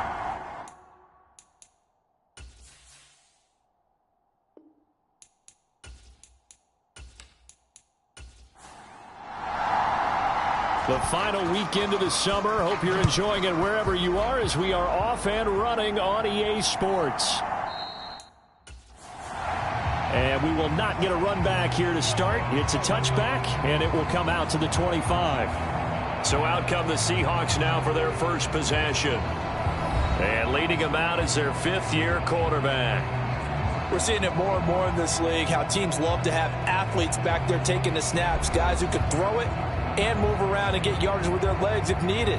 He's one of the best examples that we see out there right now. He can throw for hundreds of yards one week and then run for 100+ the next. He adds an extra dimension that really confounds defenses when he puts it all together. And he'll be upended at the 28-yard line. Just a 3-yard gain there. On the ground, this is Joe Mixon. It's a 5-yard gain, but they'll still be a yard short here with 3rd down now looming.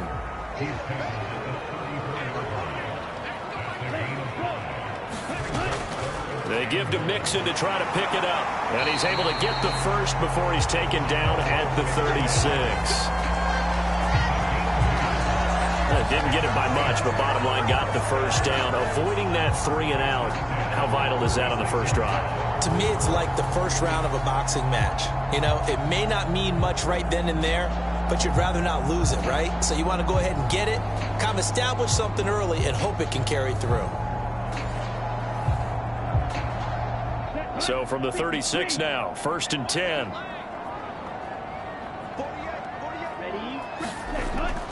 They'll stay on the ground. Mixon again.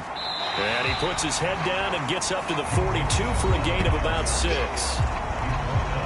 The numbers for Mixon last week, 22 carries, 74 yards, and a touchdown. They put a lot of effort into game playing and establishing this ground game last week, and reward was a nice day rushing the ball. Helped them put a balanced offense out on the field. And that carry is an indicator. That's into a crowd and intercepted. Picked off by Pat Surtain. And they'll set up shop right near midfield at the 49-yard line. They are in a zone. Remember, folks, 4 interceptions for this defense a week ago. First drive, make it number 5. And the focal point will be the people who pick the ball out of the air. But let's not forget, to make that happen, there has to be an excellent pass rush, terrific coverage where they are plastered to the receivers, and then, of course, taking it away, making the catch, and going in the other direction.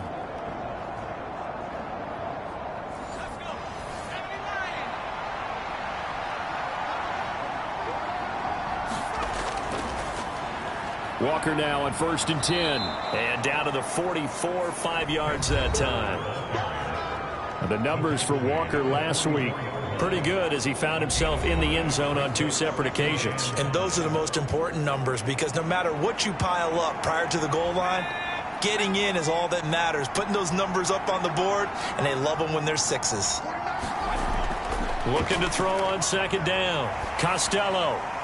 Throw out wide is incomplete. They come up now 3rd and 5 following the incomplete pass. Looking to throw. Costello. That's incomplete, but there is a flag down, so hang on. A big call coming on 3rd down.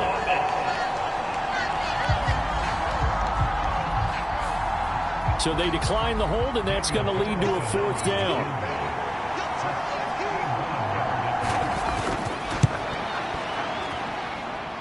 And this is off the left upright. And it comes back. It's no good. And this will remain a scoreless game.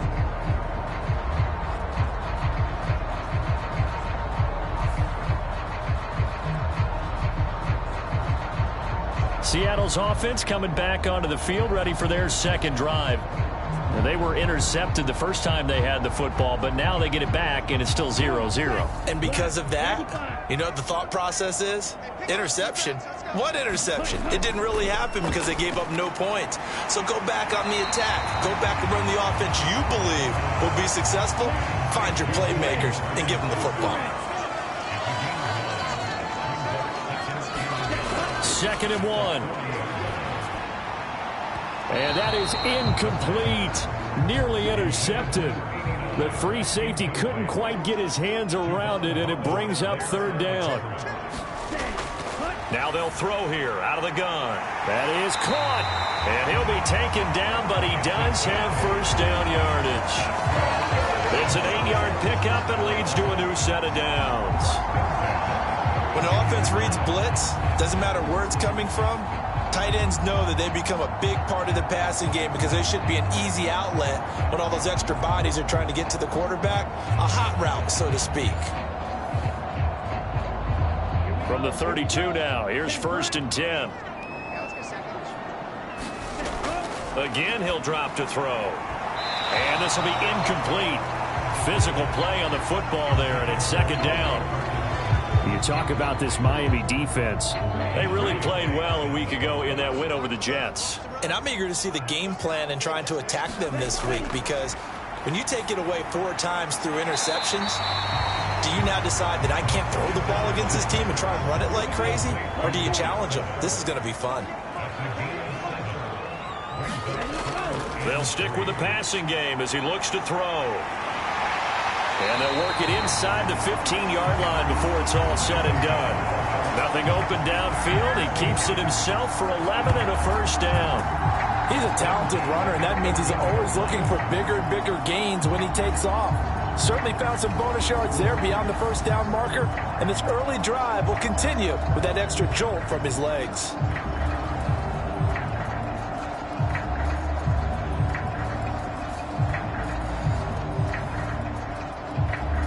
Here's a 1st and 10 at the 14-yard line. They're going to look to throw. This will be caught just inside the 10. Calling a gain of 6 on the play, and it's 2nd down.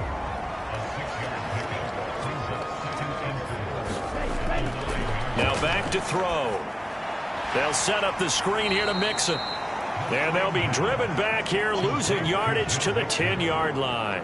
Call that a loss of a yard, and things get a little more difficult here, 3rd and 5. And that's a great job of tackling right there. If he could have made the first man miss, maybe he could have taken it into the end zone. Instead, they stopped him pretty well right in his tracks, and you often see that in the red zone.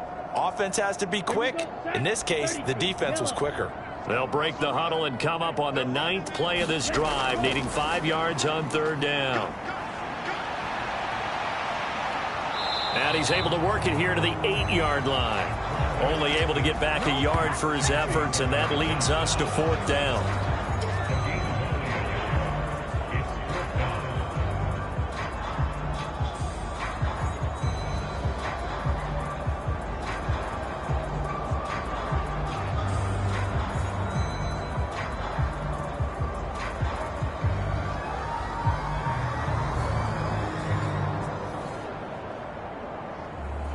So out now is the Seattle field goal team. This from 25 yards out. And his kick is good. And the Seahawks grab a 3-0 lead.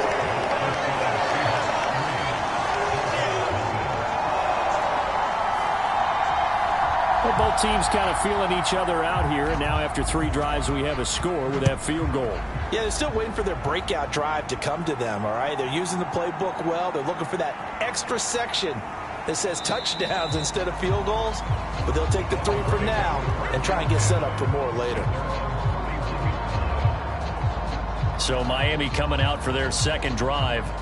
Yeah, they were in field goal range the last time out but couldn't connect. And it's early in the game, so I don't think that the confidence just goes entirely out of, running your kicker back out there. But let's face it, some coaches have a little bit less patience for that than others. Let's see if they call the game differently now in terms of what they do on drives and not try and settle for field goals. Still a few inches short of a first down as they come up now on second down. Up the middle they run. It's Walker. And he'll be brought down right at the 45-yard line. 4 yards the pickup, first down. The Dolphins 1-0 on the year following the win in Week 1. And they were able to take care of business in front of the home crowd last week. Yeah, it's always nice to get that opener at home, but now things get a little bit tougher. The good thing... That's caught inside the 20. Touchdown, Dolphins.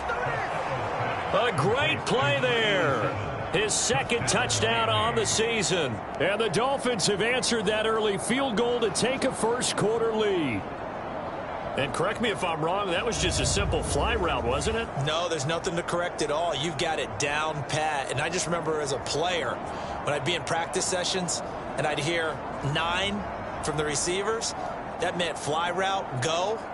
Look out. That was the 9, and he just kept going all the way into the end zone for the touchdown. Now for the extra point, Daniel Carlson.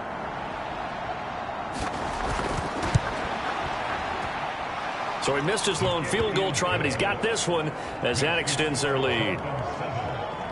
So they only needed 3 plays on that drive. And it ends with a touchdown for the Dolphins.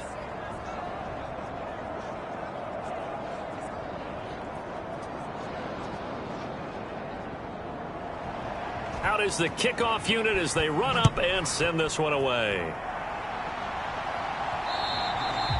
And that'll carry over the back line of the end zone for a touchback.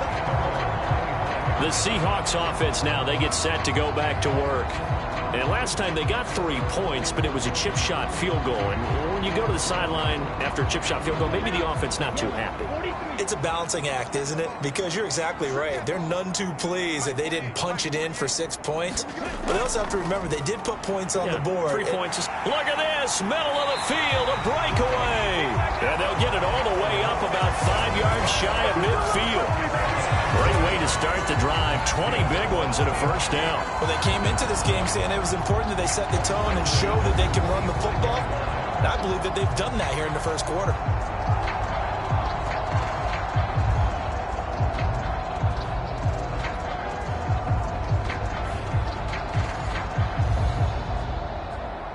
The big play to start him out has him at the 45 already. They'll set up a throw. He finds his man complete. That's Stevenson. And this will be good for a pickup of 9 to the 46. Second down and a little more than a yard here. Mixing up the middle. Ooh, the juke. And good space to operate there as he takes this down inside the 35-yard line. 45 yards rushing for him now, and he's carried the ball just 5 times. Veteran running back like him, we've seen a lot of those chunk carries in his career. And that's why you don't just look at his birth certificate and decide when a guy is done, right? Because you know as well as I do, in this league, as soon as you hit 30, they're looking to let you go if you're a running back. Sometimes there's a little tread left on the tires. From the 34 now, here's 1st and 10. And this will be incomplete. Here's 2nd and 10.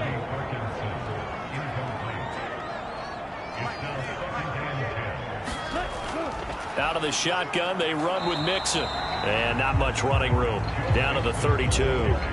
They need to get this to the 24 on third down.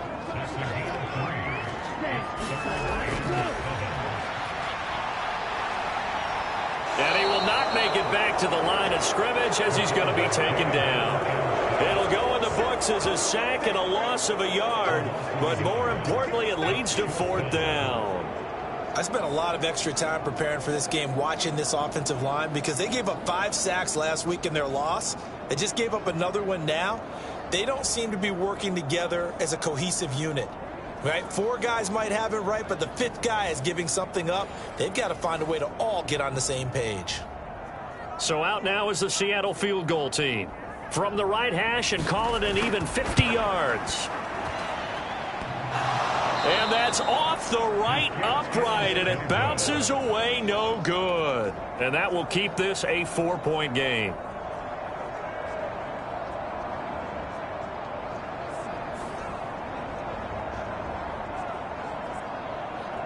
Miami set to take over. This drive here beginning probably with a pair of motivated groups. Remember, the offense scored a touchdown on their last time out. Looking to repeat that in Charles' defense. They were very frustrated after giving up 6 the last time on the field. And frankly, it's just a battle of wills in a lot of ways because you know they're both motivated. They both game plan for this drive, and they both have specific outcomes in mind. To me, it just comes down to who can execute better and which side can step up and assert its will over the other.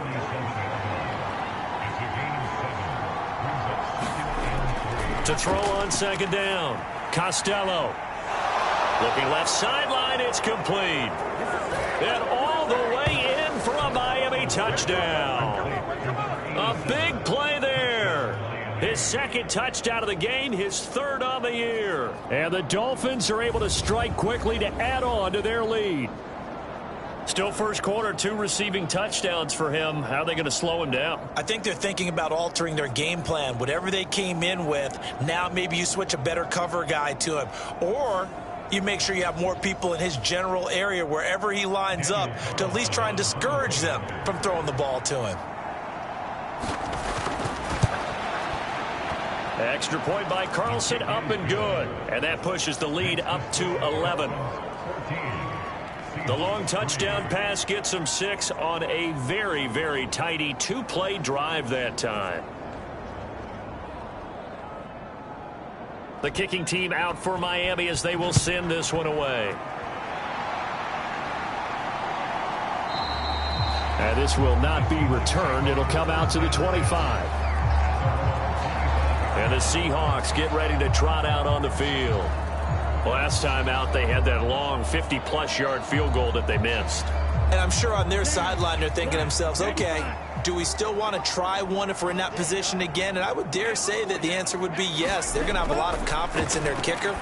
But just to be on the safe side, I'm sure they told their offensive guys, can we get a little bit closer this time? Closer. Yeah, you know, I'd rather get in the end zone first and foremost. But if all else fails, less of a field goal attempt for him. Maybe a good spot to take a shot. Here's 2nd and a yard from the 34. Inside handoff to Mixon. And this defense able to plug him up there as he'll get a yard to the 35.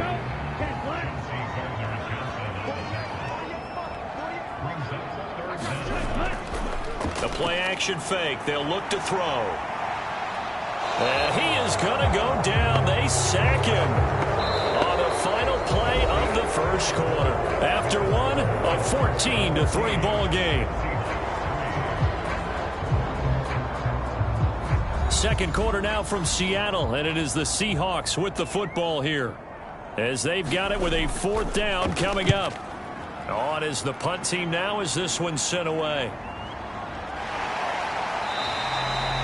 47-yard punt, a return of 4. And it'll be Dolphin football. So now the Dolphins set to take over on offense. They were winners over the Jets a week ago, and they are in the driver's seat right now as well.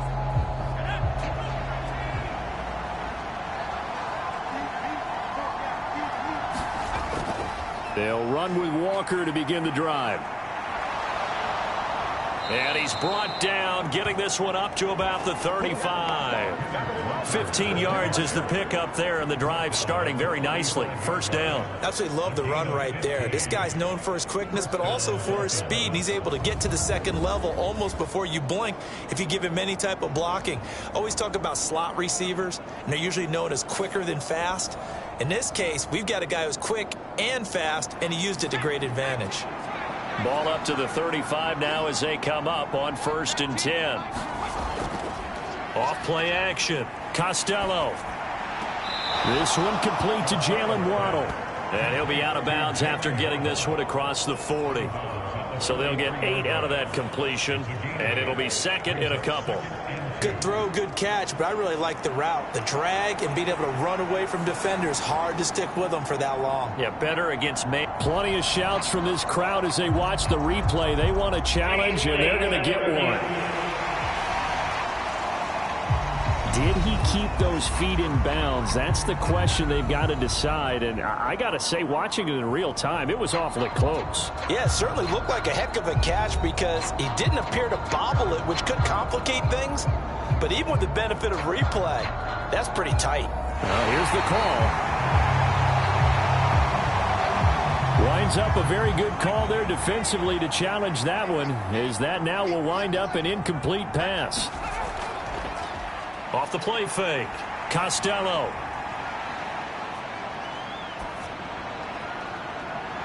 Another catch there for Waddle. And that'll wind up moving the chains again as the tackle's going to be made at the Seahawks 39. That one good for 26 and a first down. And that's patience to be admired right there because he looks left, looks right, and waits for the right guy to come open, spots him in the middle of the field, and delivers.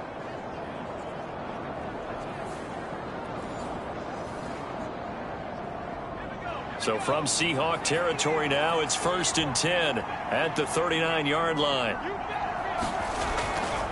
Off play action. Costello. Walker with a grab, left side.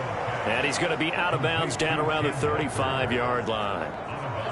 All defenses worry that whenever anyone catches the ball and has a head of steam come out of the backfield, it can turn into a big play with missed tackles or he runs through people.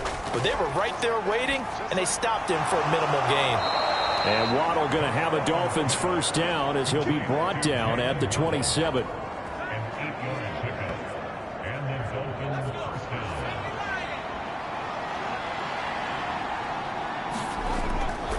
They'll look to throw again. Forced out to his left. And down inside the 15, shy of the 10. A nice job there on the escape and scramble. A first down, a 16-yard gain.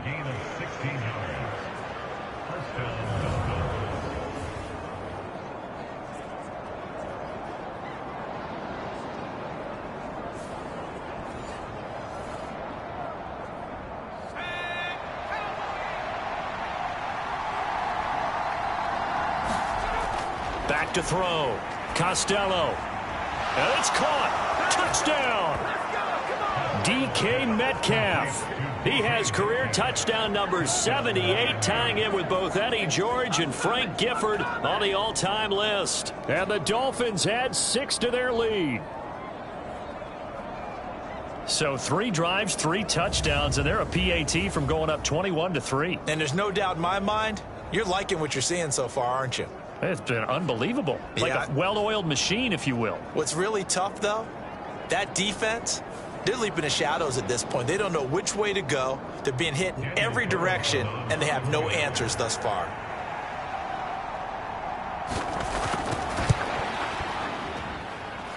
Extra point by Carlson, up and good. And the lead is up to 18 now.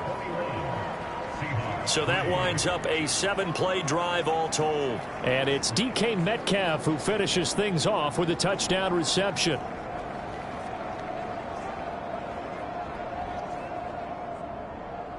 The kicking team out for Miami as they will send this one away. This fielded right at the goal line. And he'll get it up past the 20 to about the 22.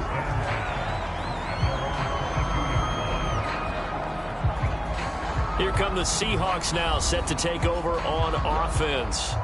And this, let's face it, an important drive if they're going to get back into this ballgame. Think about going into the locker room down 21-10 as opposed to 21-3. 21-10, a little more optimism, a little more bounce around the locker room, a little more discussion about how they're going to finish this thing off. 21-3, I think discouragement clouds that locker room. Yeah, and I think a touchdown much bigger than a field goal on this drive just to get into the end zone and get that momentum. Back to Mixon on second down. And he'll get a couple up to the 29. In order to play really good run defense when you're playing a 3-4, those three guys up front, the nose tackle and the guys they call the defensive ends, they're usually big people because they're going to have to eat up a lot of blockers because it's usually 5-on-3. And when they do their job well, guys who play on the inside, those inside linebackers, they will just roam and hit. Certainly looked like someone was very confident in his ability to fit that one in. I would say he was overconfident because there wasn't a whole lot of separation there. Had that one covered pretty well downfield and knocked it away. And on fourth down, on is the punt team sending this one away. Fielded at the 20. A 48-yard punt, 7 on the return. And it will be 1st and 10 as they take over. Their quarterback in this offense heading back out to the field. He had the touchdown pass on the last drive, his third already in this first half, as he'll try again with a first down. Here's Walker to start the drive. And he is going to lose yardage here. Officially, it's a 1-yard loss. That's going to bring up 2nd and 11. And that's what I'd like to see out of this defense, a little fire, a little toughness. It hasn't been the best first half for them, but they did do a nice job there, forcing a loss on that play.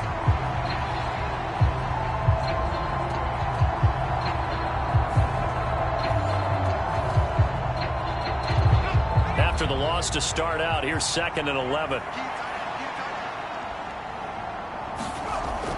Sticking with Walker on second down. And he's upended at the 33 following a good pickup of 8. 3rd and 4.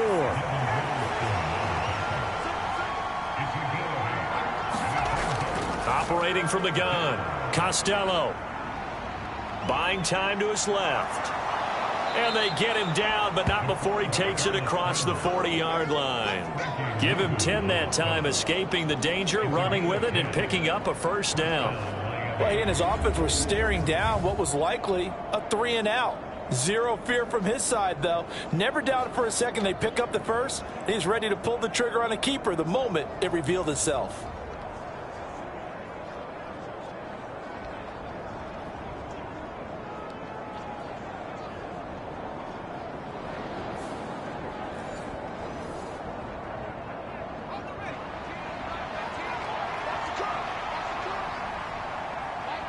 Now they'll send Waddle in motion left. And they're going to give it to him on the jet sweep. And he'll get this up past the 45 to the 47. Now a 2nd and 6.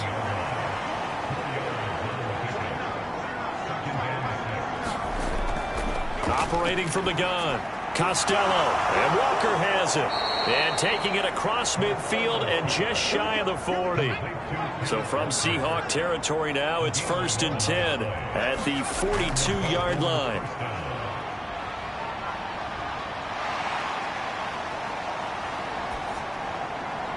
And that is incomplete. Not only did he have a chance to scan the field there, it felt like he had a chance to scan it twice. The protection was that good. Unfortunately for him, the coverage downfield, equally good. Now a 2nd and 10. Now to the ground. Here's Walker. Looking to find a lane, but he can't. Reined in at the line of scrimmage. And here comes the 8th play of the drive, and they need a full 10 yards on 3rd down. Looking to throw. Costello. And this is caught inside the 5. And he'll be touched down here, but not before he does pick up the first. It's a big play there for Miami. 41 yards. This offense is looking very comfortable here in this first half. Very relaxed, very smooth, very efficient. No wasted motions. Things are definitely going their way, and they continue to move the ball downfield.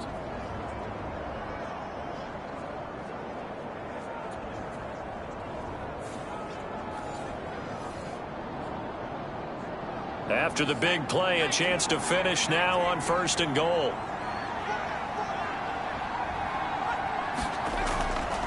Walker will score. Touchdown, Miami.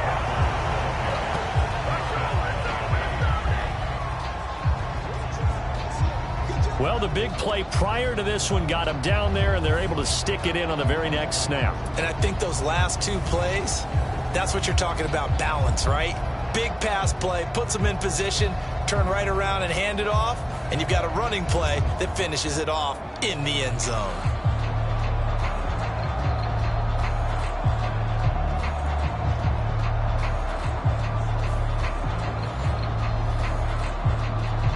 Carlson now to add the extra point.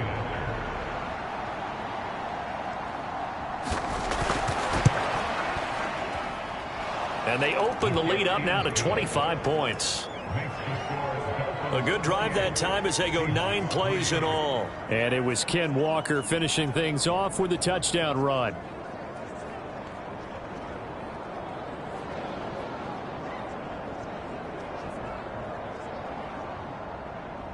The kicking team out for Miami as they will send this one away.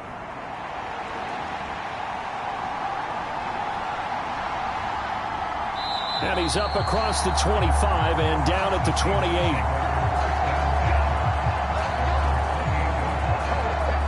The Seahawks offense now, they get ready to head back onto the field.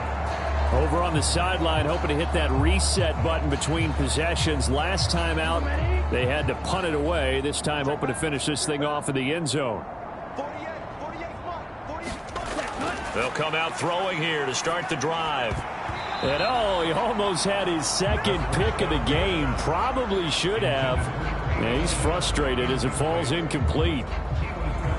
Well, this defense is certainly organized and playing off of each other because the rush is providing pressure and the coverage is forcing incompletions and capital. No, bottled up fumble. It's out. It's loose. But I believe a Seahawk was able to get a handle on this, so this will remain Seattle ball. Much like a running back going through the line, quarterbacks have to be aware of protecting the football as well. He left it exposed that time, wound up having it knocked free, but fortunately had an alert teammate who was able to get it.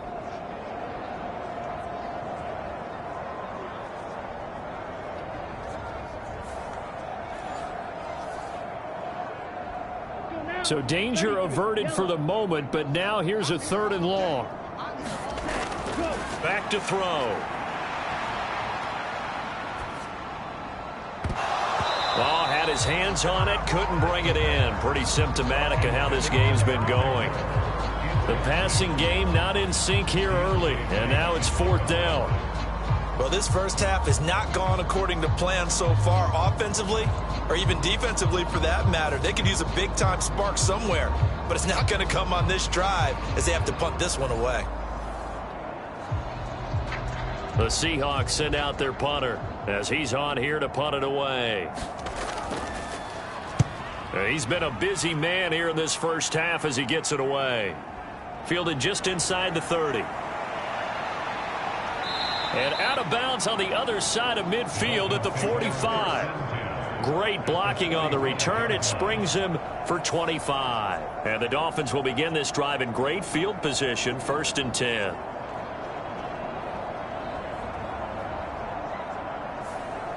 Kenneth Walker headed back out there. He's been good. His guys are winning. So far, the recipe working here in the second quarter. And he doesn't like to just tote the rock.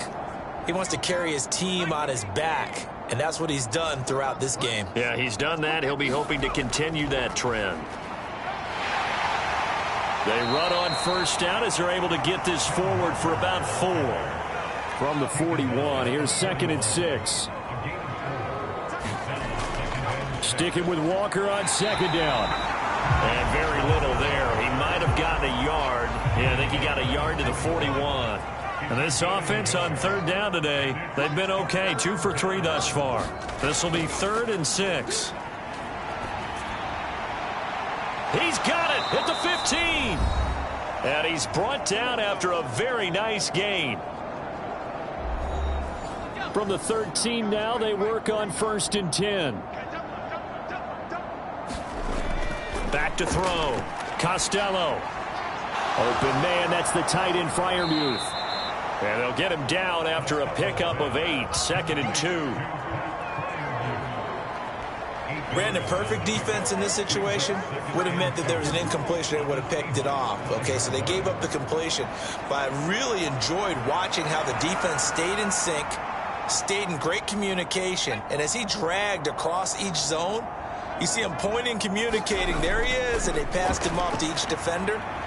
Ended up making a nice play, even though it was complete. And he will take it in for a Dolphins touchdown. A 5-yard touchdown run. And the Dolphins continue to pull away here in this first half. That's a really good decision right there outside of the pocket. You've got to know the right time to shift from passer to runner.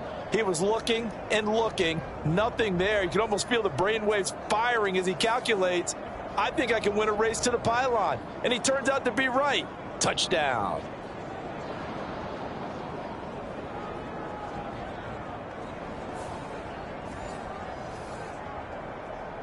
Carlson on for the PAT.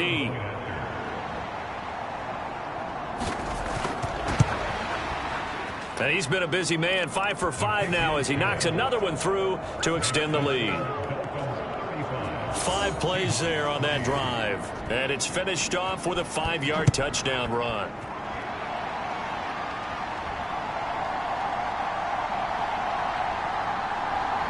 And able to take it past the 25 and up to the 28-yard line. The Seahawks take back over. And Charles, we'll see what they can do here. Not a ton of time left, but enough certainly to get points out of this drive, and they need them right now because they're trailing. Yeah, and this is exactly why you practice a 2-minute drill all through camp and at least one practice each week before a game. A minute left, more than enough time to string a few completions together, reach the end zone, and then make that walk back to the locker room just a little more animated. It'll be a loss of 7 on the sack, and it brings up 2nd.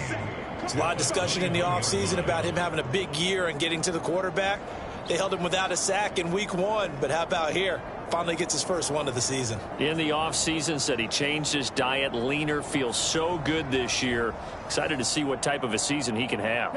Sacks, a growing theme in this first half. This is 2nd and long. Back to throw here. A throw out wide, going to be incomplete. An incomplete pass on that last play, and that means they'll need to come up with something here on 3rd down. It's Mixon on the counter, and he will lose yardage on the play, back at his own 19-yard line. Now the Dolphins going to burn the first of their timeouts, as the stoppage will come with a little under a minute to go in this first half. He's averaging just under 50 yards a punt as he gets this away. That's taken on the 25. Officially, that'll go as a 52-yard punt. Not too shabby. And out will come the offense as they take over. The Dolphins taking over now late in this first half. And with a huge lead already, they may be thinking, hey, our job's complete for these first 2 quarters. Let's get this to the locker room. On 1st down, Costello. And a quick throw here, that's complete. And he goes out right around the 39. Here now, 2nd and 4. Looking to throw. Costello. He'll find Metcalf. And he's dropped just before the line to gain. 4-yard pickup leaves him with 3rd and 1.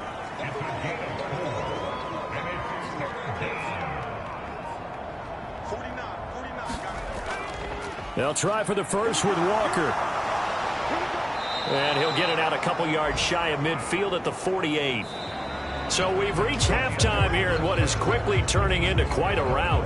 As we'll send you back over to Orlando with our EA Sports Halftime Report, here's Jonathan Coachman. Okay, Brandon, we'll get you back to you and Charles in a bit. But first, it's time for a trip around the NFL following an eventful opening weekend. Let's see what's happening in Week 2. We'll start out with a rematch of that low-scoring Super Bowl 53. the LA Rams looking for revenge as they travel to Foxborough to take on New England. And it's the Rams who have the lead in the second quarter. 2-2 Atwell, a touchdown reception. From there, it's off to Indianapolis to check on the Colts at Lucas Oil Stadium. And they were winners in that one over the visiting Raiders.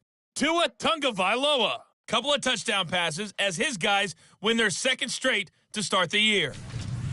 Finally, let's get to the country music capital of the world and see what's happening with the Titans at home in Nashville. And they trail the visiting Lions in that one. Anthony Richardson has thrown a touchdown pass. It was a strong first half for the former Spartan Kenneth Walker.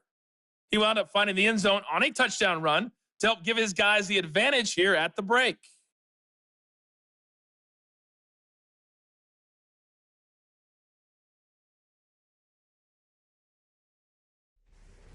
Okay, Coach, thanks as always to you and the gang in Orlando as we welcome everyone back in for quarter number 3. The Dolphins in front, and they'll be in possession of the football first as the second half gets started. Taken at the goal line.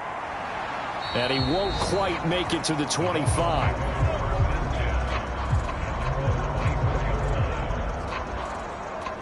Out comes the Dolphins now. They'll go on offense first here in this third quarter.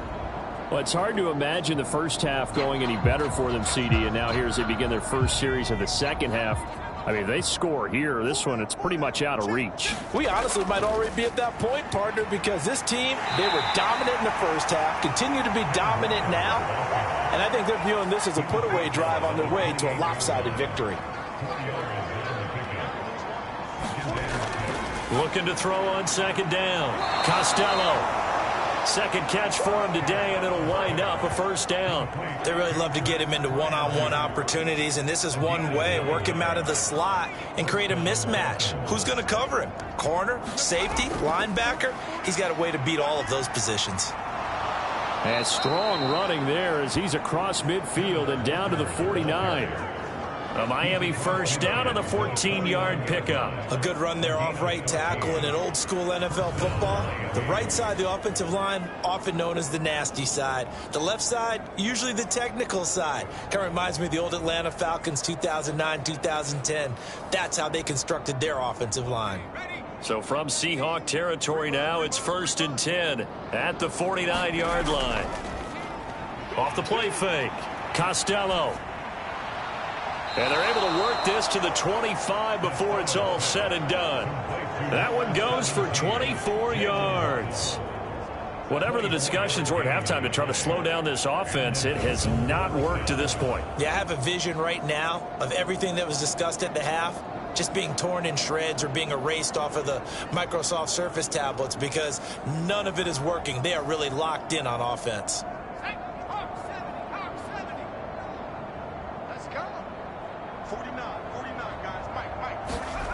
Throwing on first down. Costello right back to Jalen Waddle for another catch. And he will be brought down at about the 6-yard line. It's another first down as they look his way again, this time 19 yards. Now, that's a catch of some significance. It's number 631 of his career, and why that's significant, it ties him with Hall of Famer Raymond Berry. He was one of the most precise route runners at any position during his time in his career. So I think that we're seeing something very similar here. He may not have known Raymond Berry, but he goes about his business the same way. Understands how defenses are going to play, understands where the leverage is, and goes away from it to the tune of 631 catches. That'll bring up 2nd and goal after the gain of 5. Not a big window to throw. Coverage wasn't too bad there. Yeah, they had him under wraps pretty well, but somehow able to muscle his way open and catch the ball. 2nd and goal from the 1.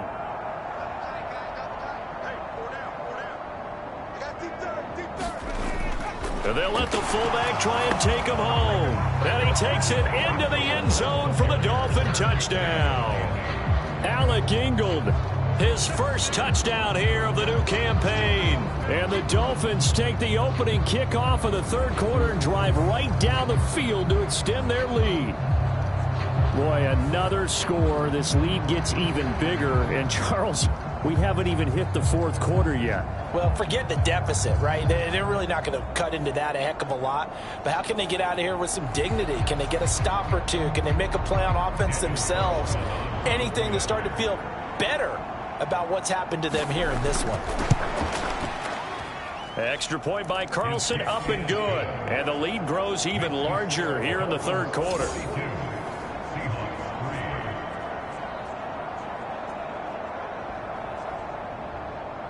The kicking team out for Miami as they will send this one away. This taken in at the goal line. And he'll get it up just past the 20 as his guys will go to work at the 21-yard line. Now we'll see what this Seahawks offense has in store with their first possession of the second half.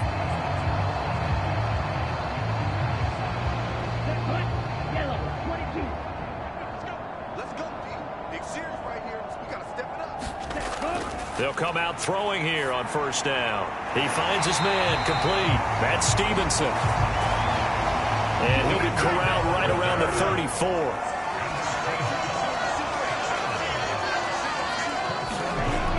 Mixon with a first down carry to about the 35, second down. Nice job there on the tackle. Keep him to the short gain. And, of course, he got some good news this week. He was named AFC Defensive Player of the Week from last week's effort. And part of the reason he got that award, because of plays like that. Not every play is spectacular. Not every play is for a loss. Make the plays that are in front of you, keep it to short gains, and you pile up statistics. Out of the gun now on third down. And he will not be able to hang on through the contact. It's incomplete. The coverage strong, and now it's fourth down. So they're forced to punt on fourth as this one's away. And a nice job here to down this one right on the 5-yard line.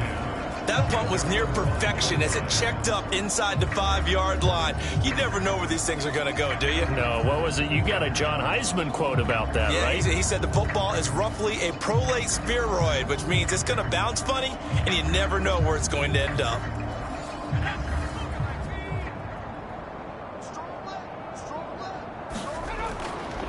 They'll start on the ground here on first down. And he's going to get a solid gain of 9 before being brought down. Second and right at a yard.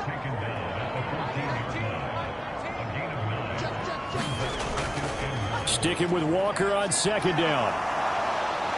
There he goes left side. He's got this almost to the 40 before going out. 101 yards on the ground for him now as he's done that on 15 carries. Boy, where would these guys be without his performance on the ground? That puts him over 100 yards now for the afternoon, and I tell you, he seems to be getting stronger as the day goes along.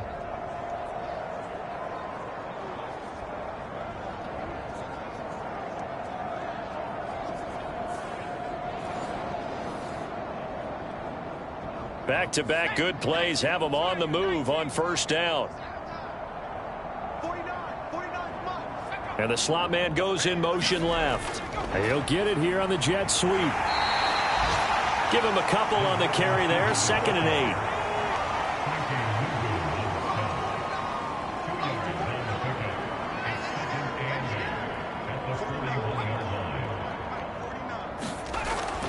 Now they'll switch it up here and look to throw. He completes this to Walker.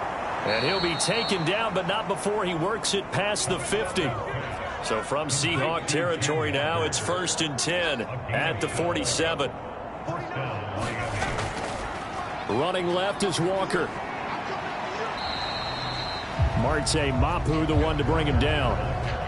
From the 46, here's second and 9. Sticking with Walker on second down. Call it a gain of 5 that time, and they'll be left with a third and about 4.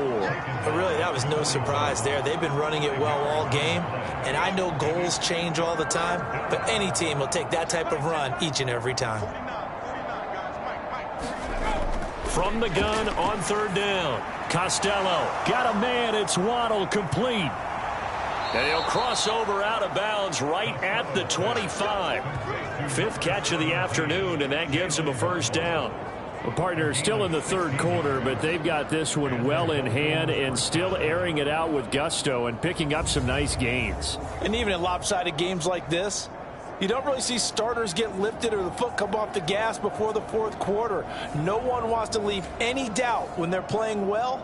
They just want to continue the process.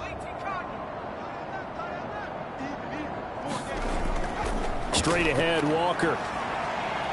And he'll get about 5 here as he'll take this down inside the 20-yard line. 2nd and 5. Back to throw. Costello. And that falls to the ground, incomplete. A nice job of bodying him up defensively. And now it brings up 3rd down. From the shotgun, he'll look to throw. Out route, and he connects with Freiermuth. And he'll go out of bounds in the red zone just inside the 20. The offense staying out. They're going to go on 4th and 2. Needing the tough yards, they run it with their fullback. And, boy, this is going to be close. That mark looks a little short, and he didn't get there. The fullback dive held up short. And the Seahawks are going to take over the football. Here's Joe Mixon as they start on the ground. And able to break one tackle, but then quickly brought down. But a nice little gain. From the 22 now, here's 2nd and 3. He'll look to throw. He finds his man, Sky Moore. 7 yards on the quick slant and a 1st down. They'll drop to throw. That's into the hands of Parkinson, the tight end. This will be stopped about 2 yards shy of the marker. 8-yard gain, 2nd and 2. He'll look to throw. They'll roll him out right. And to the 42-yard line here and brought down there. Under a minute to go in this third quarter as they come up 1st and 10. Running left, it's Mixon. And not much there at all. Maybe a yard up to the 43. Now 2nd and 9. Again, it's Mixon. And he is met in his tracks behind the line of scrimmage. It'll go as a loss of a yard, so now they deal with 3rd and 11. We have played 3 quarters. You're watching the NFL on EA Sports. Back now in Seattle, Washington. And this is a blowout so far as we get set for the fourth quarter. A very one-sided affair. On 3rd down, he'll drop to throw. Trying to fit it into Moore, but it's intercepted. And the return this time will go out to the 42-yard line.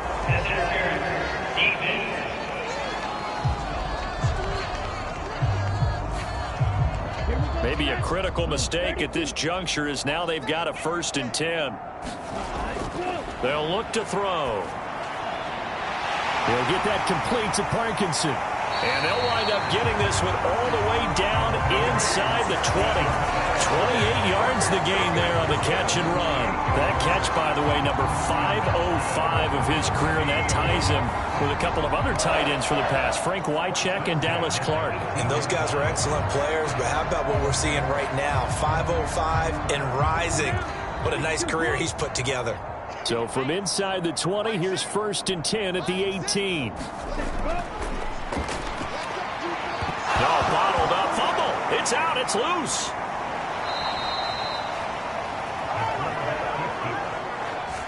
Call it luck or skill, whatever the case is, they're feeling good about just keeping the football there. Yeah, the biggest thing that they're calling it now, our ball. I mean, they don't care if it was luck or skill.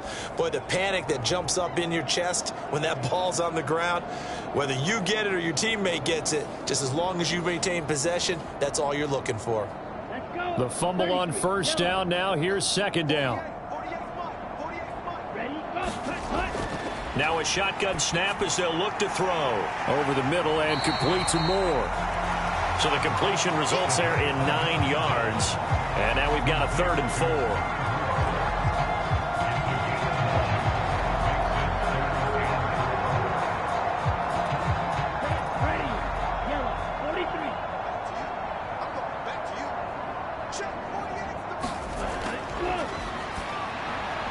to find the open man. That's complete. And the Seahawks are going to have first and goal as they try to finish off this drive with 6 points. This has to go down as one of the simpler routes in the playbook, but oh so effective. Nice completion there. Keeps the sticks moving.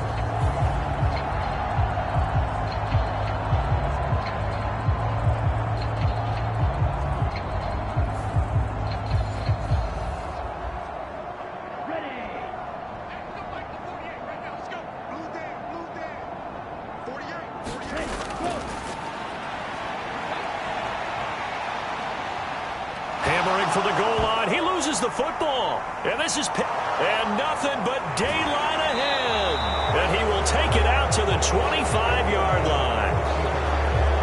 And I don't know that that fumble is going to matter a whole lot. You look at the deficit here in the fourth, it doesn't matter. The coach on the sideline still scratching his head. Yeah, not only scratching his head, but probably writing a note or two about we're going to address this come practice next week, because maybe that's the reason we're down this far. Doesn't matter at this point, but being sloppy throughout the game, not going to help them improve.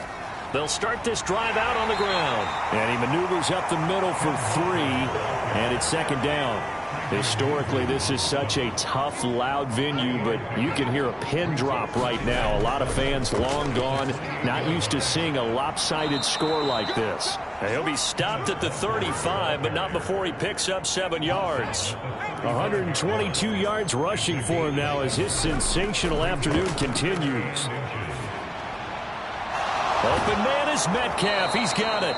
And he is going to have the Dolphins first down, and he'll have it by plenty as they're able to keep the drive alive on 3rd and inches. And I think there defensively, they were so intent on stopping the run that they kind of got caught out of position. This is just a simple pitch and catch for a first down.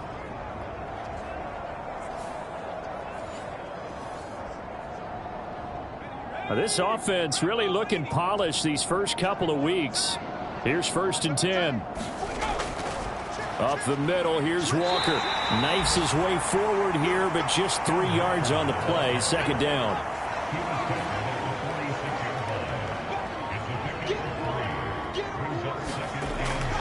Sticking with Walker on second down. And he'll get it down to the 47 here. 7 yards there and a first down.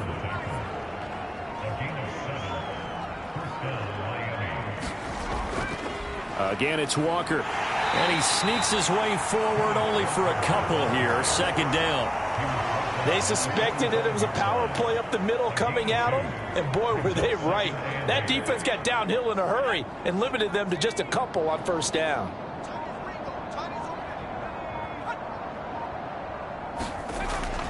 On second down, it's Walker. A yard in the wrong direction makes third down tougher. 3rd down and 9. On this day, the ground has been his, but at least on that individual play, we just saw the defense finally with a win. Yeah, they finally got one, and that's a win for them, but all game long, he's seen the holes, and they've been huge for him. Kind of like a baseball hitter in the zone. The ball seems bigger, and he's just whacking it. These guys, they've got it going today. And the line to gain here is the 37 on 3rd down. They'll bring a receiver in motion right. They'll go with a touch pass here, trying to pick it up. And he's going to be stopped here at the 43, and that is not near enough to pick up the first. That's a nice job there defensively, being able to diagnose that little touch pass. They saw it coming, converged on him before he could get much out of it.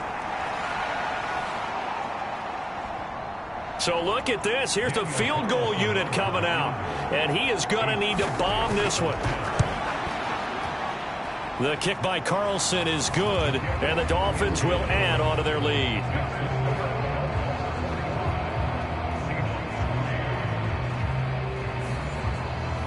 Charles, even as long field goals become more and more common, this is still very rarefied air. Only just over 20 field goals have been kicked from 60 yards or further, and you can add his name to the list now. And as calm as he tried to present himself, there's no doubt there were some nerves as he lined up to attempt that kick. But once the ball was snapped, he just swept the leg and boom, over the crossbar.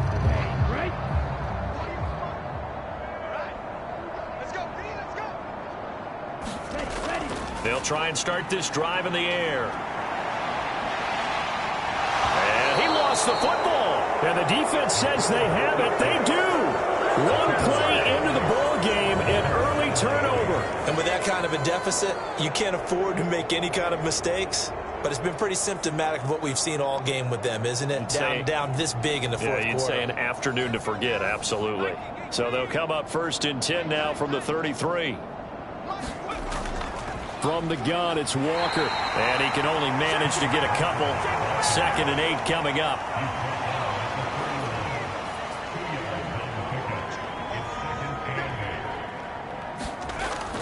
Sticking with Walker on 2nd down. And he's going to get this pretty close to a 1st down as the tackle is made at the Seahawks 24. The offense on 3rd down tonight, 6 conversions and 9 tries. They've done a great job of picking these up. They're looking at 3rd and a few inches. And he's going to get the 1st down here as he's taken down at the 22. Brandon, when a defense just simply can't get off the field on 3rd down, and we all know how important that down is for both sides of the ball, you often feel like you're just a step behind whatever they're doing offensively. And one of the differences in this game, no doubt, 3rd down conversion, and that is going to be a story they'll talk about after this one.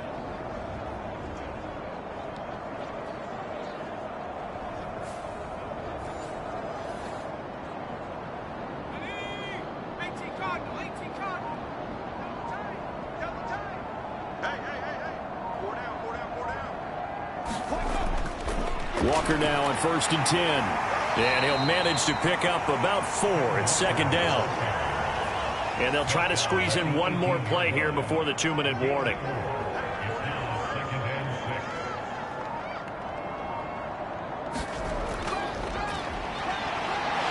And he'll be taken down after a short gain as that takes us to the 2-minute warning. So the Dolphins have it as we welcome you back in. They need 2. Here's 3rd down. Up the middle they run. It's Walker. And all the way down inside the 5 to the 4. They're able to convert on 3rd down, and that sets up a 1st and goal.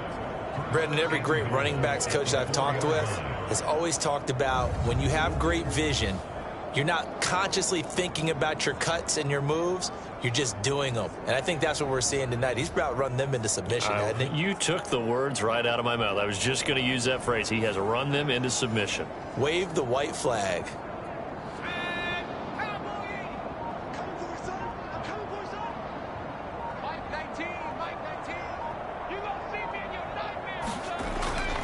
Here's Walker. And he will push his way forward down to about the 3-yard line. Give him 2 yards on that one. 2nd and goal now. All of a sudden, those lanes that were there earlier in the drive dry up near the goal line. That's a good job defensively to diagnose the run and stop it for a very short pickup.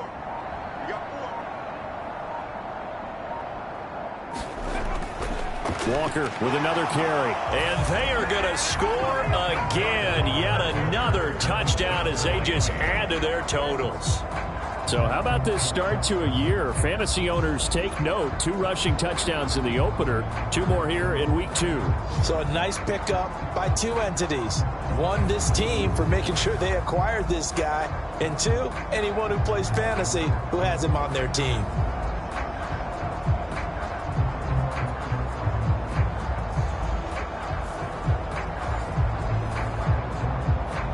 Carlson now to add the extra point.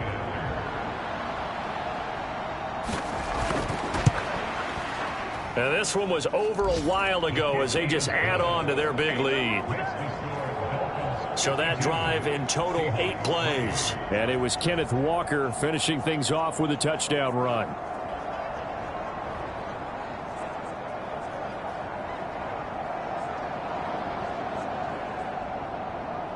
The kickoff unit is out on the field, and they will send this one away. And he'll just sit on this one as their drive will start at the 25. And Seattle now ready to march out of the field. Where we stand right now in the 4th quarter, this one pretty much out of reach. And, Charles, I know they're going to be disappointed about several things with this ball game, but the self-inflicted wounds, they've had several turnovers you would have to think that's going to be something they're going to discuss heavily in the film session in the coming days. You're absolutely right about that, partner, because they're going to have to sit in that film room and watch every error that they made and figure out how to not do it in the future. And mentally, I think a lot of the guys are already starting to think about, okay, how do we put this behind us and get better for the next time out? This, they'll use as motivation for the rest of the time that they play to hopefully never be in this type of situation again.